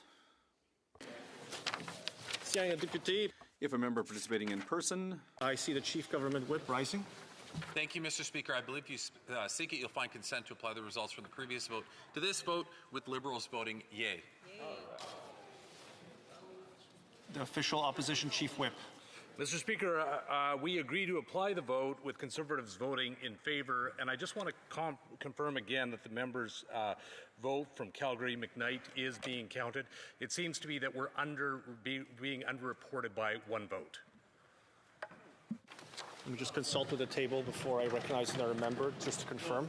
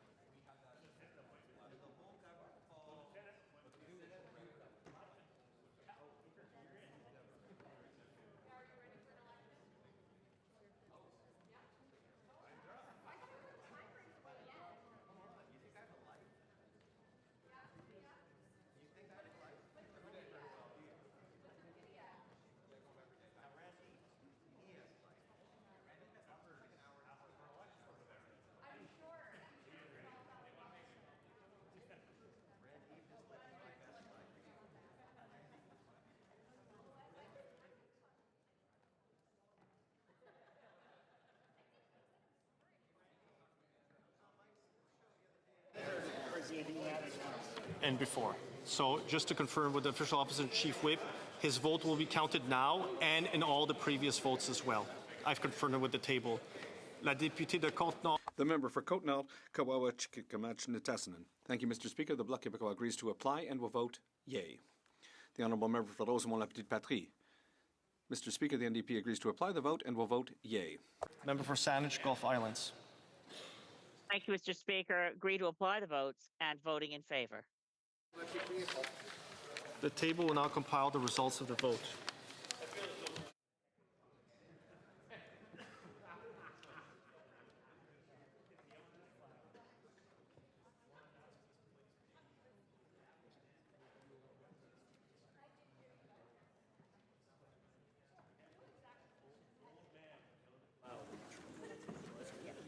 Yeas pour, 337, 337. Nays contre, 0, aucun. I declare the motion carried. Motion number 18 carried. The questions on motion number 19. Mrs. May, seconded by Mr. Johns, moved that Bill C5. Shall I dispense? Dispensé. A member participating in person wishes that the motion. I see the Chief Government Whip rising. Thank you, Mr. Speaker. I believe if you seek it, you'll find consent to apply the results from the previous vote to this vote, with Liberals voting nay.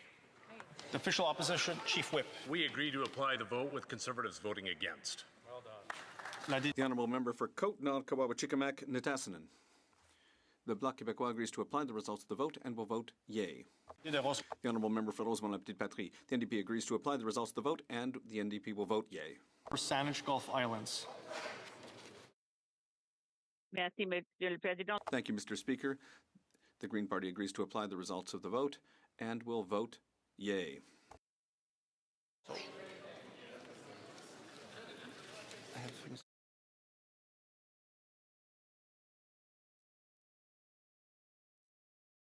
Mr. Erskine Smith, you have your hand up right now. I do. I hate to be the exception, but I intend to vote yes.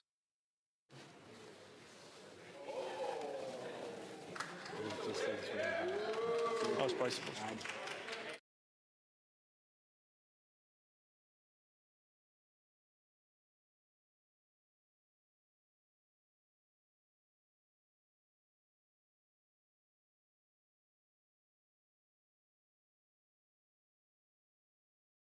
Mr. Erskine Smith, yea pour. Le bureau va maintenant compiler. The table will now compile the results of the vote.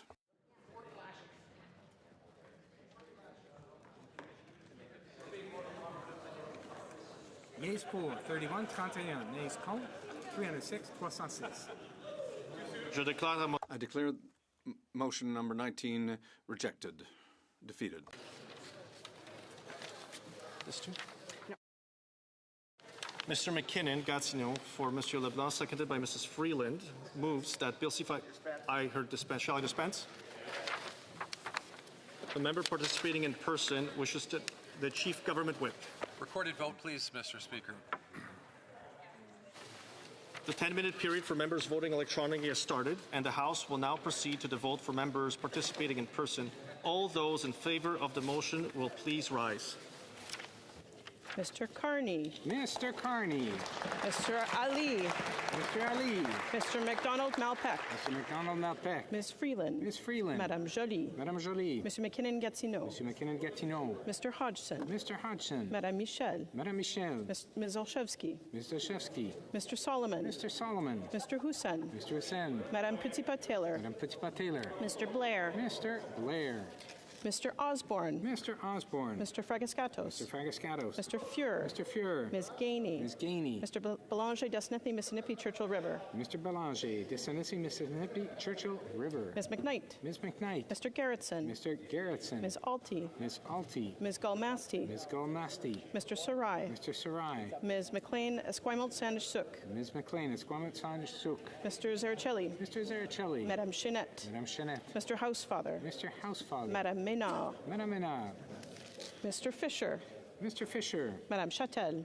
Madame Châtel. Mr. Kellaway. Mr. Kellaway. Mr. Lewis Kitchener-Conestoga. Mr. Lewis Kitchener-Conestoga. Mr. Letao. Mr. Letao. Mr. Bardisi. Mr. Bardisi. Madame Kayabaga. Madame Kayabaga.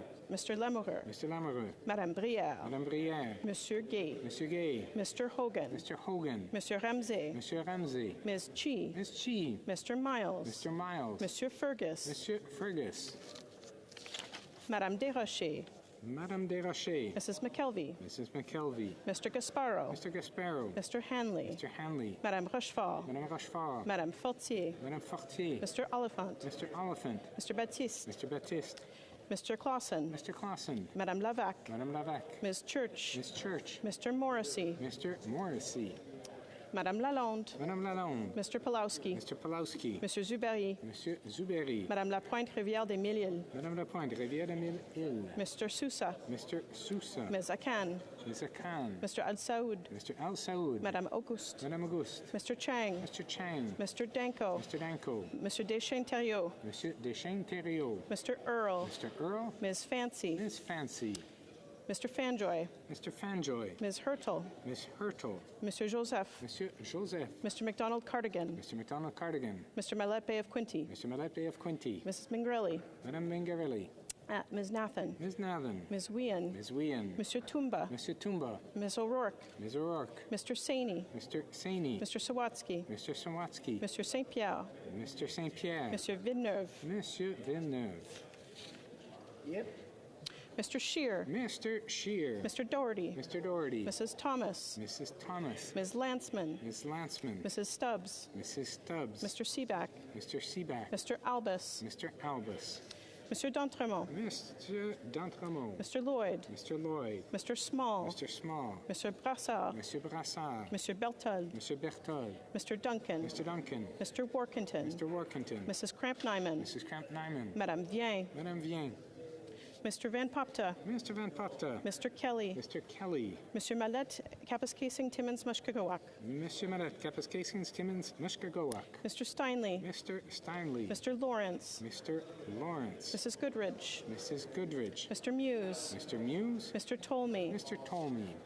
Mr. Arnold. Mr. Arnold. Mr. Reed. Mr. Reed. Mr. Williamson. Mr. Williamson. Mr. Abu Taif. Mr. Abu Taif. Mr. Diat. Mr. Diat. Mr. Macaulay. Mr. Macaulay. Mrs. Wagentall. Mrs. Wagentall. Mr. Majumdar. Mr. Majumdar. Mrs. Jansen. Mrs. Jansen. Mr. Cram. Mr. Cram. Mr. McLean, Calgary Center. Mr. McLean, Calgary Center. Mr. Patzer. Mr. Patzer. Mr. Anderson. Mr. Anderson. Mrs. Anstey. Mrs. Anstey. Mr. Owl. Mr. Owl. Mr. Bailey. Mr. Bailey. Mr. Bexty. Mr. Bexty. Mr. Bonk. Mr. Bonk. Mrs. Borelli. Mrs. Borelli. Mr. Gill, Windsor West. Mr. Gill, Windsor West. Monsieur Grelot. Monsieur Grelot. Mr. Gunn. Mr. Gunn. Mr. Jackson. Mr. Jackson. Mr. Kibble. Mr. Kibble. Mrs. Conans. Mrs. Conans. Mrs. Cronus. Ms. Cronus. Mr. Ruff. Mr. Ruff. Mr. Lawton. Mr. Lawton. Mr. Mantle. Mr. Mantle. Mr. Reynolds. Mr. Reynolds. Mr. Rowe. Mr. Rowe. Mr. Stevenson. Mr. Stevenson. Mr. Strauss. Mr. Strauss. Ms. Kazan. Ms. Gazan. Ms. Idlout. Ms. Idlout. Ms. Kwan. Ms. Kwan. Que tous ceux qui s'opposent. All those opposed to the motion will please rise. All those opposed to the motions will please rise. Mr. Simar. Monsieur Simard. Madame Gil Kotnal Kawawachika Nitasinan. Madame Gill, Kotna, Kabavek, Match, Nitasan. Madame de Bellefeuille. Madame de Bellefeuille. Monsieur Barcelou Duval. Monsieur Barcelo Duval. La Chambre. The House will now wait for the electronic voting period to end before resuming its proceedings.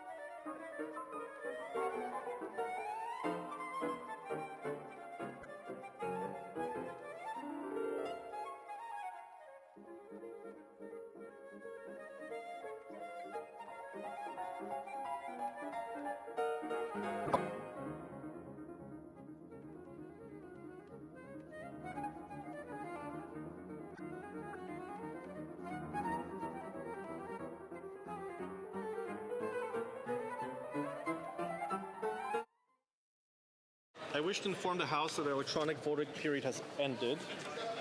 If members were not able to vote due to technical difficulties, they may now use the raise hand function and the chair will recognize them. Mr. Gill. Hello, Mr. Speaker. This is Dalvinder Gill, Calgary McKnight, and my vote is yes. Mr. Gill, Calgary McKnight, yea pour. Is that the only one? The table will now compile the results of the vote.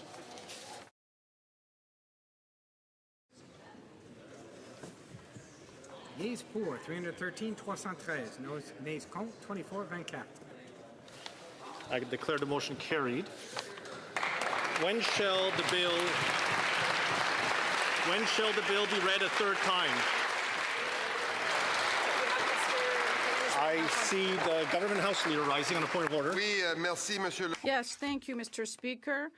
There has been consultations amongst the party. I think that you will notice that we have unanimous consent with respect to the following motion, that notwithstanding any regulations or special order usual practices of the House, Bill C5, Act on Free Trade and Mobility of the Workforce in Canada to build Canada, Article 4 be modified by substituting on page 15 what follows. Not later than 30 days before the, unquote. All those opposed to the Honourable Minister moving the motion, please say nay. Agreed? Agreed. The House has heard the terms of the motion. All those opposed to the motion, please say nay. Agreed. I see the Government House Leader again on the point of order. Mr. Speaker, there has once again been consultation amongst the parties, and you'll notice that there is unanimous consent with respect to the following motion, that notwithstanding any articles, special order, or traditions of the House, Bill C5 on free trade and labour force mobility in Canada to build a strong Canada, Article 4 be modified by substituting 5 to 7 on page 10 with what follows. Quotes, the province or the territory where the bill will be implemented. There must be written consent when the project affects provincial jurisdiction or exclusive territorial jurisdiction, end of quote. All those opposed to the Honourable Ministers moving the motion will please say nay. Agreed? Agreed. The House has heard the terms of the motion. All those opposed to the motion will please say nay. Agreed. Carried.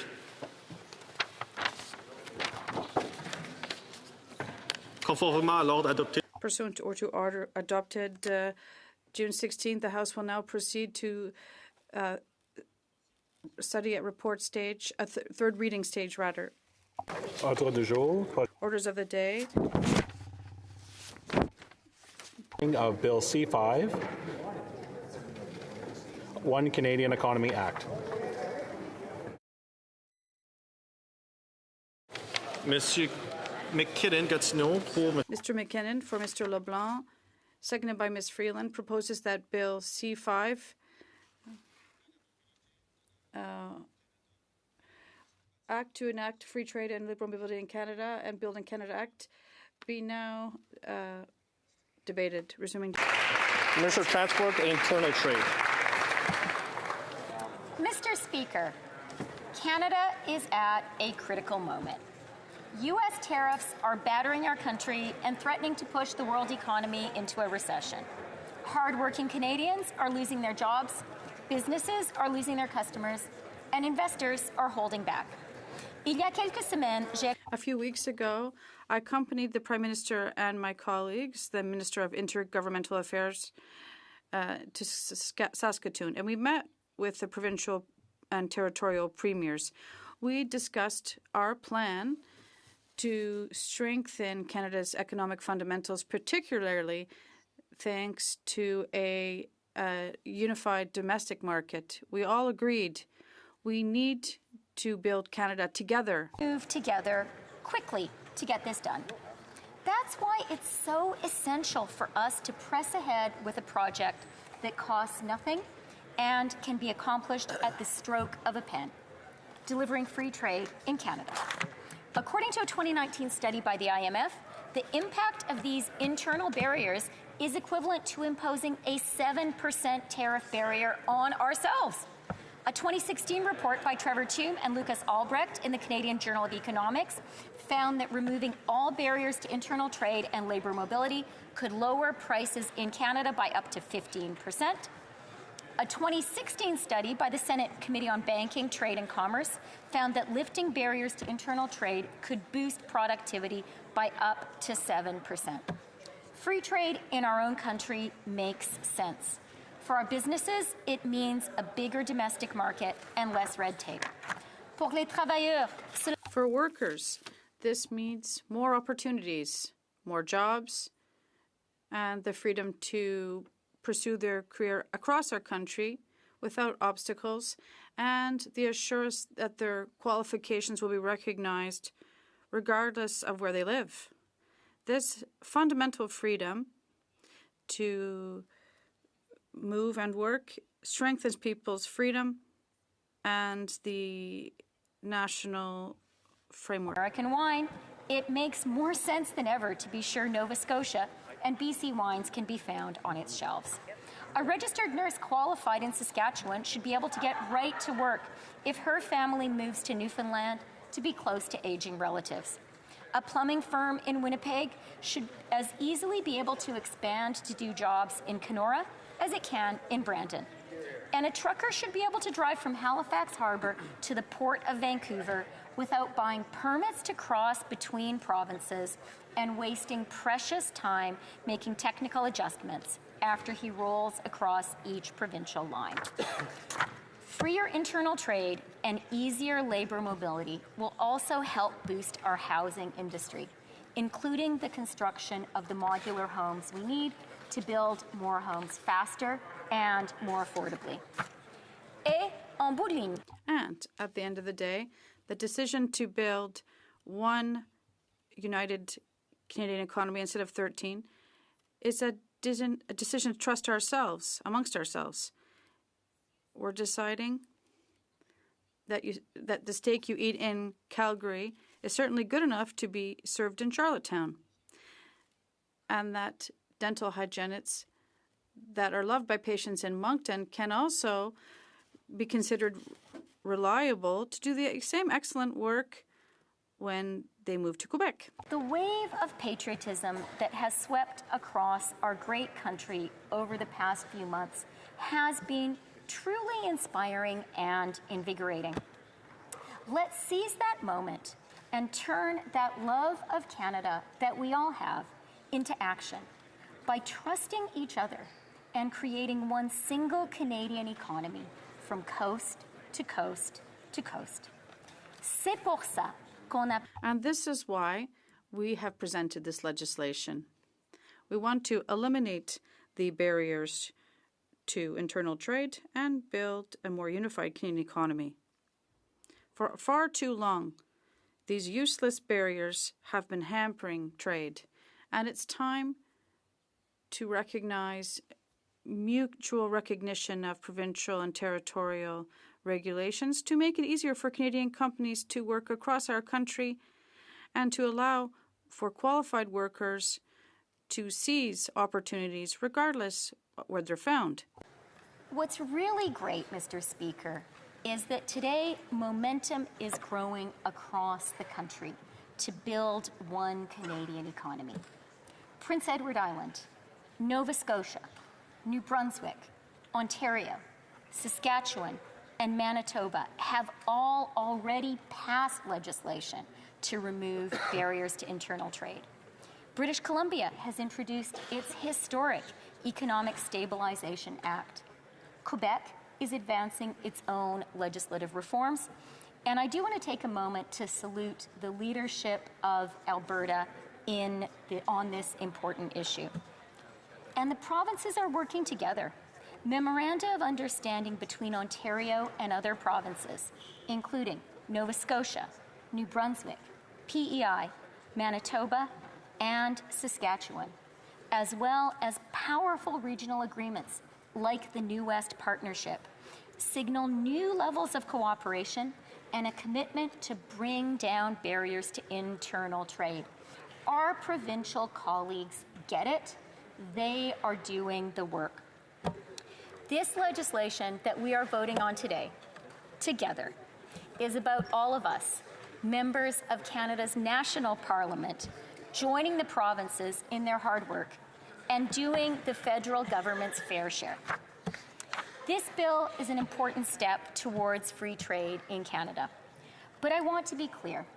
Even after today's historic vote, there will be more work to be done, and it is incumbent on all of us to maintain the momentum, to get to truly free trade, truly free labor mobility across our great country, to really build one Canadian economy. And that's why, on July 8th, the Committee on Internal Trade will meet in Quebec City to push this effort forward, and why on July 15th and 16th, my Department of Transport is bringing together leaders from across the country for a 2-day hackathon in Toronto to cut red tape for truckers. Great idea.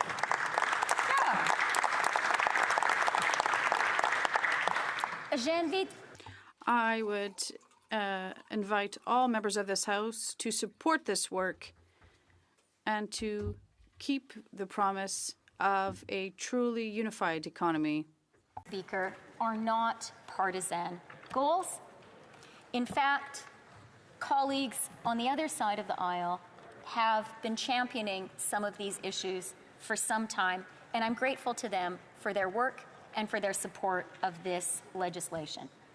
And that is because this bill is about nation-building priorities.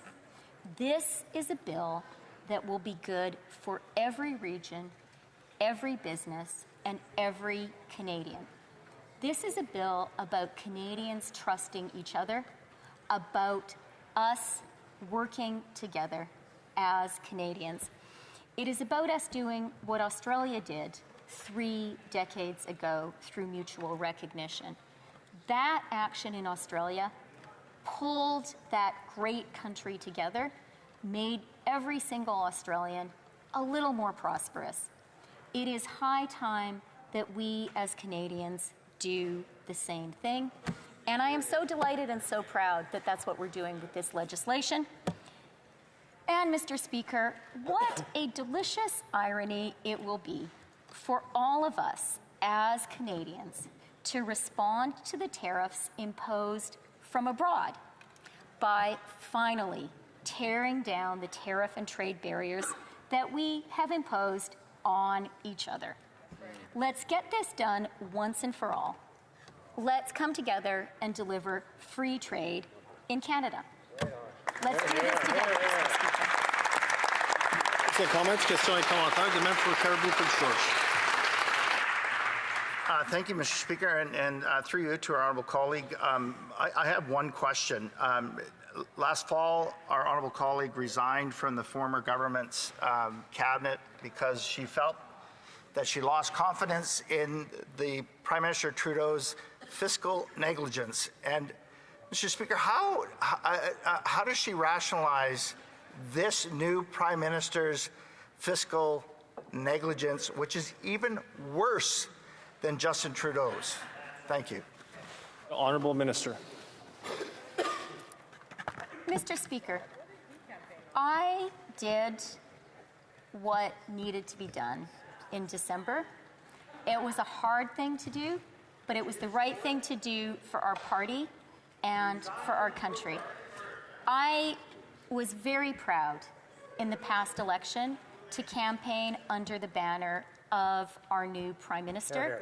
And I am very proud to be advancing legislation which will do what I said in my resignation letter we needed to do, and that is build Canada in response to the U.S. tariffs. Great answer. Questions et commentaires. Questions and comments. La députée de... The member for Beauharnois-Salaberry, Soulanges, Huntingdon. Thank you very much, Mr. Speaker. I think the minister is well informed that the Bloc supports Part 1 of the bill, which she is supporting too as a minister. So I have a little question, a more technical question. Once this bill is passed, the whole issue of dairy producers and slaughterhouses in Quebec could, we think, be accredited federally. In other words, it would quite quickly be certified. So can the minister tell me around how long it'll take for this bill to get royal assent so that slaughterhouses can get certified as federally approved? The Honourable Minister of Transport. Thank you for the question. And I'd like to truly thank the Bloc for its support for this part of the bill. I'd like to point out that the Premier of Quebec, Premier Legault, is also in support of this. He made it clear that we had a constructive meeting, and he said we will continue to promote the great economic ambitions of Quebec to create jobs and to strengthen our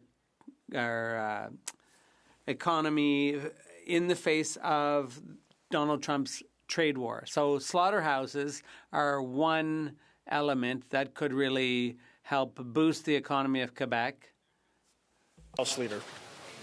I want to thank the honourable member for her speech and also thank her for running on a banner that promised Canadians to build a strong economy. So maybe the minister can talk about how this will impact regions like my region, Southwestern Ontario, and a region that's often facing bottlenecks and interprovincial barriers, what that impact is going to be for workers in our region. Thank you, Mr. Speaker. Minister of Transport and Internal Trade. I'd like to thank my colleague for her question. One thing that I have been hearing from businesses across the country, including businesses in southwestern Ontario, is that our barriers to interprovincial trade are so high that often after a business was strong enough to expand beyond its local market, the first thing a Canadian business would think to do is to export to the United States. And that is very much true of southwestern Ontario with its strong cross-border trade. That is one of the reasons that this legislation is so timely and so appropriate.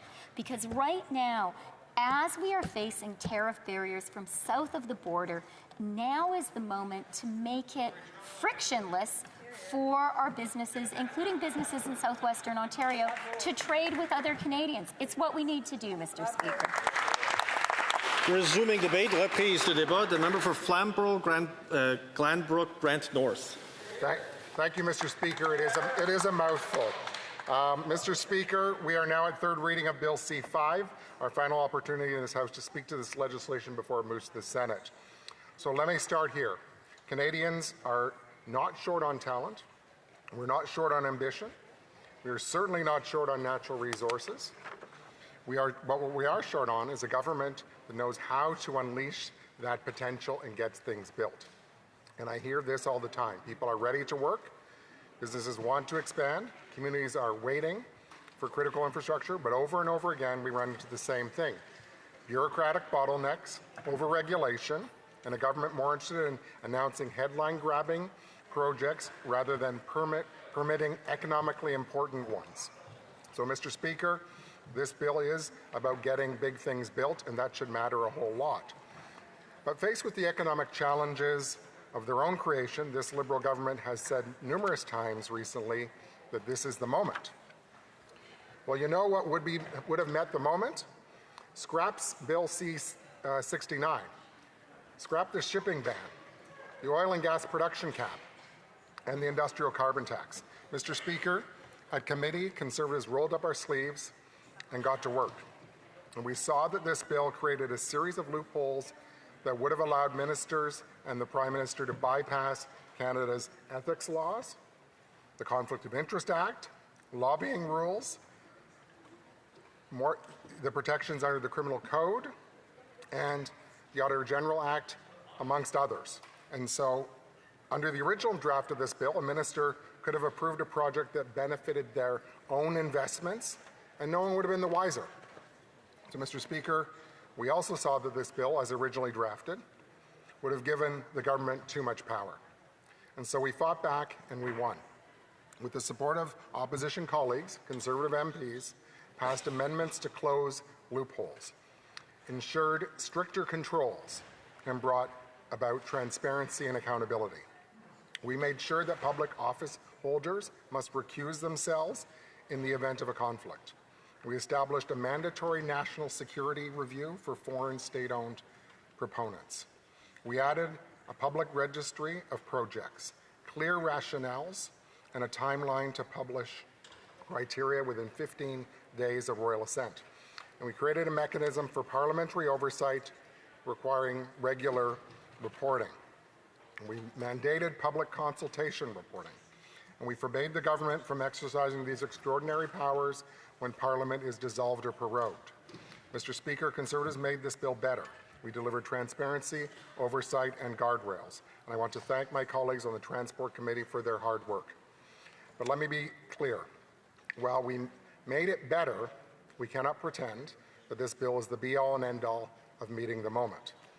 So let's look at part one of the bill, which is about free trade and labor mobility within Canada.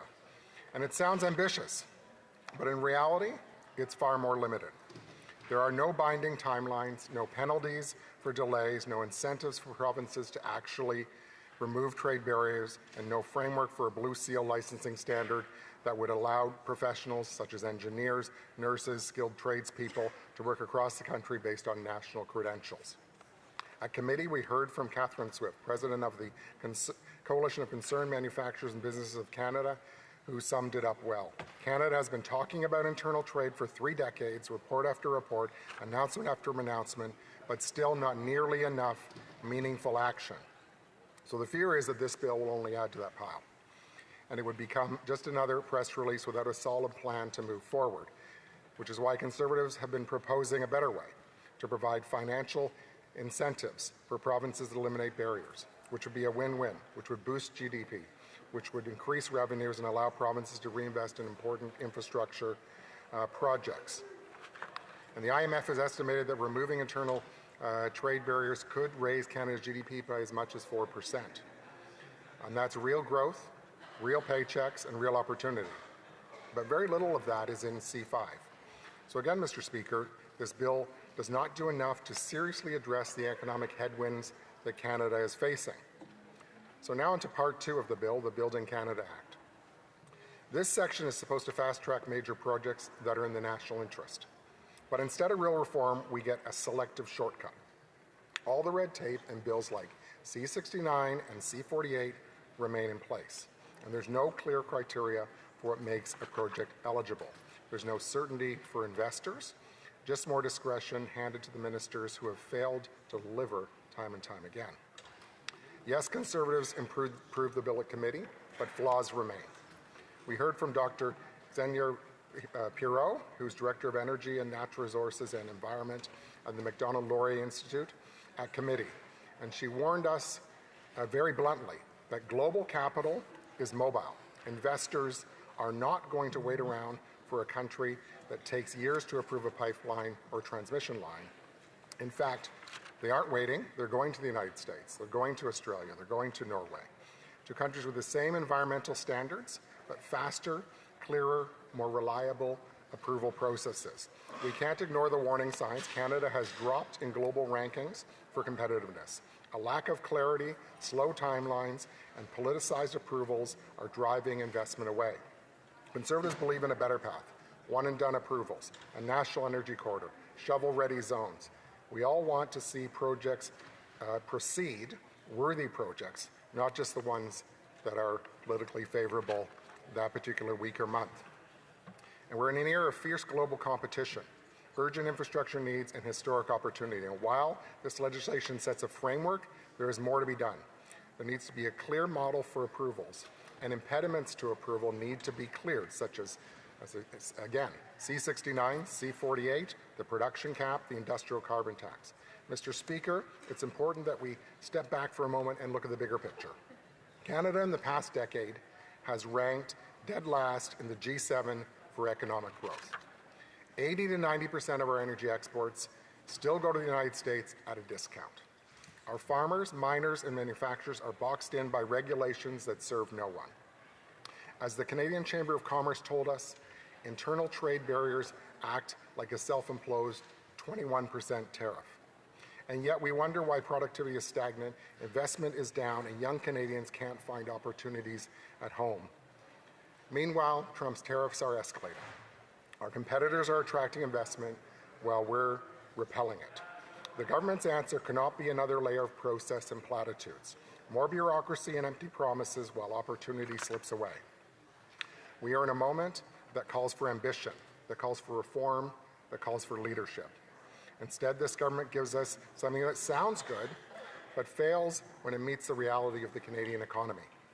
And Bill C-5, despite the title, despite the spin, still doesn't do enough to change that. Mr. Speaker, with the final vote in this House expected shortly, Bill C-5 is poised to become law by Canada Day. Conservatives made it more transparent, more accountable, more secure. We stood up for taxpayers. We shut the back door to insider influence, and we forced the government to answer for its overreach. Conservatives made C-5 better, but many challenges remain. Canada is falling behind because we make it too hard to build, too hard to work across provinces, too hard to trade within our own borders. So, Mr. Speaker, Canada has everything the world wants and needs. We need to address what's holding us back. C-5 takes a small step forward. Is it enough? No.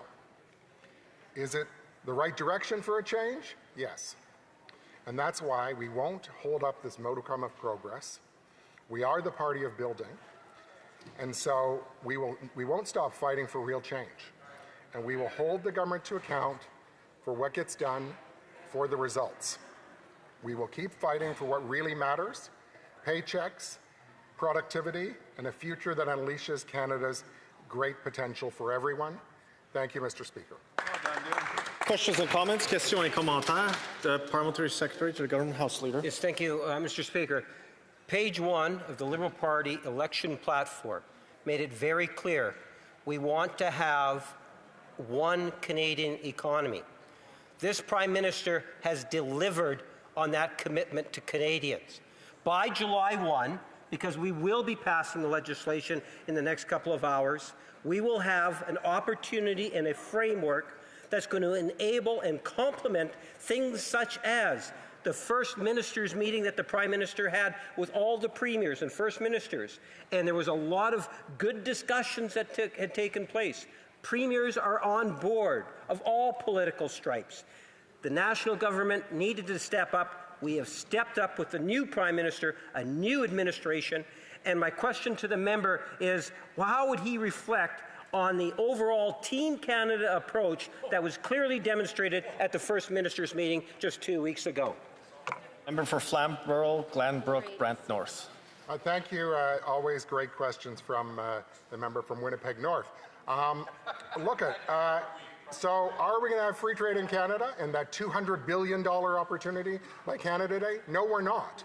There's a framework, but there's a lot to do. And if we just heard the minister's speech, there's still a number of things that are going to happen in July, and a number of meeting of the minds, convening, which is something the Liberal government is very good at. But we're not seeing action. And if you want to talk about a Team Canada approach, I would remind the member for Winnipeg North that the Premier of my province, Premier Ford, has been one of the ones that's called for the scrapping of C-69, as I've indicated, one of the impediments to building things. And that's going to stop them from building projects in Ontario as well.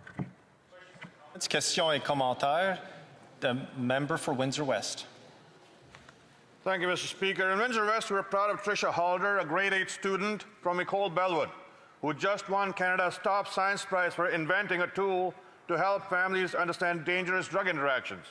Her project was inspired by her love for her grandmother, and it's a reminder of how bright and capable young Canadians are. Meanwhile, this government's Bill C-5 buries billions in new spending with little transparency.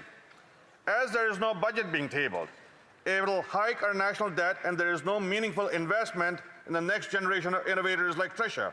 So my question is to my colleague, if a 13-year-old in Windsor can solve real problems with a great science project, what is my colleague's view on the government's failure to table a budget that would help real Canadians?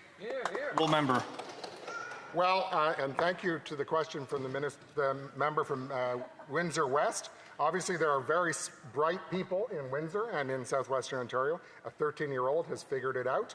And you know what's a shame is that this 13-year-old can't have the future in Canada that she should be able to aspire to because of the policies of the last 10 years of this government. Indeed. And they've had no budget that they're going to be tabling this in this session that's ending today. We're going to have to wait for the fall. So no budget equals no plan. The man with a plan has not delivered a plan at all. Questions and comments? Questions et commentaires. The member for Winnipeg Centre. Thank you so much, Mr. Speaker.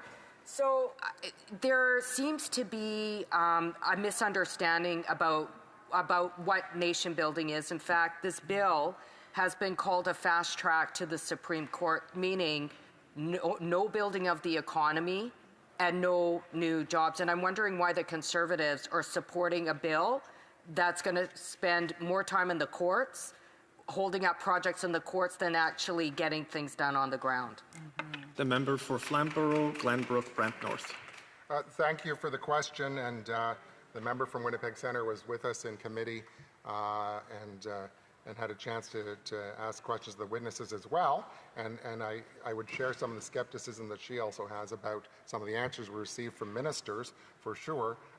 We, as I said, believe C5 is a small step in the right direction, but there's still much to be desired. We did, of course, add amendments that added a number of pieces of legislation that the government cannot circumvent around. One of them was the Indian Act, but there were other things, because otherwise they were being handed a completely blank check and an absurd amount of power to run roughshod over federal legislation. Reprise du débat, resuming debate. La députée. The honourable member for Coatnall, Kawawa Kakchmach Nitassinan. Thank you, Mr. Speaker, and I'm very happy to rise today to speak at third reading of Bill C5. First of all, I would like to thank my colleague from Pierre Boucher Les Patriotes Verchères for all the work that he did in spite of the challenges that we're facing in the current situation with this bill under closure. He got the work done, and the Bloc Québécois team worked with him. And, you know, they did the work that, you know, people elected us to do in this House, that they expect from us. We worked with rigor and seriousness and transparency. And I'm certain that that's what our electors expect of us. And, you know, speaking of transparency, that's one of the issues that I want to bring up today in speaking to Bill C5. It's one of two main elements that I want to discuss. There's the issue of promoters of major projects being exempted from certain laws, and the question of ethics in the second part, Mr. Speaker. So first of all, you'll understand that for myself, for the Bloc Québécois, Bill C5 is something that we are firmly against.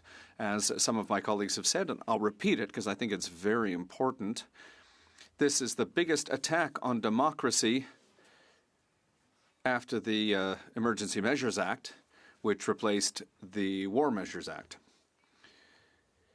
Because what's happening here is that democracy is being circumvented, and I don't think that people who elected members to this House, I don't think there's any constituent out there who's expecting their member of parliament to vote in favor of a bill that circumvents the democratic process. And here I'm not talking about closure, I'm talking about the bill itself.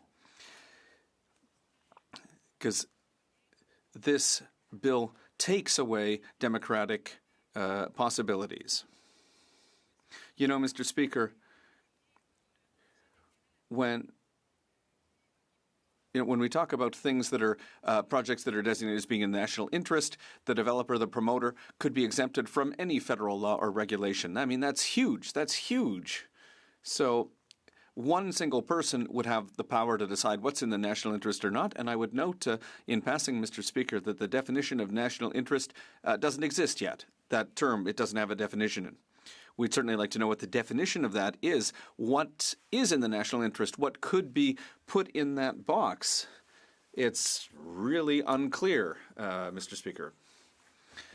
So when we talk about laws, there's there's some laws that we're trying to protect through amendments. I myself put in an amendment to ensure that the Canadian Labour Code was excluded, but whether it be the Fisheries Act, the Impact Assessment Act, and a number of acts to protect endangered species, etc. All these laws can be set aside, and those are laws that are used to ensure that for the people of Quebec, for Canadians, that projects that are undertaken respect the laws and respect the common good. And with C5, well, all of that is just brushed aside with a wave of the hand. Those are laws that were approved by Parliament, that were studied, that were debated in this place, and now the government's saying, well, too bad. With C5, it's above all those other laws. And I think that, when I talk about being above the law, I'm surprised to hear myself saying that, but that's what Bill C5 is. It's a law that's above other laws. I would also add that despite that list of points that should have been taken out, there's Section 21, which indicates that the government can, by decree, ensure that no laws apply. The Official Languages Act, the Income Tax Act, the Criminal Code. So the government, with this bill and with the different schedules, can ensure that developers, promoters don't have to follow laws that have been approved by the House of Commons. So that's the first element that I wanted to bring to your attention, Mr. Speaker. So already from the beginning, it's unacceptable that with this bill we can decide that one law is above all other laws. It also opens the door to ethical concerns. When we talk about things that are unclear and arbitrary, that goes against things that are ethical, and that goes against what our voters expect from us. They want accountability. They want their voice to be heard. That's what democracy is, Mr. Speaker, and yet that's not what's happening with Bill C5. The bill, as it stands right now, would allow the government, by respecting five evaluation criteria, that it could, I say conditionally, take into account, evaluate projects. So strengthening resilience and security would be one of the criteria. Would it bring economic advantages? That's very unclear. Is it possible to do it? That again is very large. Take into account the interests of Indigenous people. And in theory, we've protected the Indian Act in here, but the United Nations Declarations on the Right of Indigenous People, well, that's not necessarily protected here. And there's nothing here that is prescriptive. Contribute to clean growth and to Canada's goals respecting climate change. Well, listen, we know that the criteria or the goals of the government are not those that we would necessarily want to see go forward.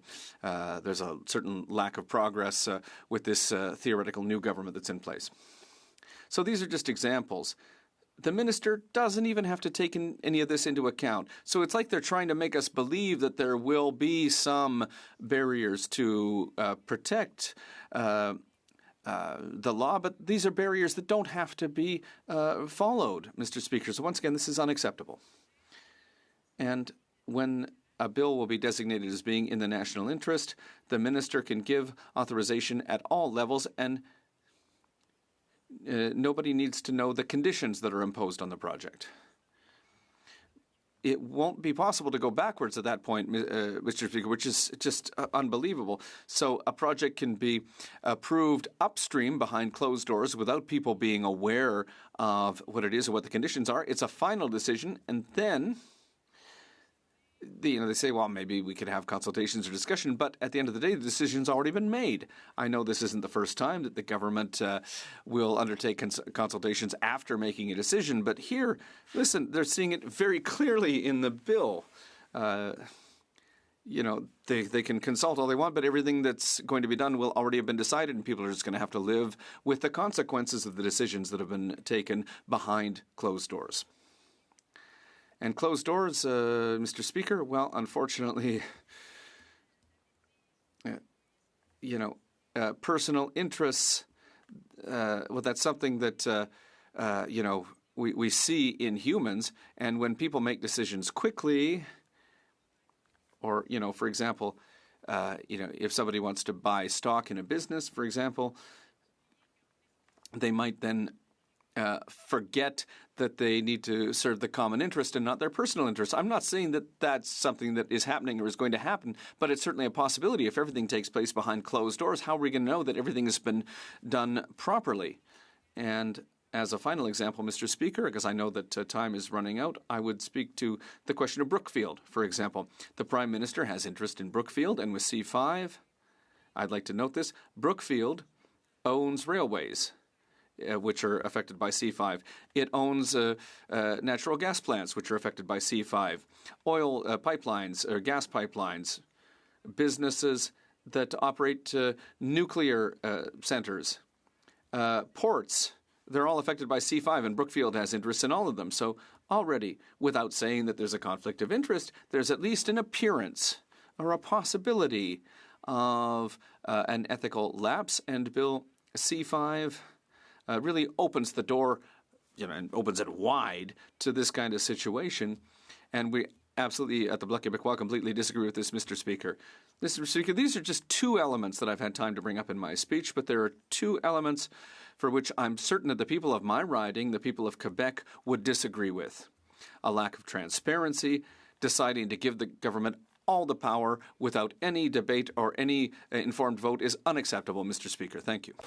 Questions and comments? Questions et commentaires. La députée. The Honourable Member for Rivière-des-Mille-Îles. Thank you very much, Mr. Speaker. I'd like to thank my honourable colleague for her speech on the bill. Less than 2 months ago, we got a clear mandate in the last election. And one of the issues that was in the election was to be able to put some major projects on the table. And in Quebec, there were meetings with the premiers of the provinces and territories, with our prime minister. And the goal was to put big projects on the rails. And in Quebec, there's a lot of talk about hydroelectricity and about connecting Quebec with Newfoundland and Labrador. And I believe that my honourable colleague knows that hydro is very present in her riding, and I expect that there's going to be a major economic benefit to her region. I'd like to know how the honourable colleague will support the bill. She talked earlier about wanting to support what people want. How is she going to vote, knowing that she represents her constituents? The honourable member. Thank you, Mr. Speaker. I'd like to thank my colleague for her work and for her question.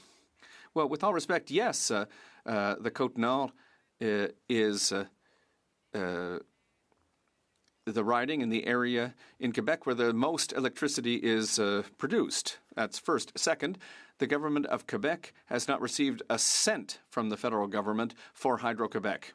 We've never needed the federal government to do that, and we don't need it now, Mr. Speaker. So I think that my riding is doing very well from that point of view in terms of the federal government and its involvement in Hydro-Quebec. We don't need C5 to build hydroelectric production. And, Mr. Speaker, if the government really wants to be interested in what's happening in my riding, I have people who don't have roads, who don't have docks, who don't have airports, and who don't have bridges to get home. There are isolated islands, and that would be a great idea for them to look into. Questions et commentaires. Questions and comments. The member for Souris Moose Mountain. Thank you, Mr. Speaker. I know that the member had a great speech, and she has concerns that I share with her around transparency. And we know that there's some issues around the Prime Minister and his disclosure and conflict of interest reports. And I'm just wondering, what do her constituents think about this lack of transparency for the government? And we know that there won't even be a public list of projects that are in the national interest. How can she go back to her constituents and say that the government is listening to the people when she knows full well that there is no transparency? The honourable member. Thank you, Mr. Speaker. And I'd like to thank my colleague for his question And that would allow me to say that, yes, on the one hand, there's a lack of transparency from the government, but if I'm not mistaken, I believe that his own political party intends to vote in favor of this bill. So for me, it's 6 of one, half a dozen of the other. No matter what side of the House they're on, if everybody votes the same way, well, and doesn't want transparency, I don't see the difference. So I would put the question back to my colleague. Why is he voting in favor of this bill if he feels that there's no transparency in this bill? Thank you. Comments, questions et commentaires. La députée de... The Honourable Member for Beauharnois-Salaberry, Soulange Huntingdon. Thank you very much, Mr. Speaker. I'd like to congratulate my colleague for her speech. It was a very relevant, a very serious speech. She's always very professional. I'd like to ask her to speak because she's our Labour critic. I'm wondering why the government, with its initial bill, maintained the Labour Code as being an unexempted law, and with the work that was noted by our colleague from Pierre Boucher, les Patriotes Verchères, with the support of my colleague from Côte-Nord, means that, we proposed an amendment to exclude the Canadian Labour Code. But why, in her opinion, did the government maintain that exemption? Why did they wait for the amendment? Why didn't they think from the beginning that they shouldn't touch that particular law? The Honourable Member, thank you, Mr. Speaker. And I'd like to thank my colleague for her question. She's a colleague that I appreciate a lot. She takes her work very seriously and does it very well. It's a question that I asked myself as well. Why did they forget that? Why do you have a list like that not where you can add just about any law because of the possibilities that are included in the bill itself? So from my point of view, I think it was written very quickly. And listen, we know that the House had to pass it very quickly, and there was no ability to consult anyone. For me, in the bloc, it's important that we be able to defend certain elements. For example, we talk about the Canadian Labour Code because unions themselves have been asking the question. I heard from the House leaders say that unions support it, but no, some unions don't support this bill. So we need to consult people so we don't make mistakes. Resuming debate, the Honourable Member for Madawaska-Restigouche. Thank you very much, Mr. Speaker. I am here to speak to the One Canadian Economy Act, which will build a stronger, more competitive and more resilient Canadian economy. And I also want to talk about our intention to defend Canada and to implement national projects from Canadians from coast to coast to coast. And I also want to speak about measures that will be put in place to eliminate provincial trade barriers to unleash our economic potential and which will benefit Canada at the national and international level. Mr. Speaker, this bill was at the heart of the commitment that we made to Canadians in the last election. We were clear and transparent. In our platform, we spoke about one Canadian economy and not 13. And in order to do that, we've started by eliminating internal trade barriers. We also spoke during the campaign about building projects that are in the national interest. And in recent days, I have to say I was a bit surprised to hear colleagues from the opposition say that they were surprised with the contents of Bill C-5 because, listen, our intentions were clear, black on written black and white, and we made that clear during the campaign. We wanted to strengthen and unify the Canadian economy. And in our plan, there are over 8.5 million people in the country who voted for our ambitious plan to unify Canada's economy. It's the highest number of votes ever obtained by a political party in a federal election in Canada. So maybe what people are surprised about, colleagues in the opposition, is with how quickly we've been able to deliver the goods. In just 4 weeks in the House of Commons, we've put in place concrete measures to strengthen internal trade and to facilitate the major projects with Bill C-5. And that's without taking into account other measures like a tax cut for Canadian families and our historic investment in defence. So I think that what the opposition is surprised by is the extent to which we're determined and able to take concrete measures to strengthen our economy and respect the promises that we made during the election campaign. The positive reactions to Bill C-5 have been many and varied. For example, the Chamber of Commerce of Canada has said that the time has come to take audacious measures so that nation-building projects aren't delayed. I organized a meeting with the Chambers of Commerce in my riding of Madawaska-Restigouche, and I can tell you, Mr. Speaker, that there's certainly major interest for the different legislative measures that we've introduced in the last month here in Ottawa. And that enthusiasm, well, listen, I understand it because we are at a key moment in our national history. The world is changing quickly. The rules of the economic game around the world are changing, and we're also dealing with tariffs from the United States. We didn't ask for a trade war, but one thing is clear. We will do whatever it takes to build sustainable prosperity for Canadians. And we also have we can't count on stability of access to markets around the world. If we want to improve our quality of life and make life affordable, we need to quickly strengthen our economic foundation here in Canada. And it's important to understand that the best way to make life more affordable for Canadians is to get to work to build a strong Canadian economy. And that will allow us to ensure that programs that allow Canadian families to save thousands of dollars a year can remain in place. Having a strong economy means that we can unleash the full potential of our country. It's time to transform the way that we do business as a country. Bill C-5 shows our government's clear intention to move forward in a proactive way on projects that are in the national interest that will lead us into the next era of Canada. These are projects that will stimulate economic growth, strengthen our energy security and supply chains, and will create long-term prosperity. Once we've determined that a project is in the national interest, it will go forward. Not in 10 years, but now, Mr. Speaker. There will be one single federal approval that will be given, and the current system of many approvals that overlap will be set aside. It's important to act urgently. It's a question of certainty and Canadian leadership. We need to show leadership at the international level. We need to send a clear signal to investors that Canada will be able to build these major projects. And that's why the government will put in place a new federal office for major projects. This office will be a one-stop shop for those who want to build these projects, making it easier for these to move forward. The Federal Major Projects Office will be at the heart of building Canada's most important infrastructure projects. And it will ensure transparency. Instead of getting lost in a government labyrinth of bureaucracy, there will be a single point of contact for developers, and it will be the single point of contact that will have to show progress on projects. This will allow us to put into place a one project, one evaluation, as was our promise in the election. That means less bureaucracy, more certainty, and better results, not only for investors, but also for workers, communities, Indigenous people, and the environment.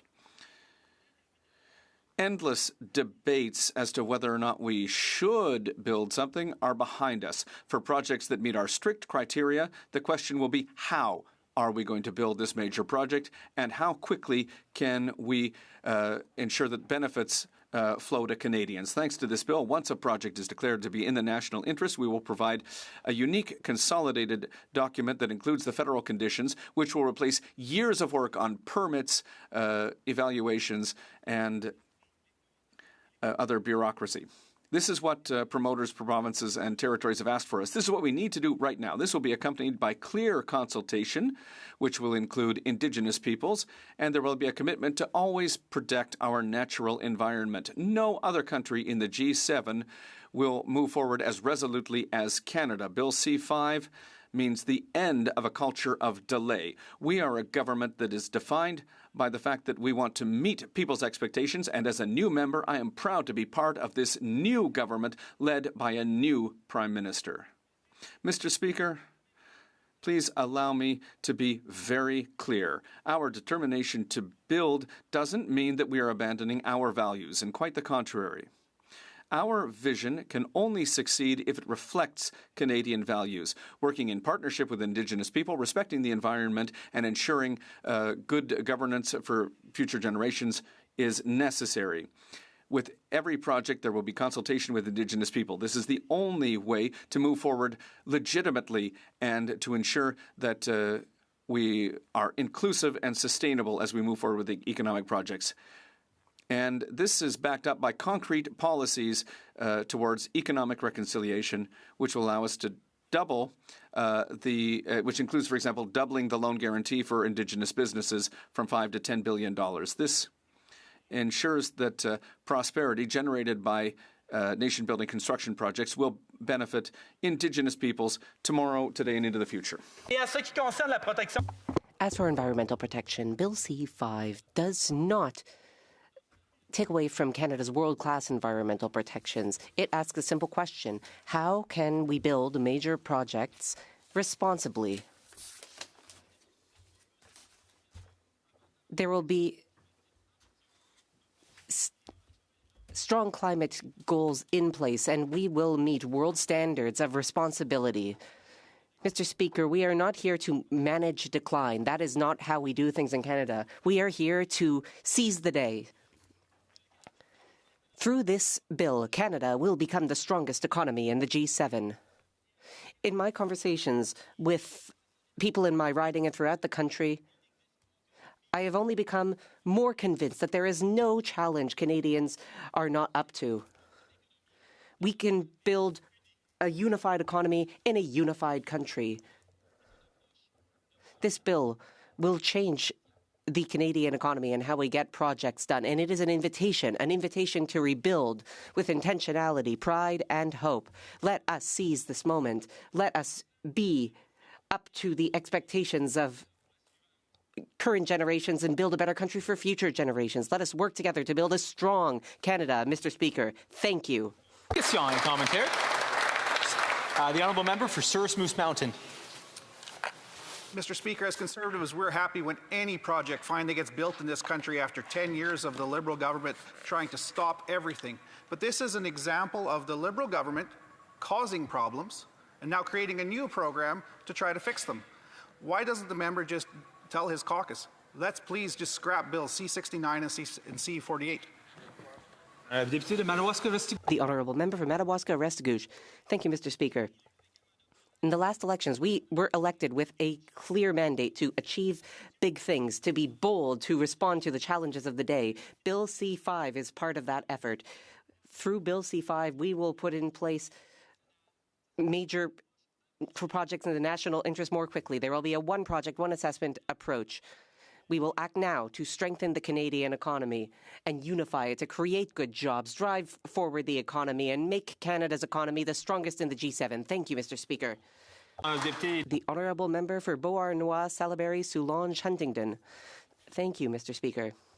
I very much appreciated the passionate, I would say, speech from my colleague across the way. I would congratulate him because he is a new MP. Now, he mentioned a one project, one environmental assessment approach. I would like to hear him say a little bit more on that, because today the Premier of Quebec restated to the Prime Minister of Canada that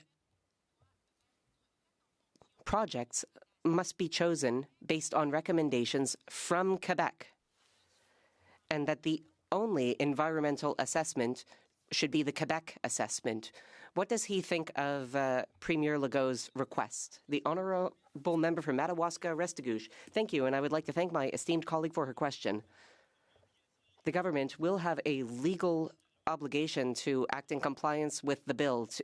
We will speed up major projects while also applying stringent standards and respecting Indigenous peoples. Current bodies will carry out assessments to ensure that both Canadians and the environment are protected. The government will consult with other departments, provinces, territories, and Indigenous peoples to ensure the job gets done right. Thank you, Mr. Speaker. The Honourable Member for Rivière-du-Mille-Île. Thank you, Mr. Speaker. I'd like to thank my honourable colleague for his lively and dynamic speech. As he comes from New Brunswick, I would like him to say a little bit more about certain aspects of this bill. One part of this bill would be lifting federal barriers to workforce mobility and internal trade. How will his New Brunswick riding benefit from this major change that will be brought in by the bill? The Honourable Member for Madawaska-Restigouche. I would like to thank my honourable colleague for her excellent question. I consulted chambers of commerce in my riding. I spoke to people on the ground, and everyone was clear. They want less red tape and more internal trade, especially given the context of uncertainty due to U.S. trade actions. We are a border riding with 5 points of entry, so our economy in my region is strongly integrated with the economy of the United States. Entrepreneurs in my riding are especially interested in this bill because it will expand their access to markets in other Canadian provinces. The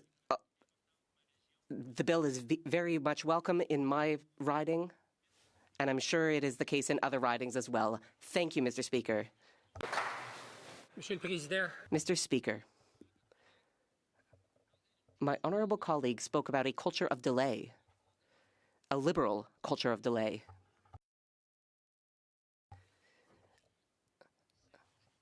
I speak with experience when I say that it is hard to change a culture. It takes time. Words aren't enough.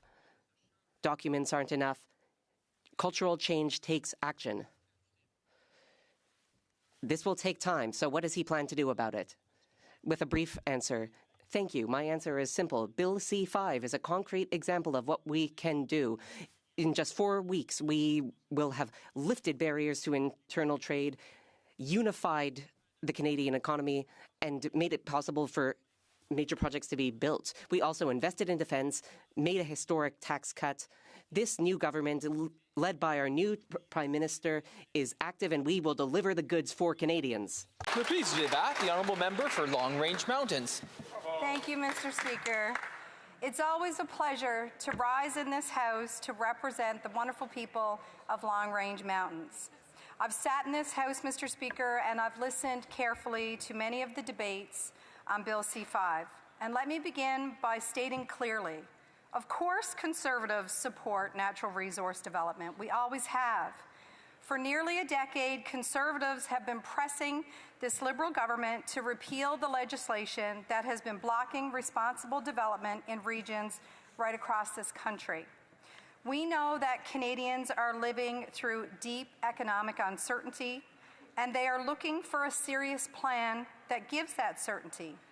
But they also want to create competitiveness to the private sector and have a plan that creates jobs, attracts investment, and delivers hope for the future. The Building Canada Act is the government's answer to this moment. And as Conservatives, we agree with Building Canada and creating growth in our economy. In fact, Mr. Speaker, I campaigned on it.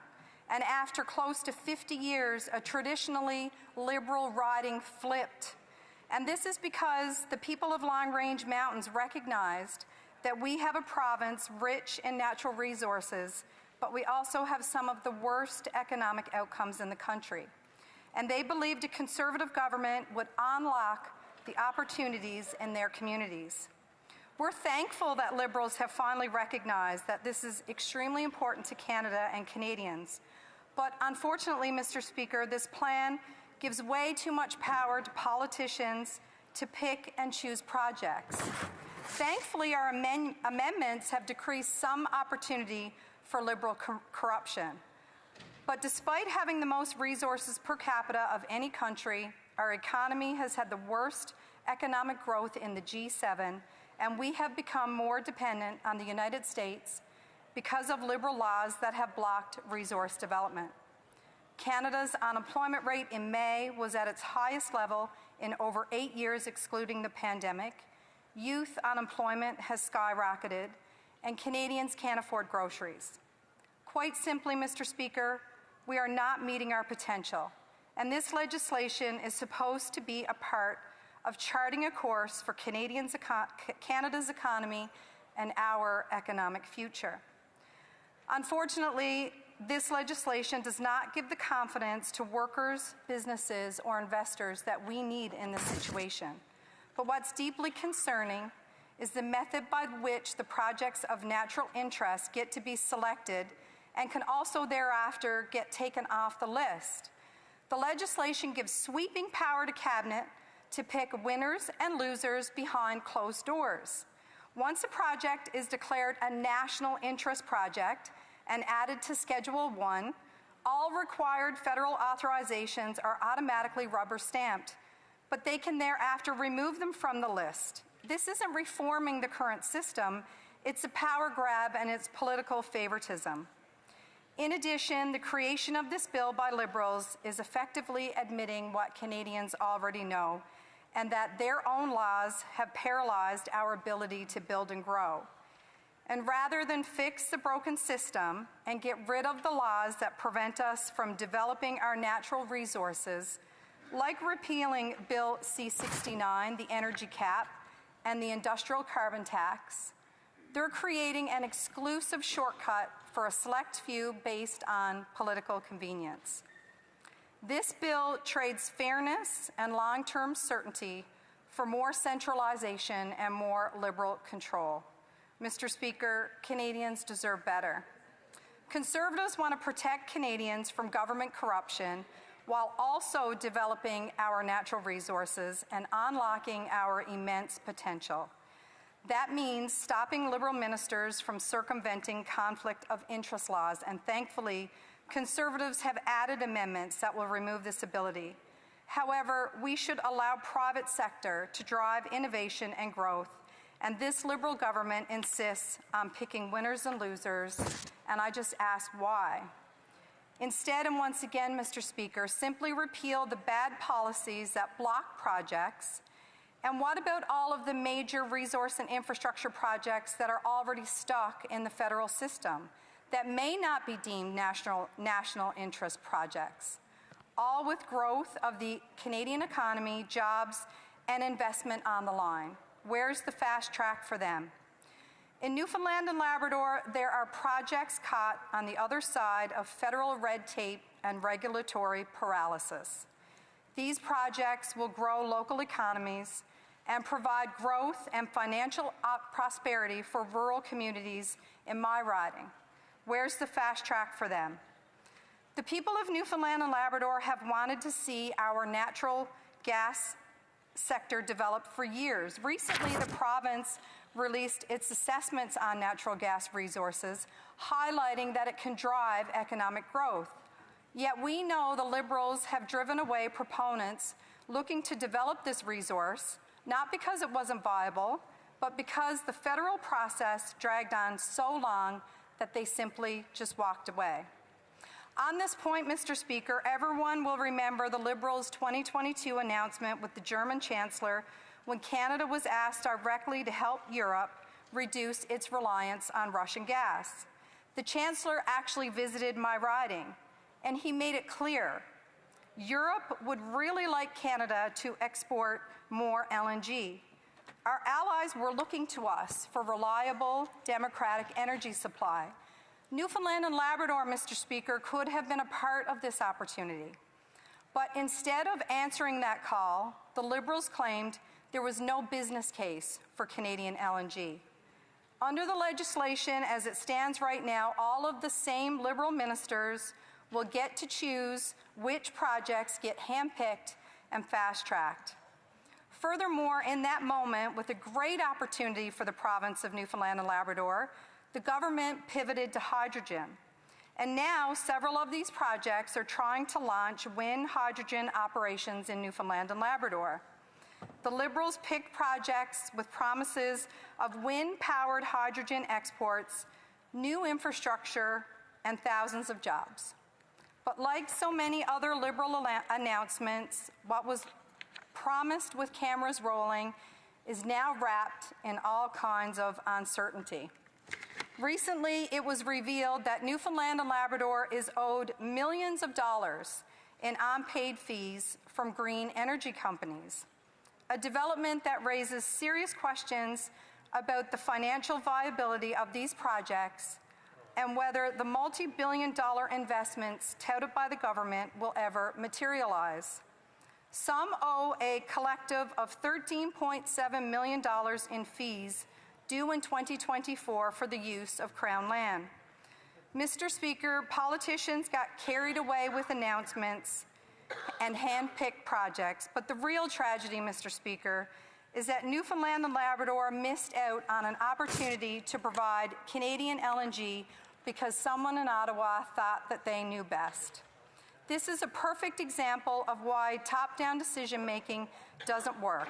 It's not just about energy policy, it's about trust and credibility.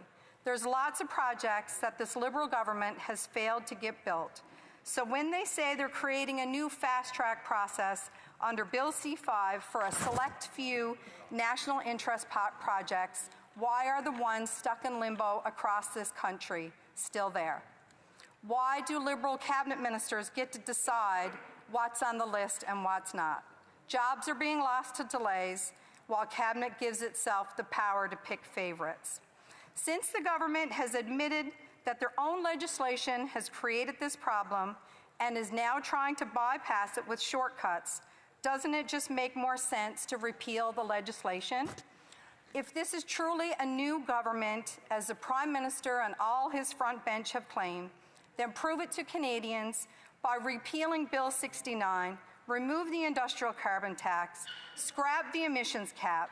These measures will restore certainty, ramp up our economy, including our rural communities, so we can become a self-reliant, sovereign, and independent country. In the meantime, as Conservatives, we intend to hold the government to account on this legislation to be sure Canadians are protected against Liberal corruption. Thank you, Mr. Speaker. Questions and comments? Question et commentaire. The honourable member for Winnipeg North. Yes, thank you, Mr. Speaker. And I can assure the member, you know, she makes reference to a new government, and it is, in fact, a new government administration, a new Prime Minister. And there have been very much tangible actions that we have seen since April 28, just a number of weeks ago, where we have a Prime Minister working alongside the Liberal caucus, presenting legislative initiatives such as the one that we're debating today, which was on page 1 of the election platform, and we are checking it off. It will, in fact, pass.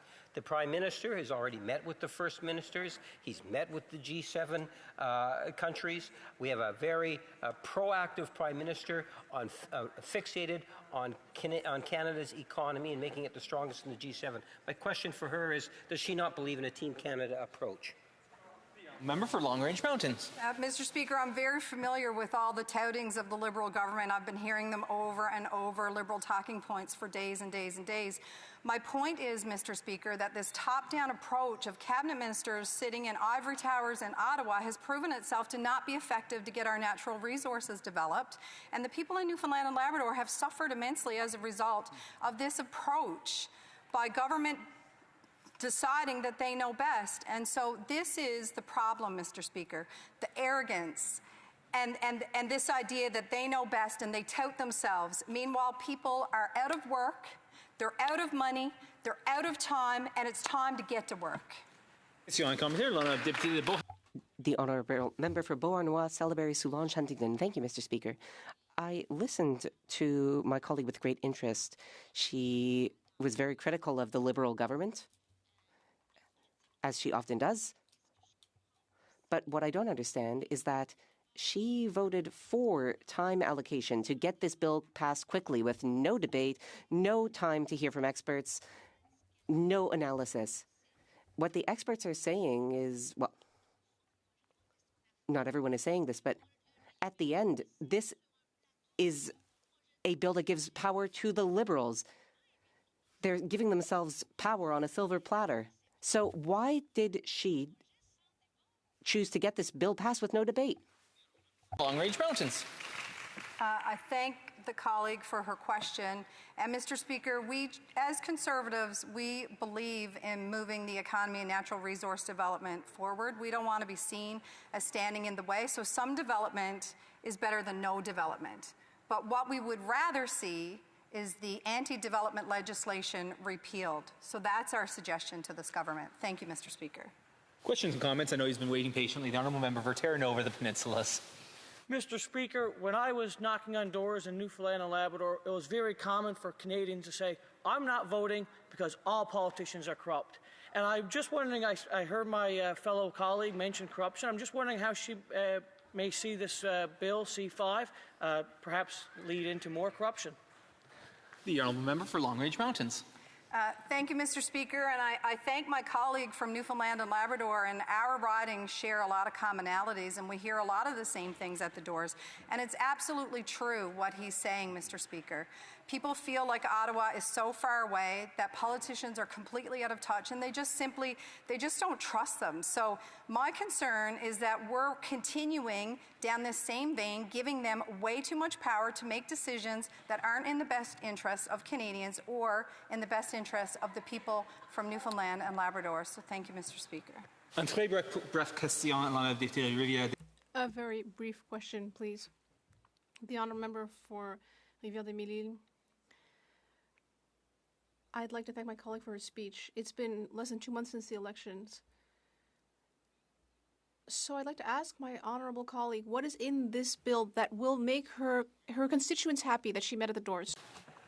Well, Mr. Speaker, I'm not sure if the honourable, if my colleague was listening throughout my speech, but several times I made a plea to the government to repeal the anti-development legislation. That's what would make the people of my riding happy. Thank you very much, Mr. Speaker. Resuming debate, reprise du débat, l'honorable député. The honourable member for Beauharnois, Salaberry-Soulanges, Huntington. Well, you're very good at saying my riding name, Mr. Speaker. Congratulations. It's not easy to say.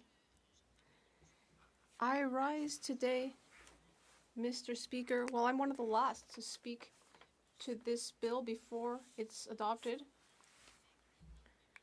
And I still have a great many questions about it. And that's only to be expected because this is a bill that we did not debate much. We practically didn't have any witnesses. There were not many amendments. There wasn't time to propose them. And my main concern is that this bill was brought in at high speed to respond to the tariff crisis. I'm not an engineer. I'm a social worker, manager. I manage shelter beds. But ultimately, I don't understand how this bill is a response to the tariff crisis. Mr. Legault, the Premier of Quebec, said recently that he had spoken to the Prime Minister of Canada and asked him to act quickly to help the sectors that are being affected today and that have been being affected for several weeks by the American tariffs, like the steel and aluminum sectors. And especially the forestry sector, which we don't hear the other side talk about very often. It seems that they struggle to use the word forest or the phrase forestry industry. And so Mr. Legault said to the Prime Minister that we need to do something to help these rural regions of Quebec, for example, where there's the forestry industry, where there are good jobs in the forestry industry, and yet the sector is having difficulty. And I just don't see how this bill is going to change things. I don't see how it's going to improve things for people in the forestry sector in Quebec or the steel and aluminum sectors. Mr. Speaker, I rather think that this is a pretext to act quickly, grab more powers, too many that are like the Emergencies Act, in fact, and yet there's nothing to justify that level of urgency. There's no reason we should be rushing through the debate on such an important piece of legislation, which is going to transform how government does its work. And there's real concerns about the democratic process here.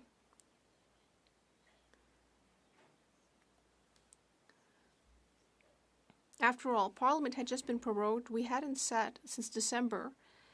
So why is it that the first thing they did after arriving was bring in a bill that they didn't want any debate on? Perhaps I'm a bit suspicious But it seems like they just wanted to quickly dash off this bill, rush it through when people are having barbecues, they're relaxing, and they're not going to look too closely. So the government won't have to be accountable. And it's even worse when we look at the Conservatives, because they're complicit in this. Remember the last session, our Conservative colleagues were calling us the Liberal bloc.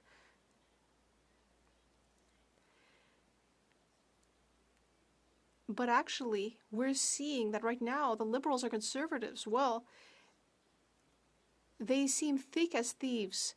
They always lately seem extremely happy together. They're both delighted because they're going to be able to impose their views on others.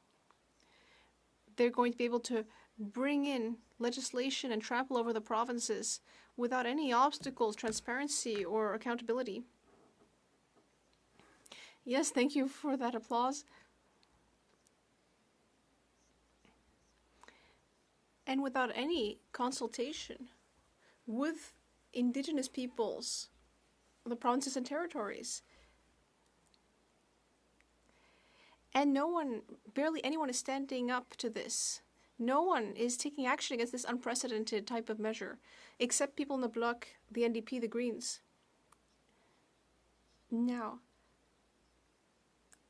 I have not gotten an answer anywhere for the question I asked at the beginning. I think we're being scammed because there's nothing to justify the urgency that the government is trying to put before us to justify this bill.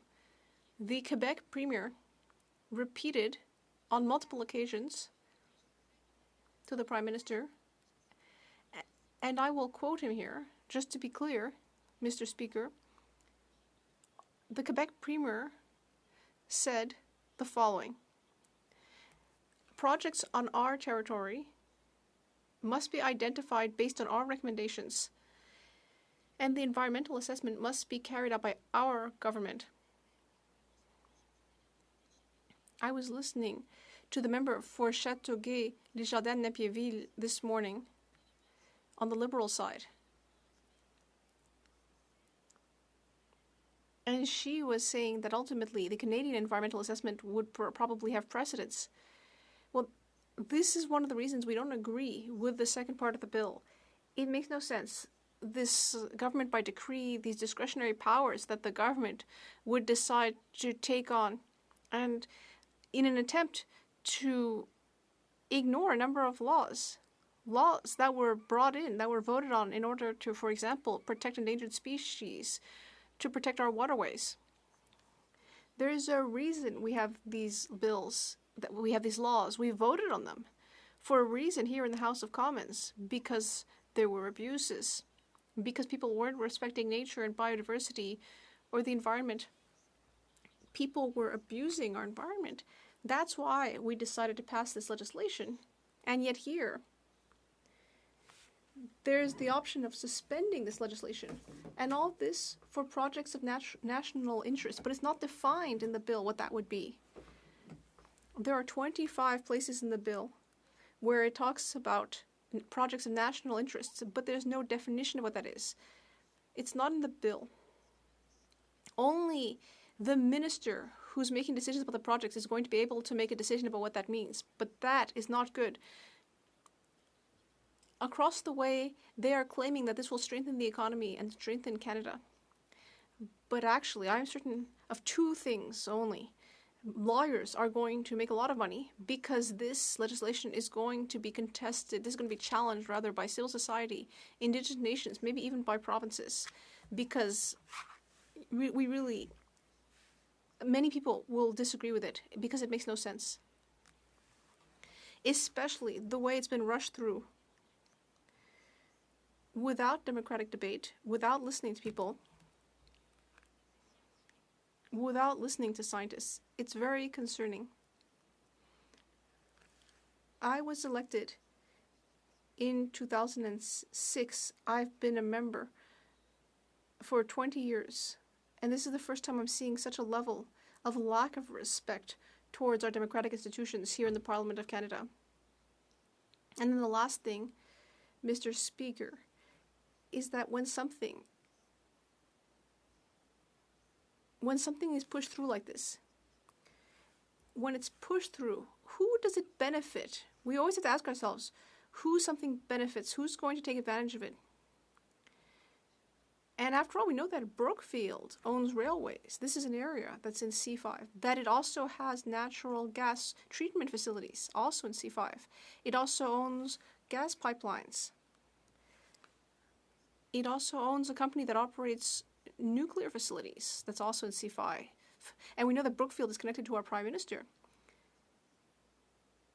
So does the Prime Minister stand to gain from all this? Is he not at any rate giving the appearance of a conflict of interest? West. Oh. Merci beaucoup. Thank you, Mr. Speaker. I'd like to thank my colleague for her speech. We haven't had many opportunities to work together, but I know that she's very much respected here in Parliament. So when she's using a word like scam, to scam, I'm sure she understands that that's an exaggeration. Perhaps the member can speak about the fact that Canadians have given us this mandate. That's the mandate that Canadians handed us.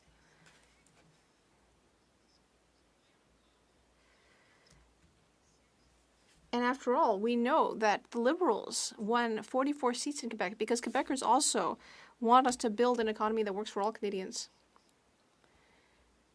And I'm sure they wouldn't be hearing, they're not happy to be hearing my colleague throw around the word scam. The honourable member, I'd like to thank my colleague for her question. I don't think Quebecers voted to have Liberals simply implement the Conservative agenda.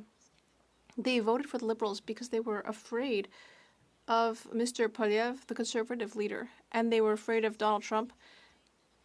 So they felt safer with the current Prime Minister. But they certainly did not vote for a bill that is going to impose pipelines and other projects they don't want on them, on their territory, without any kind of discussion about it all, about the environmental assessment. I don't think that's what Quebecers rather voted for. The honourable member for Mégantic, l'Érable, Lobinière. Thank you, Mr. Speaker. I'd like to thank my colleague for his speech. Of course, we don't agree on this topic.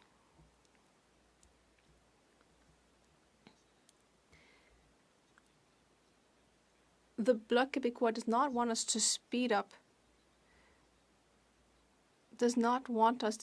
projects, especially projects that involve emissions, like liquefied natural gas and oil pipelines. But there is something we agreed on, the lack of transparency displayed by this Prime Minister. She spoke about that at the end of her speech. That's something that's very, very concerning. And in fact, there were amendments that both we and the Bloc Québécois agreed on to ensure that the government would not be able to ignore ethical regulations. So I'd like to hear from my colleague about the various conflicts of interest and concerns we have here. The honourable member for Beauharnois, Salaberry-Soulanges, Huntington. I'd like to thank my colleague for his question. I wish I could give a longer answer, but we do agree about certain important amendments, removing the Official Languages Act, the Labour Code Act, the Indian Act, that they be withdrawn from Bill C5.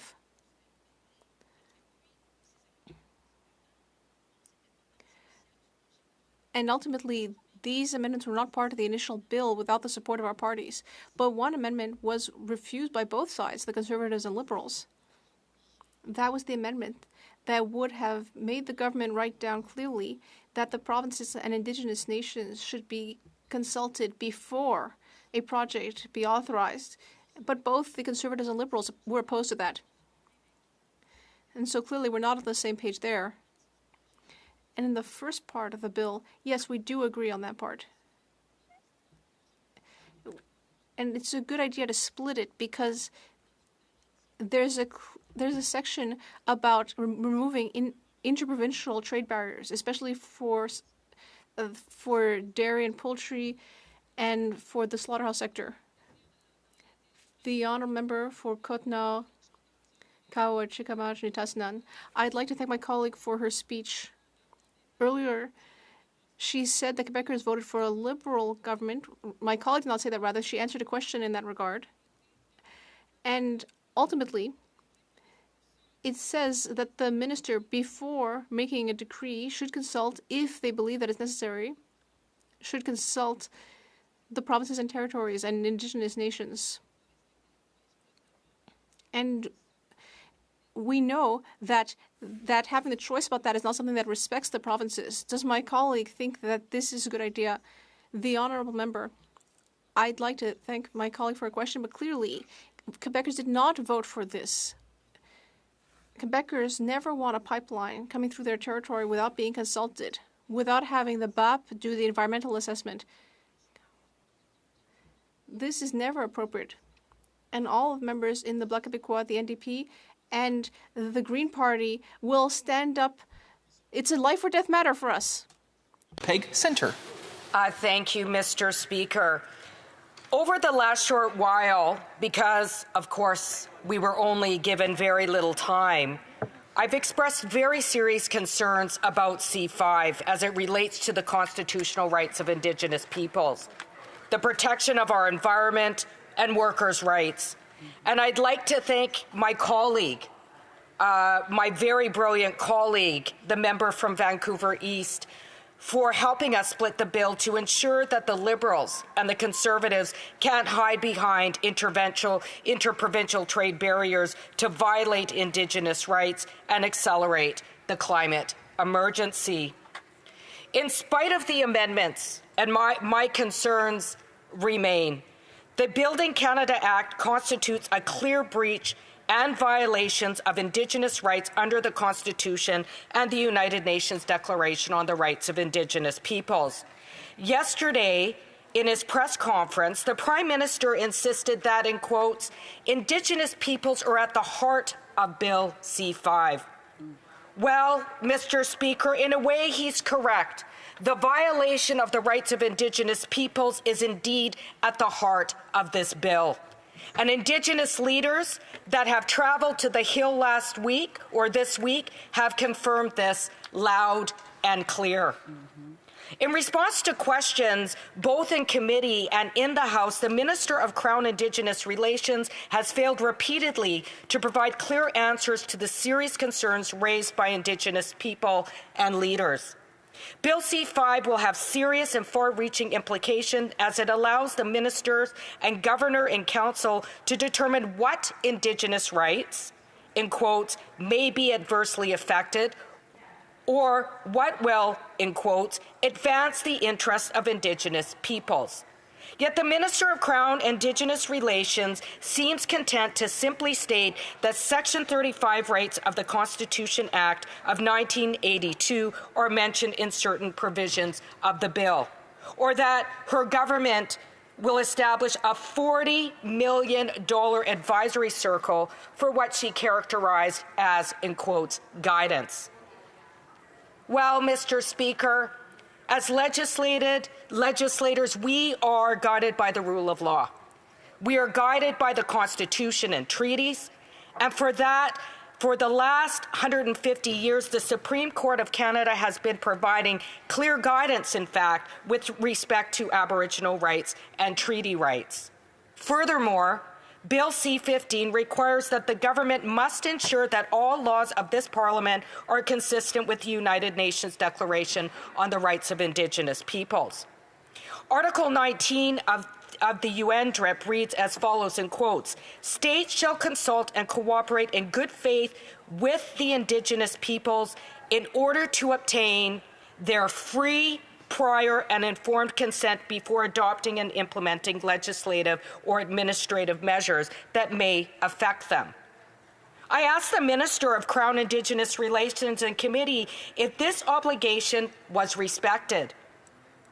Her response? The answer was no. Why? Because Bill C-5 was, in her words, an accelerated process. The minister likes to point out that Section 35 rights are mentioned in Bill C-5 and will be upheld, but always remains unconvincingly vague about how her government will achieve that. Allow me, Mr. Speaker, to provide just one example. around modern land claims agreements. So modern land claims agreements considered as treaties under Section 35(3) of the Constitution Act 1982 contain distinct environmental and review processes in which the Indigenous signatories have a direct involvement and participation in decision-making and appointments. These processes have now been replaced by ministers and the Cabinet under Bill C-5. This constitutes a substantial amendment to these treaties and agreements. And this normally and legally requires the consent of Indigenous signatories. Consent has not been obtained from Indigenous peoples to make these substantial changes. In fact, the Grand Council, the Grand Chief of the Grand Council of the Crees, in his correspondence with this government, correctly reminds us that the James Bay and Northern Quebec Agreement is a modern treaty within the meaning of Section 35 of the Constitution. And as such, it has a constitutional status that prevails over any inconsistent legislation. Consequently, Grand Chief Wapache has specifically proposed that the following, in quotes, that the proposed Building Canada Act expressively provide that it shall not apply to any project to be carried out in whole or in part in the territory covered by the James Bay and Northern Quebec Agreement.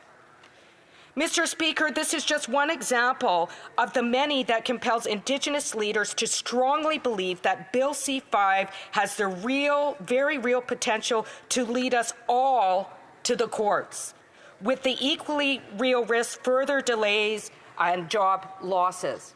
We're not building a strong economy. We're building cases for the Supreme Court of Canada. It is the kind of legislative behavior that has held the federal government, or that has resulted in the federal government spending between $500 million to $1 billion annually fighting Indigenous peoples' rights and status in courts. As Grand Chief Elvin Fiddler claimed, in quotes, if you pass this Bill C-5, it will be a long, hot summer. We will not sit idly by and watch any government, whether it's Ontario or Canada, to come to our territory and take whatever they want because it is ours. And it's not just the rights of Indigenous peoples that are being violated. The Building Canada Act risks eroding workers' rights, giving the minister the ability to bypass critical legislation protecting workers, eroding standards surrounding health and safety. And even beyond these glaring attacks on workers, Bill C-5 would also be a job killer, since the government failed to undertake the necessary consultations, fulfill their constitutional obligations meaningfully, that this legislation will inevitably get tied up in the courts, stalling any sort of economic growth. Beyond these issues, countless environmental organizations have warned that Bill C-5 will accelerate the climate emergency, placing countless people across Canada at risk. In fact, 1 in 4 Canadians are suffering the adverse health impacts resulting from the climate emergency. EcoJustice says the bill gives, in quotes, sweeping powers for the Prime Minister and his cabinet to exempt major projects from Canada's most important federal health, safety, and environmental laws, and that it encourage, in quotes, backroom politicking and closed-door negotiation with powerful corporations. Right now, half our country is literally on fire. And when 1 in 4 Canadians, as I said, health is being impacted by extreme weather events, and these events will only, we know, weakening environmental standards will only make this worse in the future. Nobody voted for an undemocratic concentration of power, violations of the rights of Indigenous peoples' constitutional rights, environmental degradation, or attacks on workers. Right now, the Liberals and being supported by the Conservatives, in fact, Mr. Speaker, are together holding our country hostage to prioritize big corporations' interests over everything else. We urge the government to slow down, to reflect, to not let this bill go through in its current form. We urge the government to honor its obligation to obtain free, prior, and informed consent and significantly amend this bill to uphold constitutional obligations. Thank you, Mr. Speaker. Questions and comments? Questions et commentaires. The honourable member for Winnipeg North. Yes, so thank you, Mr. Speaker. And I am disappointed in terms of the approach that the NDP have chosen to take on Bill C-5. The member and I both represent Winnipeg ridings. Both of us understand what it is that Canadians and Winnipeggers in particular are wanting to see. They are very much concerned about the economy. They're concerned about jobs. They like the aspect of having a one Canada economy. We have a premier in Wab Kinew who understands that and has been working with other provincial jurisdictions, participated in the First Minister's conference that was hosted by the Prime Minister. There's a great team approach. Yet we have the NDP playing, and they're just becoming more and more isolated, irrelevant to the whole debate. My question to the member is, why does she not recognize what the people of Winnipeg and Canada actually said during the last election? They want a one Canada, one economy. The honourable member for Winnipeg Centre. Thank my honourable colleague for his question, and thank goodness for the member for Vancouver East for splitting the bill. The NDP does support removing interprovincial trade barriers and will be voting in favour of that part of the bill. But what we won't vote in favour is violating constitutional rights, violating the constitutional Section 35 rights of Indigenous people, violating Section 35(3), constitutional obligations being violated, violating UNDRIP, violating environmental standards, violating the health and safety of workers. We will be proudly voting against this nation-building scheme that's going to end up in the Supreme Court of Canada. Thank you. Comments, questions et commentaires. L'honorable député de... The honourable member for Bois-Noir-Salaberry-Soulanges-Huntington. I thank my colleague for her very heartfelt speech. I hope that parliamentarians will take note of her speech and that it might change their opinions. Here's what I'd like to hear her speak to.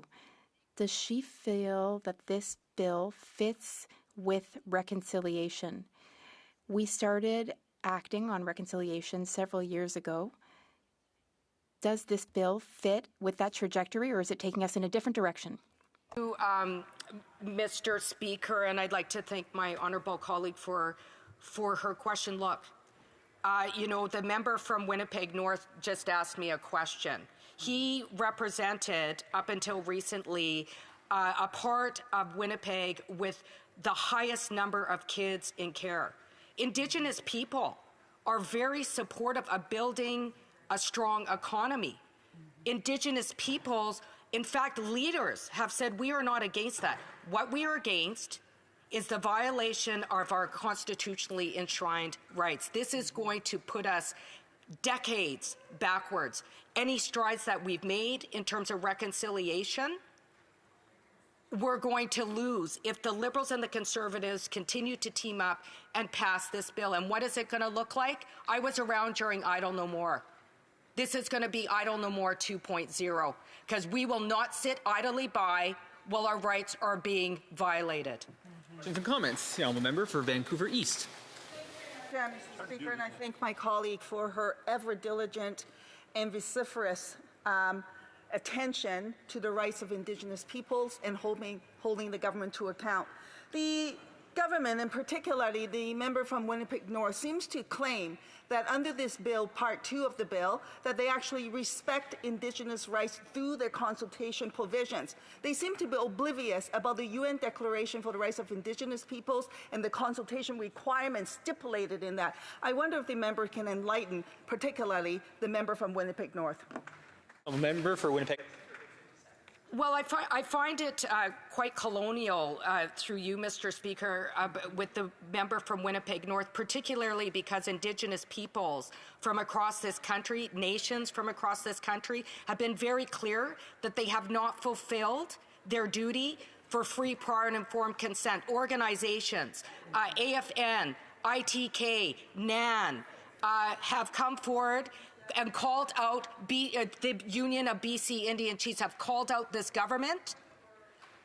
They have not received. I have a point of order from the member for London West. Thank you, Speaker. I just want to make sure that we use parliamentary language. Calling any name and another member of parliament is not accepted, so maybe the member could retract that. Yeah, I would just ask all colleagues to be judicious in language, and if the member would be willing to retract the one offending word, we can carry on. It'll be about 10 seconds left for her response. I won't retract the word calling this government colonial. I will not. I said his words were his approach, and I... Order. The time has now expired for that. I will take it under advisement, and if necessary... I thank the member from London West. We will take under advisement, and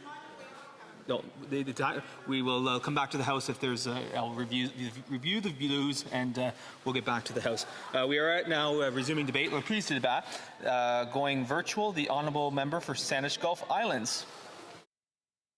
Thank you, Mr. Speaker, and I will recognize the territory from which I speak to today. I'm at the annual general meeting of Friends of Nature, a wonderful small group in Nova Scotia on the territory of the Mi'kmaq, Maliseet, and Passamaquoddy. And I foolishly thought that we would be having an election on the fixed election date when I accepted their invitation. But here we are on June 20th, on the last day of the very short session of this Parliament following the election under a new government. I know it's a new government because I don't think this could have happened under any other government. This is called the new government's honeymoon period. I like to think that in honeymoon periods, acts were consensual. This is anything but. So Bill C-5 is before us now for its final vote. I want to take a moment, if it's all right, because I do appreciate the Speaker's ruling earlier today that we will vote on Part 1 and Part 2 separately. I want to make it clear that Greens definitely support bringing down interprovincial trade barriers. We desperately want to see a national approach that puts Canada, well, at least as cooperative and effective between and among different jurisdictions, as is the European Union, which deals with separate nation states, many of which were certainly in the oral history of my childhood from parents who lived through the Depression and the Second World War. We certainly knew that countries that now cooperate fully in the European Union were a short time away, relatively speaking, short time ago, at war with each other. And yet, here we are in Canada, and we have less cooperation. The European Union, for instance, has a viable electricity grid that works across all those jurisdictions. They were able, after Putin's invasion of Ukraine, within months, they were able to plug Ukraine in to the EU electricity grid. Well, we don't have one in Canada that one can plug into. The province of Nova Scotia has very, very high utility rates, and they still burn coal for electricity, which other provinces have ceased to do. They could buy everything they needed from Hydro-Quebec if only we had the interties to have a Canadian electricity grid. It's been something that hurts our economy, certainly hurts our businesses and many sectors. We don't act like a country. But worse than that, we often don't think like a country. So I was very excited to hear the new Prime Minister's commitment to bring down interprovincial trade barriers. And certainly we need labor mobility. We need to recognize across provinces. And that means working with many regulatory bodies. For instance, for doctors, you have to deal with the appropriate medical societies within each province to make sure healthcare professionals that we so desperately need can be recognized more quickly. I do think it's an awful shame then that I find I have to vote against Part 1. And that's because of concerns raised to me directly by the Canadian Cancer Society, that in the way the bill is drafted, the way in which a recognized standard at a provincial level can be recognized and replace a stronger standard at the federal level. Had this bill not had the programming motion that pushed it through before anyone could think twice, I think that could have been fixed quite easily. Most legislation like this would include a carve out, an exemption for health and environmental protection. But we were too busy. The Prime Minister and his government were in too big a rush. I question why that would be. It certainly could have been fixed easily, but I can't vote for it as it now stands. I don't want to see another Walkerton in Canada, and I don't want to see what happened in England when Maggie Thatcher got rid of unnecessary regulations, the spread of mad cow disease. You really don't know the cost of getting rid of valuable regulations until you're dealing with a crisis. Many regulations can be removed, much red tape is in our way, but you need to look before you leap. This bill is all about leaping before you look, and definitely that's the case in the Build Canada Fast major identification, well, the identification of projects in the national interest. C'est la question clé. And that is the key question. What is a project in the national interest? How do we determine which projects are truly in the best interests of all Canadians, all provinces, all territories, all Indigenous peoples? How do we determine that? How can we find our shared path together? The best possible path. How can we find projects truly in the national interest? What's a project in the national interest? You say, well, there's a definition section in the Act. It tells us a project in the national interest can be found on Schedule A. Of course, Schedule A is blank, and you can find out what's going to be put there because Cabinet's going to decide. And there are no fixed criteria or anything reviewable later on as to why a project was in the national interest. It could be that the main factor taken into consideration was polling. That wouldn't be against this law, and there'd be no way to challenge it in court later. It could be that everything put forward by Cabinet is absolutely brilliant, and I'll be cheering for it. East, west, north, south electricity grid, a public transit system that works for people in the way that the inquiry on missing and murdered Indigenous women and girls made it a call for justice, that there be public transit so that vulnerable peoples like Indigenous women and girls are not forced to hitchhike because there's no way to get from A to B in a wealthy, modernized, industrialized country like Canada unless you have the money to own a car or buy a plane ticket. There are many projects in the national interest we need. I suspect that the Prime Minister has said that free, prior, informed consent and the rights of Indigenous people is at the heart of Bill C-5.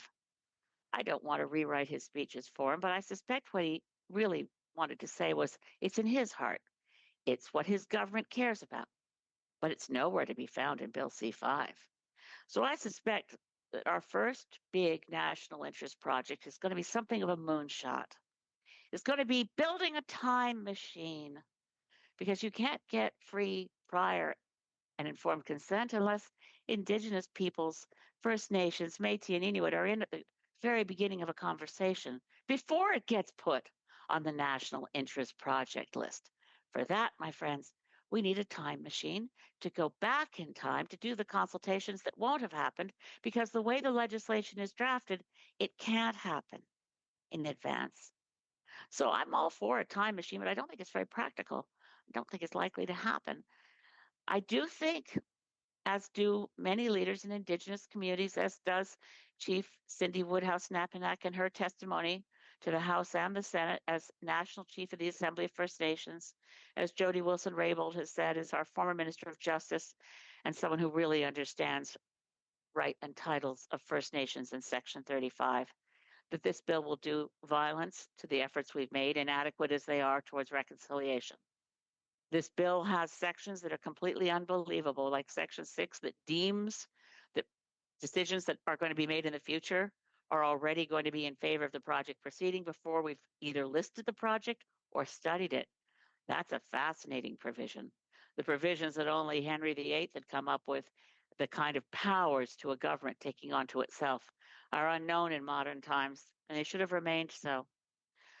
So I'll be voting against both parts 1 and part 2 with reluctance.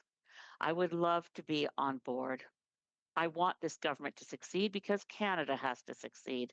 We must have a successful country that stands up against the arrogance and the threats of the Trump administration. But we do that through economic sovereignty. We don't do it by imitating Trumpian moves like deciding central power needs more power. We don't do it with the bravado of signing statements that are meaningless. Laws in this country should be drafted with precision. Words have meaning when they're in legislation. Words in press releases and promises, well, they're good as far as governments respect the things they've said in elections.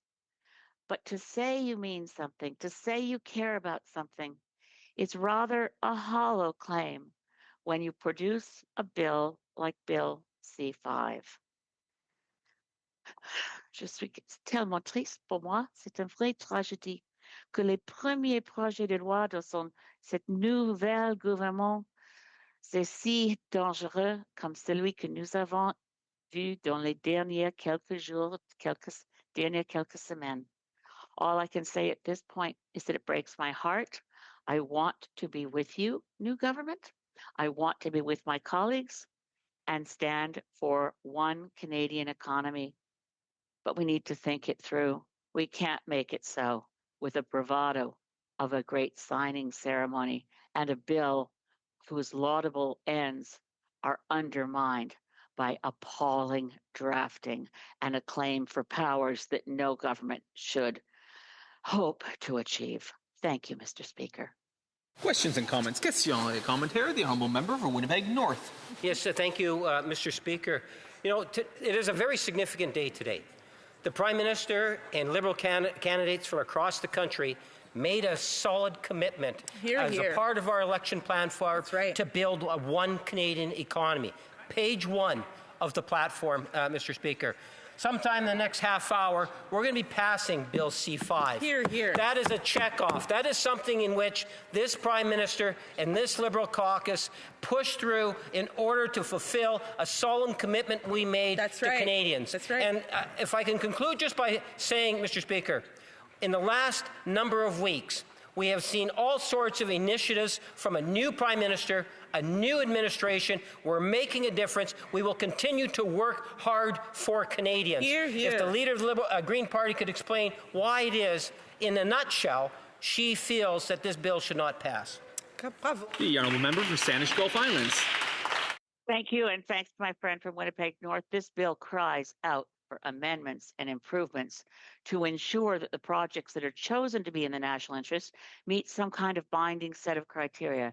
It needs to create a system. Why have a law in place as opposed to a wonderful declaration that everyone signs? If it's a law, it should have accountability mechanisms. It should be reviewable by a federal court if the promises and commitments made by the government are not observed. This bill has nothing mandatory. Even the much vaunted Major Projects Office is a discretionary move. All of the things that are claimed the bill will do, like we won't proceed unless there's consensus. We won't proceed unless there's a private sector proponent, says the Minister of Natural Resources and Maine Estimates. But nothing in the bill says that. Questions and comments. Questions et commentaires.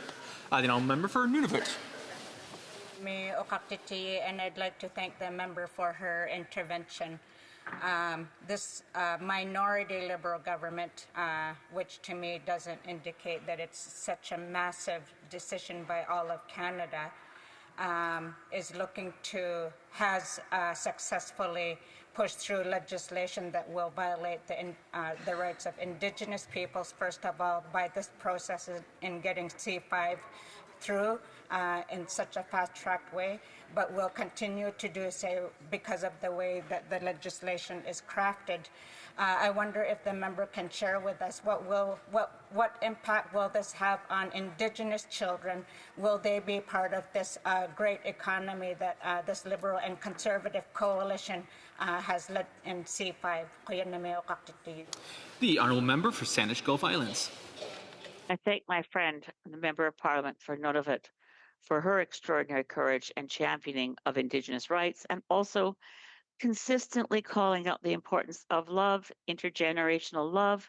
There's been a lot of trauma visited on Indigenous peoples, and I don't know anyone who's been clearer than the honourable member for Nunavut. But the offences done to Indigenous rights in this bill are significant, and the offences to children, whether settler culture children or Indigenous children, in undermining our democracy will cause, I'm afraid to say, serious damage, because I've never seen a government ever expand powers to the center that when the so-called emergency is over, are then relinquished to go back to normal levels of respect for Westminster parliamentary democracy. And the role of a prime minister is first among equals. Questions and comments? The honourable member for Vancouver East, about 30 seconds. Thank you very much, Mr. Speaker. I wonder if the member can elaborate. In rushing through Bill C-5, not only does it, of course, violate Indigenous rights, as we have heard, what are the implications for the environment by overriding environmental standards? The honourable member for Saanich Gulf Islands. Well, thank you to my friend, the honourable member for Vancouver East. It's a strange thing to find myself more shocked now than I was by things that the Harper government tried. We saw bills pushed through before, but I've never seen a bill with such, as an omnibus bill, with such breadth and with such impact on multiple laws and dictating future decision making. Again, the use of the time machine is handy. That so violated the basic precepts of study, exploration, hearing from witnesses, making amendments based on hearing advice from those who are experts in the field. So yes, the effect on the environment could be quite substantial because it's a matter of luck at this point. What projects get approved? Who knows? It's Charlie and the Chocolate Factory all over again. Order. It being 5:07 p.m., pursuant to order made on Monday, June 16, 2025, it is my duty to interrupt the proceedings and put forthwith every question necessary to dispose of the third reading stage of the bill now before the House. The question is as follows. Monsieur LeBlanc. Mr. LeBlanc, seconded by Ms. Freeland, moved that Bill C-5 enact the Free Trade and Labour Mobility in Canada Act and the Building Canada Act be now read a third time and do pass. Pursuant to Standing Order 69.1, the first question is on Part 1 and the short title. Participating in person wishes that Part 1 and the short title be carried or carried on division, or if a member of a recognized party participating in person wishes to request a recorded division, I would invite them to rise and indicate it to the chair. Now, member for London West. Thank you, Mr. Speaker. I would like to call for a recorded vote. Here, here. Call in the members. No. Oh. The next... on Part 1 and the short title stands deferred. The next question is on Part 2, including the schedule which belongs to Part 2. If a member participating in person wishes the Part 2, including the schedule, be carried or carried on division, or if a member of a recognized party participating in person wishes to request a recorded division, I would invite them to rise and indicate it to the chair. The honourable member for London West. Thank you, Mr. Speaker. We would ask for a recorded division. Division on Part 2, including the schedule, stands deferred. Pursuant to order made on Monday, June 16, 2025, the House will now proceed to their taking the deferred recorded division at third reading stage of the bill. Now, call in the members.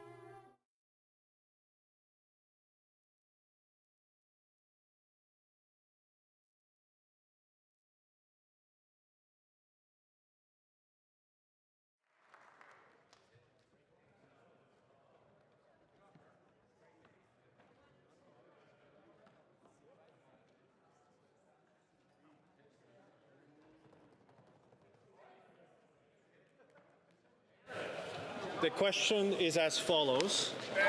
Monsieur Leblanc, seconded by Mrs. Freeland, moved that Bill C5 enact the free trade and labor mobility in Canada. Shall I dispense? Puis-je dispenser?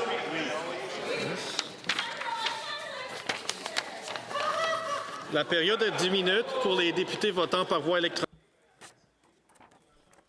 The 10-minute period for members voting electronically has started, and the House will now proceed to the vote for members participating in person. All those in favor of these clauses will please rise. Mr. Carney.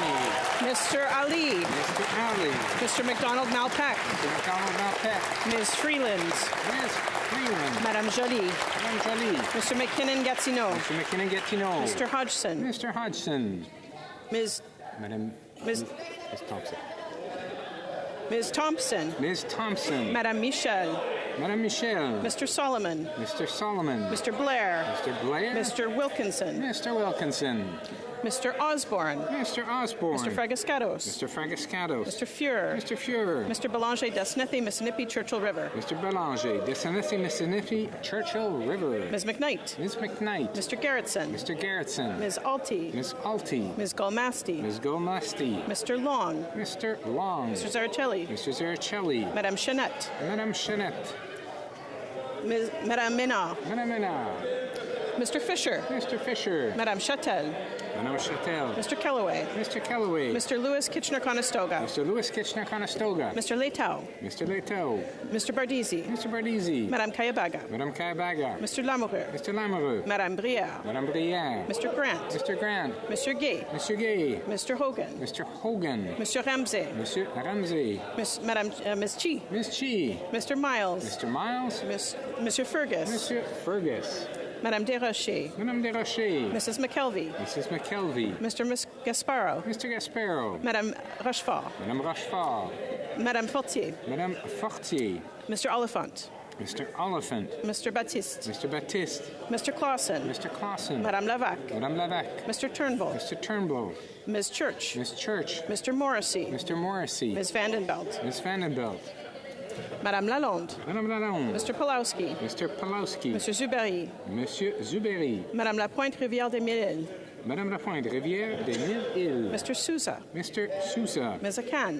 Ms. Akan. Mr. Al Saoud. Mr. Al Saoud. Madame Auguste. Madame Auguste. Mr. Chang. Mr. Chang. Mr. Danko. Mr. Danko. Monsieur Deschênes-Thériault. Monsieur Deschênes-Thériault. Mr. Earl. Mr. Earl. Ms. Fancy. Miss Fancy. Mr. Fanjoy. Mr. Fanjoy. Ms. Hurdle. Miss Hurdle. Monsieur Joseph. Monsieur Joseph. Mr. McDonald Cardigan. Mr. McDonald Cardigan. Mr. Millette Bay of Quinte. Mr. Millette Bay of Quinte. Madame Mingarelli. Madame Mingarelli. Ms. Nathan. Ms. Nathan. Ms. Wien. Ms. Wien. Mr. Tumba. Mr. Tumba. Ms. O'Rourke. Ms. O'Rourke. Mr. Saini. Mr. Saini. Mr. Sawatsky. Mr. Sawatsky. Mr. St. Pierre. Mr. St. Pierre. Monsieur Villeneuve. Monsieur Villeneuve. Mr. Scheer. Mr. Scheer. Ms. Lanceman. Ms. Lanceman. Mrs. Stubbs. Mrs. Stubbs. Mr. Seaback. Mr. Seaback. Mr. Barrett. Mr. Barrett. Mr. D'Entremont. Mr. D'Entremont. Mr. Small. Mr. Small. Mr. Mazer. Mr. Mazer. Mr. Brassard. Mr. Brassard. Mr. Berthold. Mr. Berthold. Mr. Workington. Mr. Workington. Mrs. Cramp-Nyman. Mrs. Cramp-Nyman. Madame Vien. Madame Vien. Mr. Van Popta. Mr. Van Popta. Mr. Kelly. Mr. Kelly. Mr. Mallet, Kapuskasing, Timmins, Mushkagawak. Mr. Mallet, Kapuskasing, Timmins, Mushkagawak. Mr. Lawrence. Mr. Lawrence. Mrs. Goodrich. Mrs. Goodrich. Mr. Muse. Mr. Muse. Mr. Tolmie. Mr. Tolmie. Mr. Reed. Mr. Reed. Mr. Williamson. Mr. Williamson. Mr. Aboutaif. Mr. Aboutaif. Mr. Diot. Mr. Diot. Mr. Macaulay. Mr. Macaulay. Mrs. Wagentall. Mrs. Wagentall. Mr. Majumdar. Mr. Majumdar. Mr. Anderson. Mr. Anderson. Mr. Au. Mr. Au. Mr. Bailey. Mr. Bailey. Mr. Bexty. Mr. Bexty. Mr. Bonk. Mr. Bonk. Mrs. Borelli. Mrs. Borelli. Mr. Gill, Windsor West. Mr. Gill, Windsor West. Mr. Jackson. Mr. Jackson. Ms. Conans. Ms. Conans. Mr. Ruff. Mr. Ruff. Mr. Mantle. Mr. Mantle. Mr. Reynolds. Mr. Reynolds. Mr. Stevenson. Mr. Stevenson. Mr. Strauss. Mr. Strauss. Madame Gill, Côte-Nord, Kawawachikama, Nitassinan. Madame Gill, Côte-Nord, Kawawachimach, Nitasan. Madame de Bellefeuille. Madame de Bellefeuille. Ms. Gazan. Ms. Gazan. Ms. Idlout. Ms. Idlout. Ms. Kwan. Ms. Kwan. Que tous ceux qui s'opposent à ces articles veuillent bien. All those opposed to these clauses will please rise. Clauses will please rise.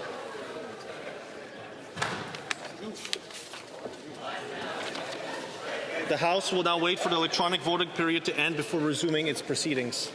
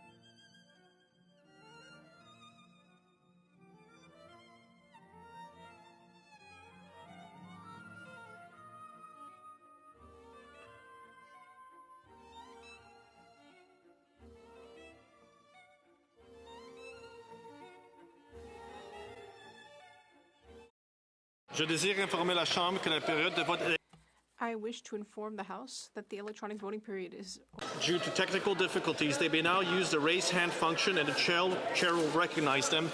Mr. Epp. Thank you, Mr. Speaker. I did have technical difficulties. I vote yay. Mr. Epp, yay pour. He's driving. The table will now compile the results of the vote. Yeas pour, 335, 335. Nays contre, 1. I declare Part 1 and the short title carried. The next question is on Part 2, including the schedule, which belongs to Part 2.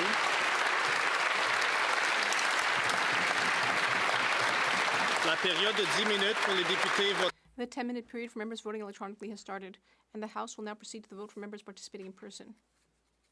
All of those in favor of these clauses will please rise. Mr. Carney. Mr. Carney.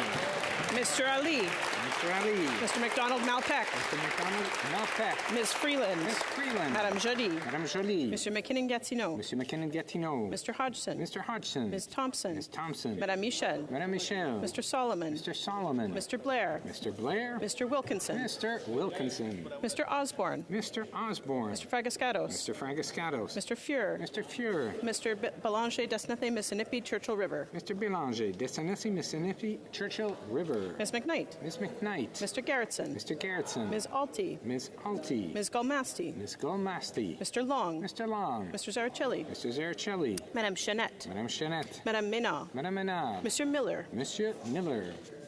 Mr. Fisher. Mr. Fisher. Madame Châtel. Madame Châtel. Mr. Kellaway. Mr. Kellaway. Mr. Lewis Kitchener-Conestoga. Mr. Lewis Kitchener-Conestoga. Mr. Leitao. Mr. Leitao. Mr. Bardisi. Mr. Bardisi. Madame Kayabaga. Madame Kayabaga. Mr. Lamoureux. Mr. Lamoureux. Madame Brière. Madame Brière. Mr. Grant. Mr. Grant. Monsieur Gay. Monsieur Gay. Mr. Hogan. Mr. Hogan. Monsieur Ramsey. Monsieur Ramsey. Ms. Chi. Ms. Chi. Mr. Miles. Mr. Miles. Monsieur Fergus. Monsieur Fergus. Madame Desrochers. Madame Desrochers. Mrs. McKelvey. Mrs. McKelvey. Mr. Gasparo. Mr. Gasparo. Madame Rochefort. Madame Rochefort. Madame Fortier. Madame Fortier. Mr. Oliphant. Mr. Oliphant. Mr. Baptiste. Mr. Baptiste. Mr. Clausen. Mr. Clausen. Madame Lavac. Madame Lavac. Mr. Turnbull. Mr. Turnbull. Ms. Church. Ms. Church. Mr. Morrissey. Mr. Morrissey. Ms. Vandenbelt. Ms. Vandenbelt. Madame Lalonde. Madame Lalonde. Monsieur Zubary. Monsieur Zubary. Madame Lapointe, Rivière des Mille-Îles. Madame Lapointe, Rivière des Mille-Îles. Mr. Sousa. Mr. Sousa. Ms. Akan. Ms. Akan. Mr. Al Saoud. Mr. Al Saoud. Madame Auguste. Madame Auguste. Mr. Chang. Mr. Chang. Mr. Danko. Mr. Danko. Mr. Deschênes-Thériault. Mr. Deschênes-Thériault. Mr. Earl. Mr. Earl. Ms. Fancy. Ms. Fancy. Mr. Fanjoy. Mr. Fanjoy. Ms. Hurtle. Ms. Hurtle. Monsieur Joseph. Monsieur Joseph. Mr. McDonald Cardigan. Mr. McDonald Cardigan. Mr. Mallet Bay of Quinty. Mr. Mallet Bay of Quinty. Madame Mingarelli. Madame Mingarelli. Ms. Nathan. Ms. Nathan. Ms. Wien. Ms. Wien. Mr. Tumba. Mr. Tumba. Ms. O'Rourke. Ms. O'Rourke. Mr. Saini. Mr. Saini. Mr. Sawatsky. Mr. Sawatsky. Mr. St. Pierre. Mr. St. Pierre. Monsieur Villeneuve. Monsieur Villeneuve.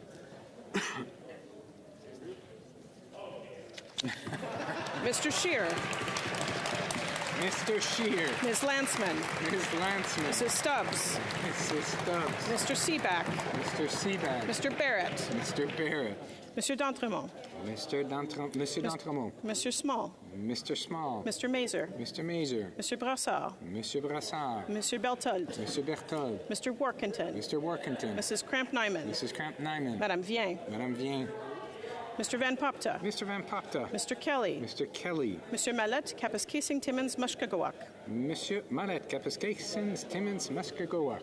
Mr. Lawrence. Mr. Lawrence. Mrs. Goodrich. Mrs. Goodrich. Mr. Muse. Mr. Muse. Mr. Tolmie. Mr. Tolmie. Mr. Reed. Mr. Reed. Mr. Williamson. Mr. Williamson. Mr. Abu Taif. Mr. Abu Taif. Mr. Diot. Mr. Diot. Mrs. Wagenthal. Mrs. Wagenthal. Mr. Majumdar. Mr. Majumdar. Mr. McLean, Calgary Center. Mr. McLean, Calgary Center. Mr. Anderson. Mr. Anderson. Mr. Au. Mr. Au. Mr. Bailey. Mr. Bailey. Mr. Bexty. Mr. Bexty. Mr. Bonk. Mr. Bonk. Mrs. Borelli. Mrs. Borelli. Mr. Gill, Windsor West. Mr. Gill, Windsor West.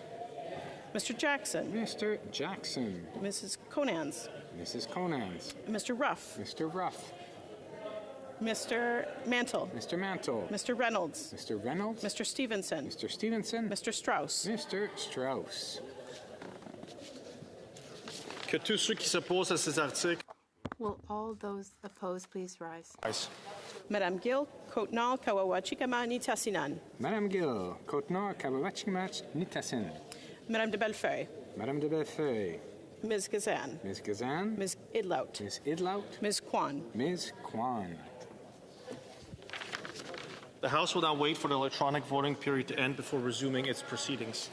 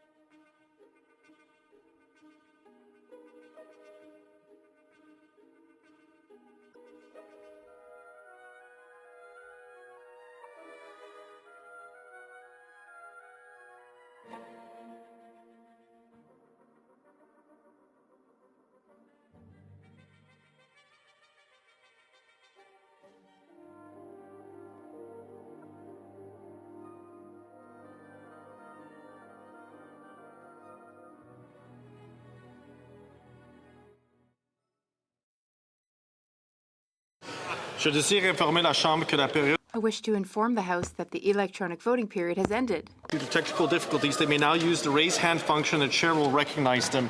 Mr. Epp. Thank you again, Mr. Speaker. I vote yay. Mr. Epp, yay pour. Mr. Ma.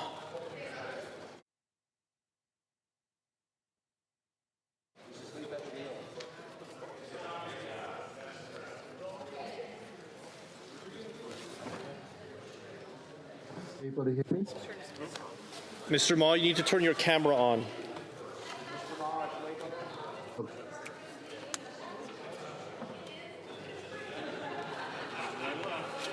Mr. Speaker, I vote yay. Mr. Ma, yay pour. The table will now compile the results of the vote.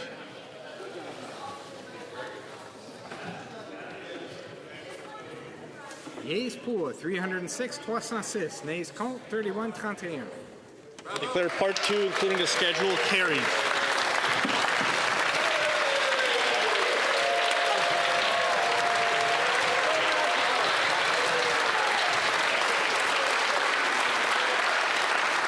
The House has agreed to the entirety of Bill C-5, an act to enact the Free Trade and Labour Mobility in Canada Act and the Build in Canada Act at the third reading stage.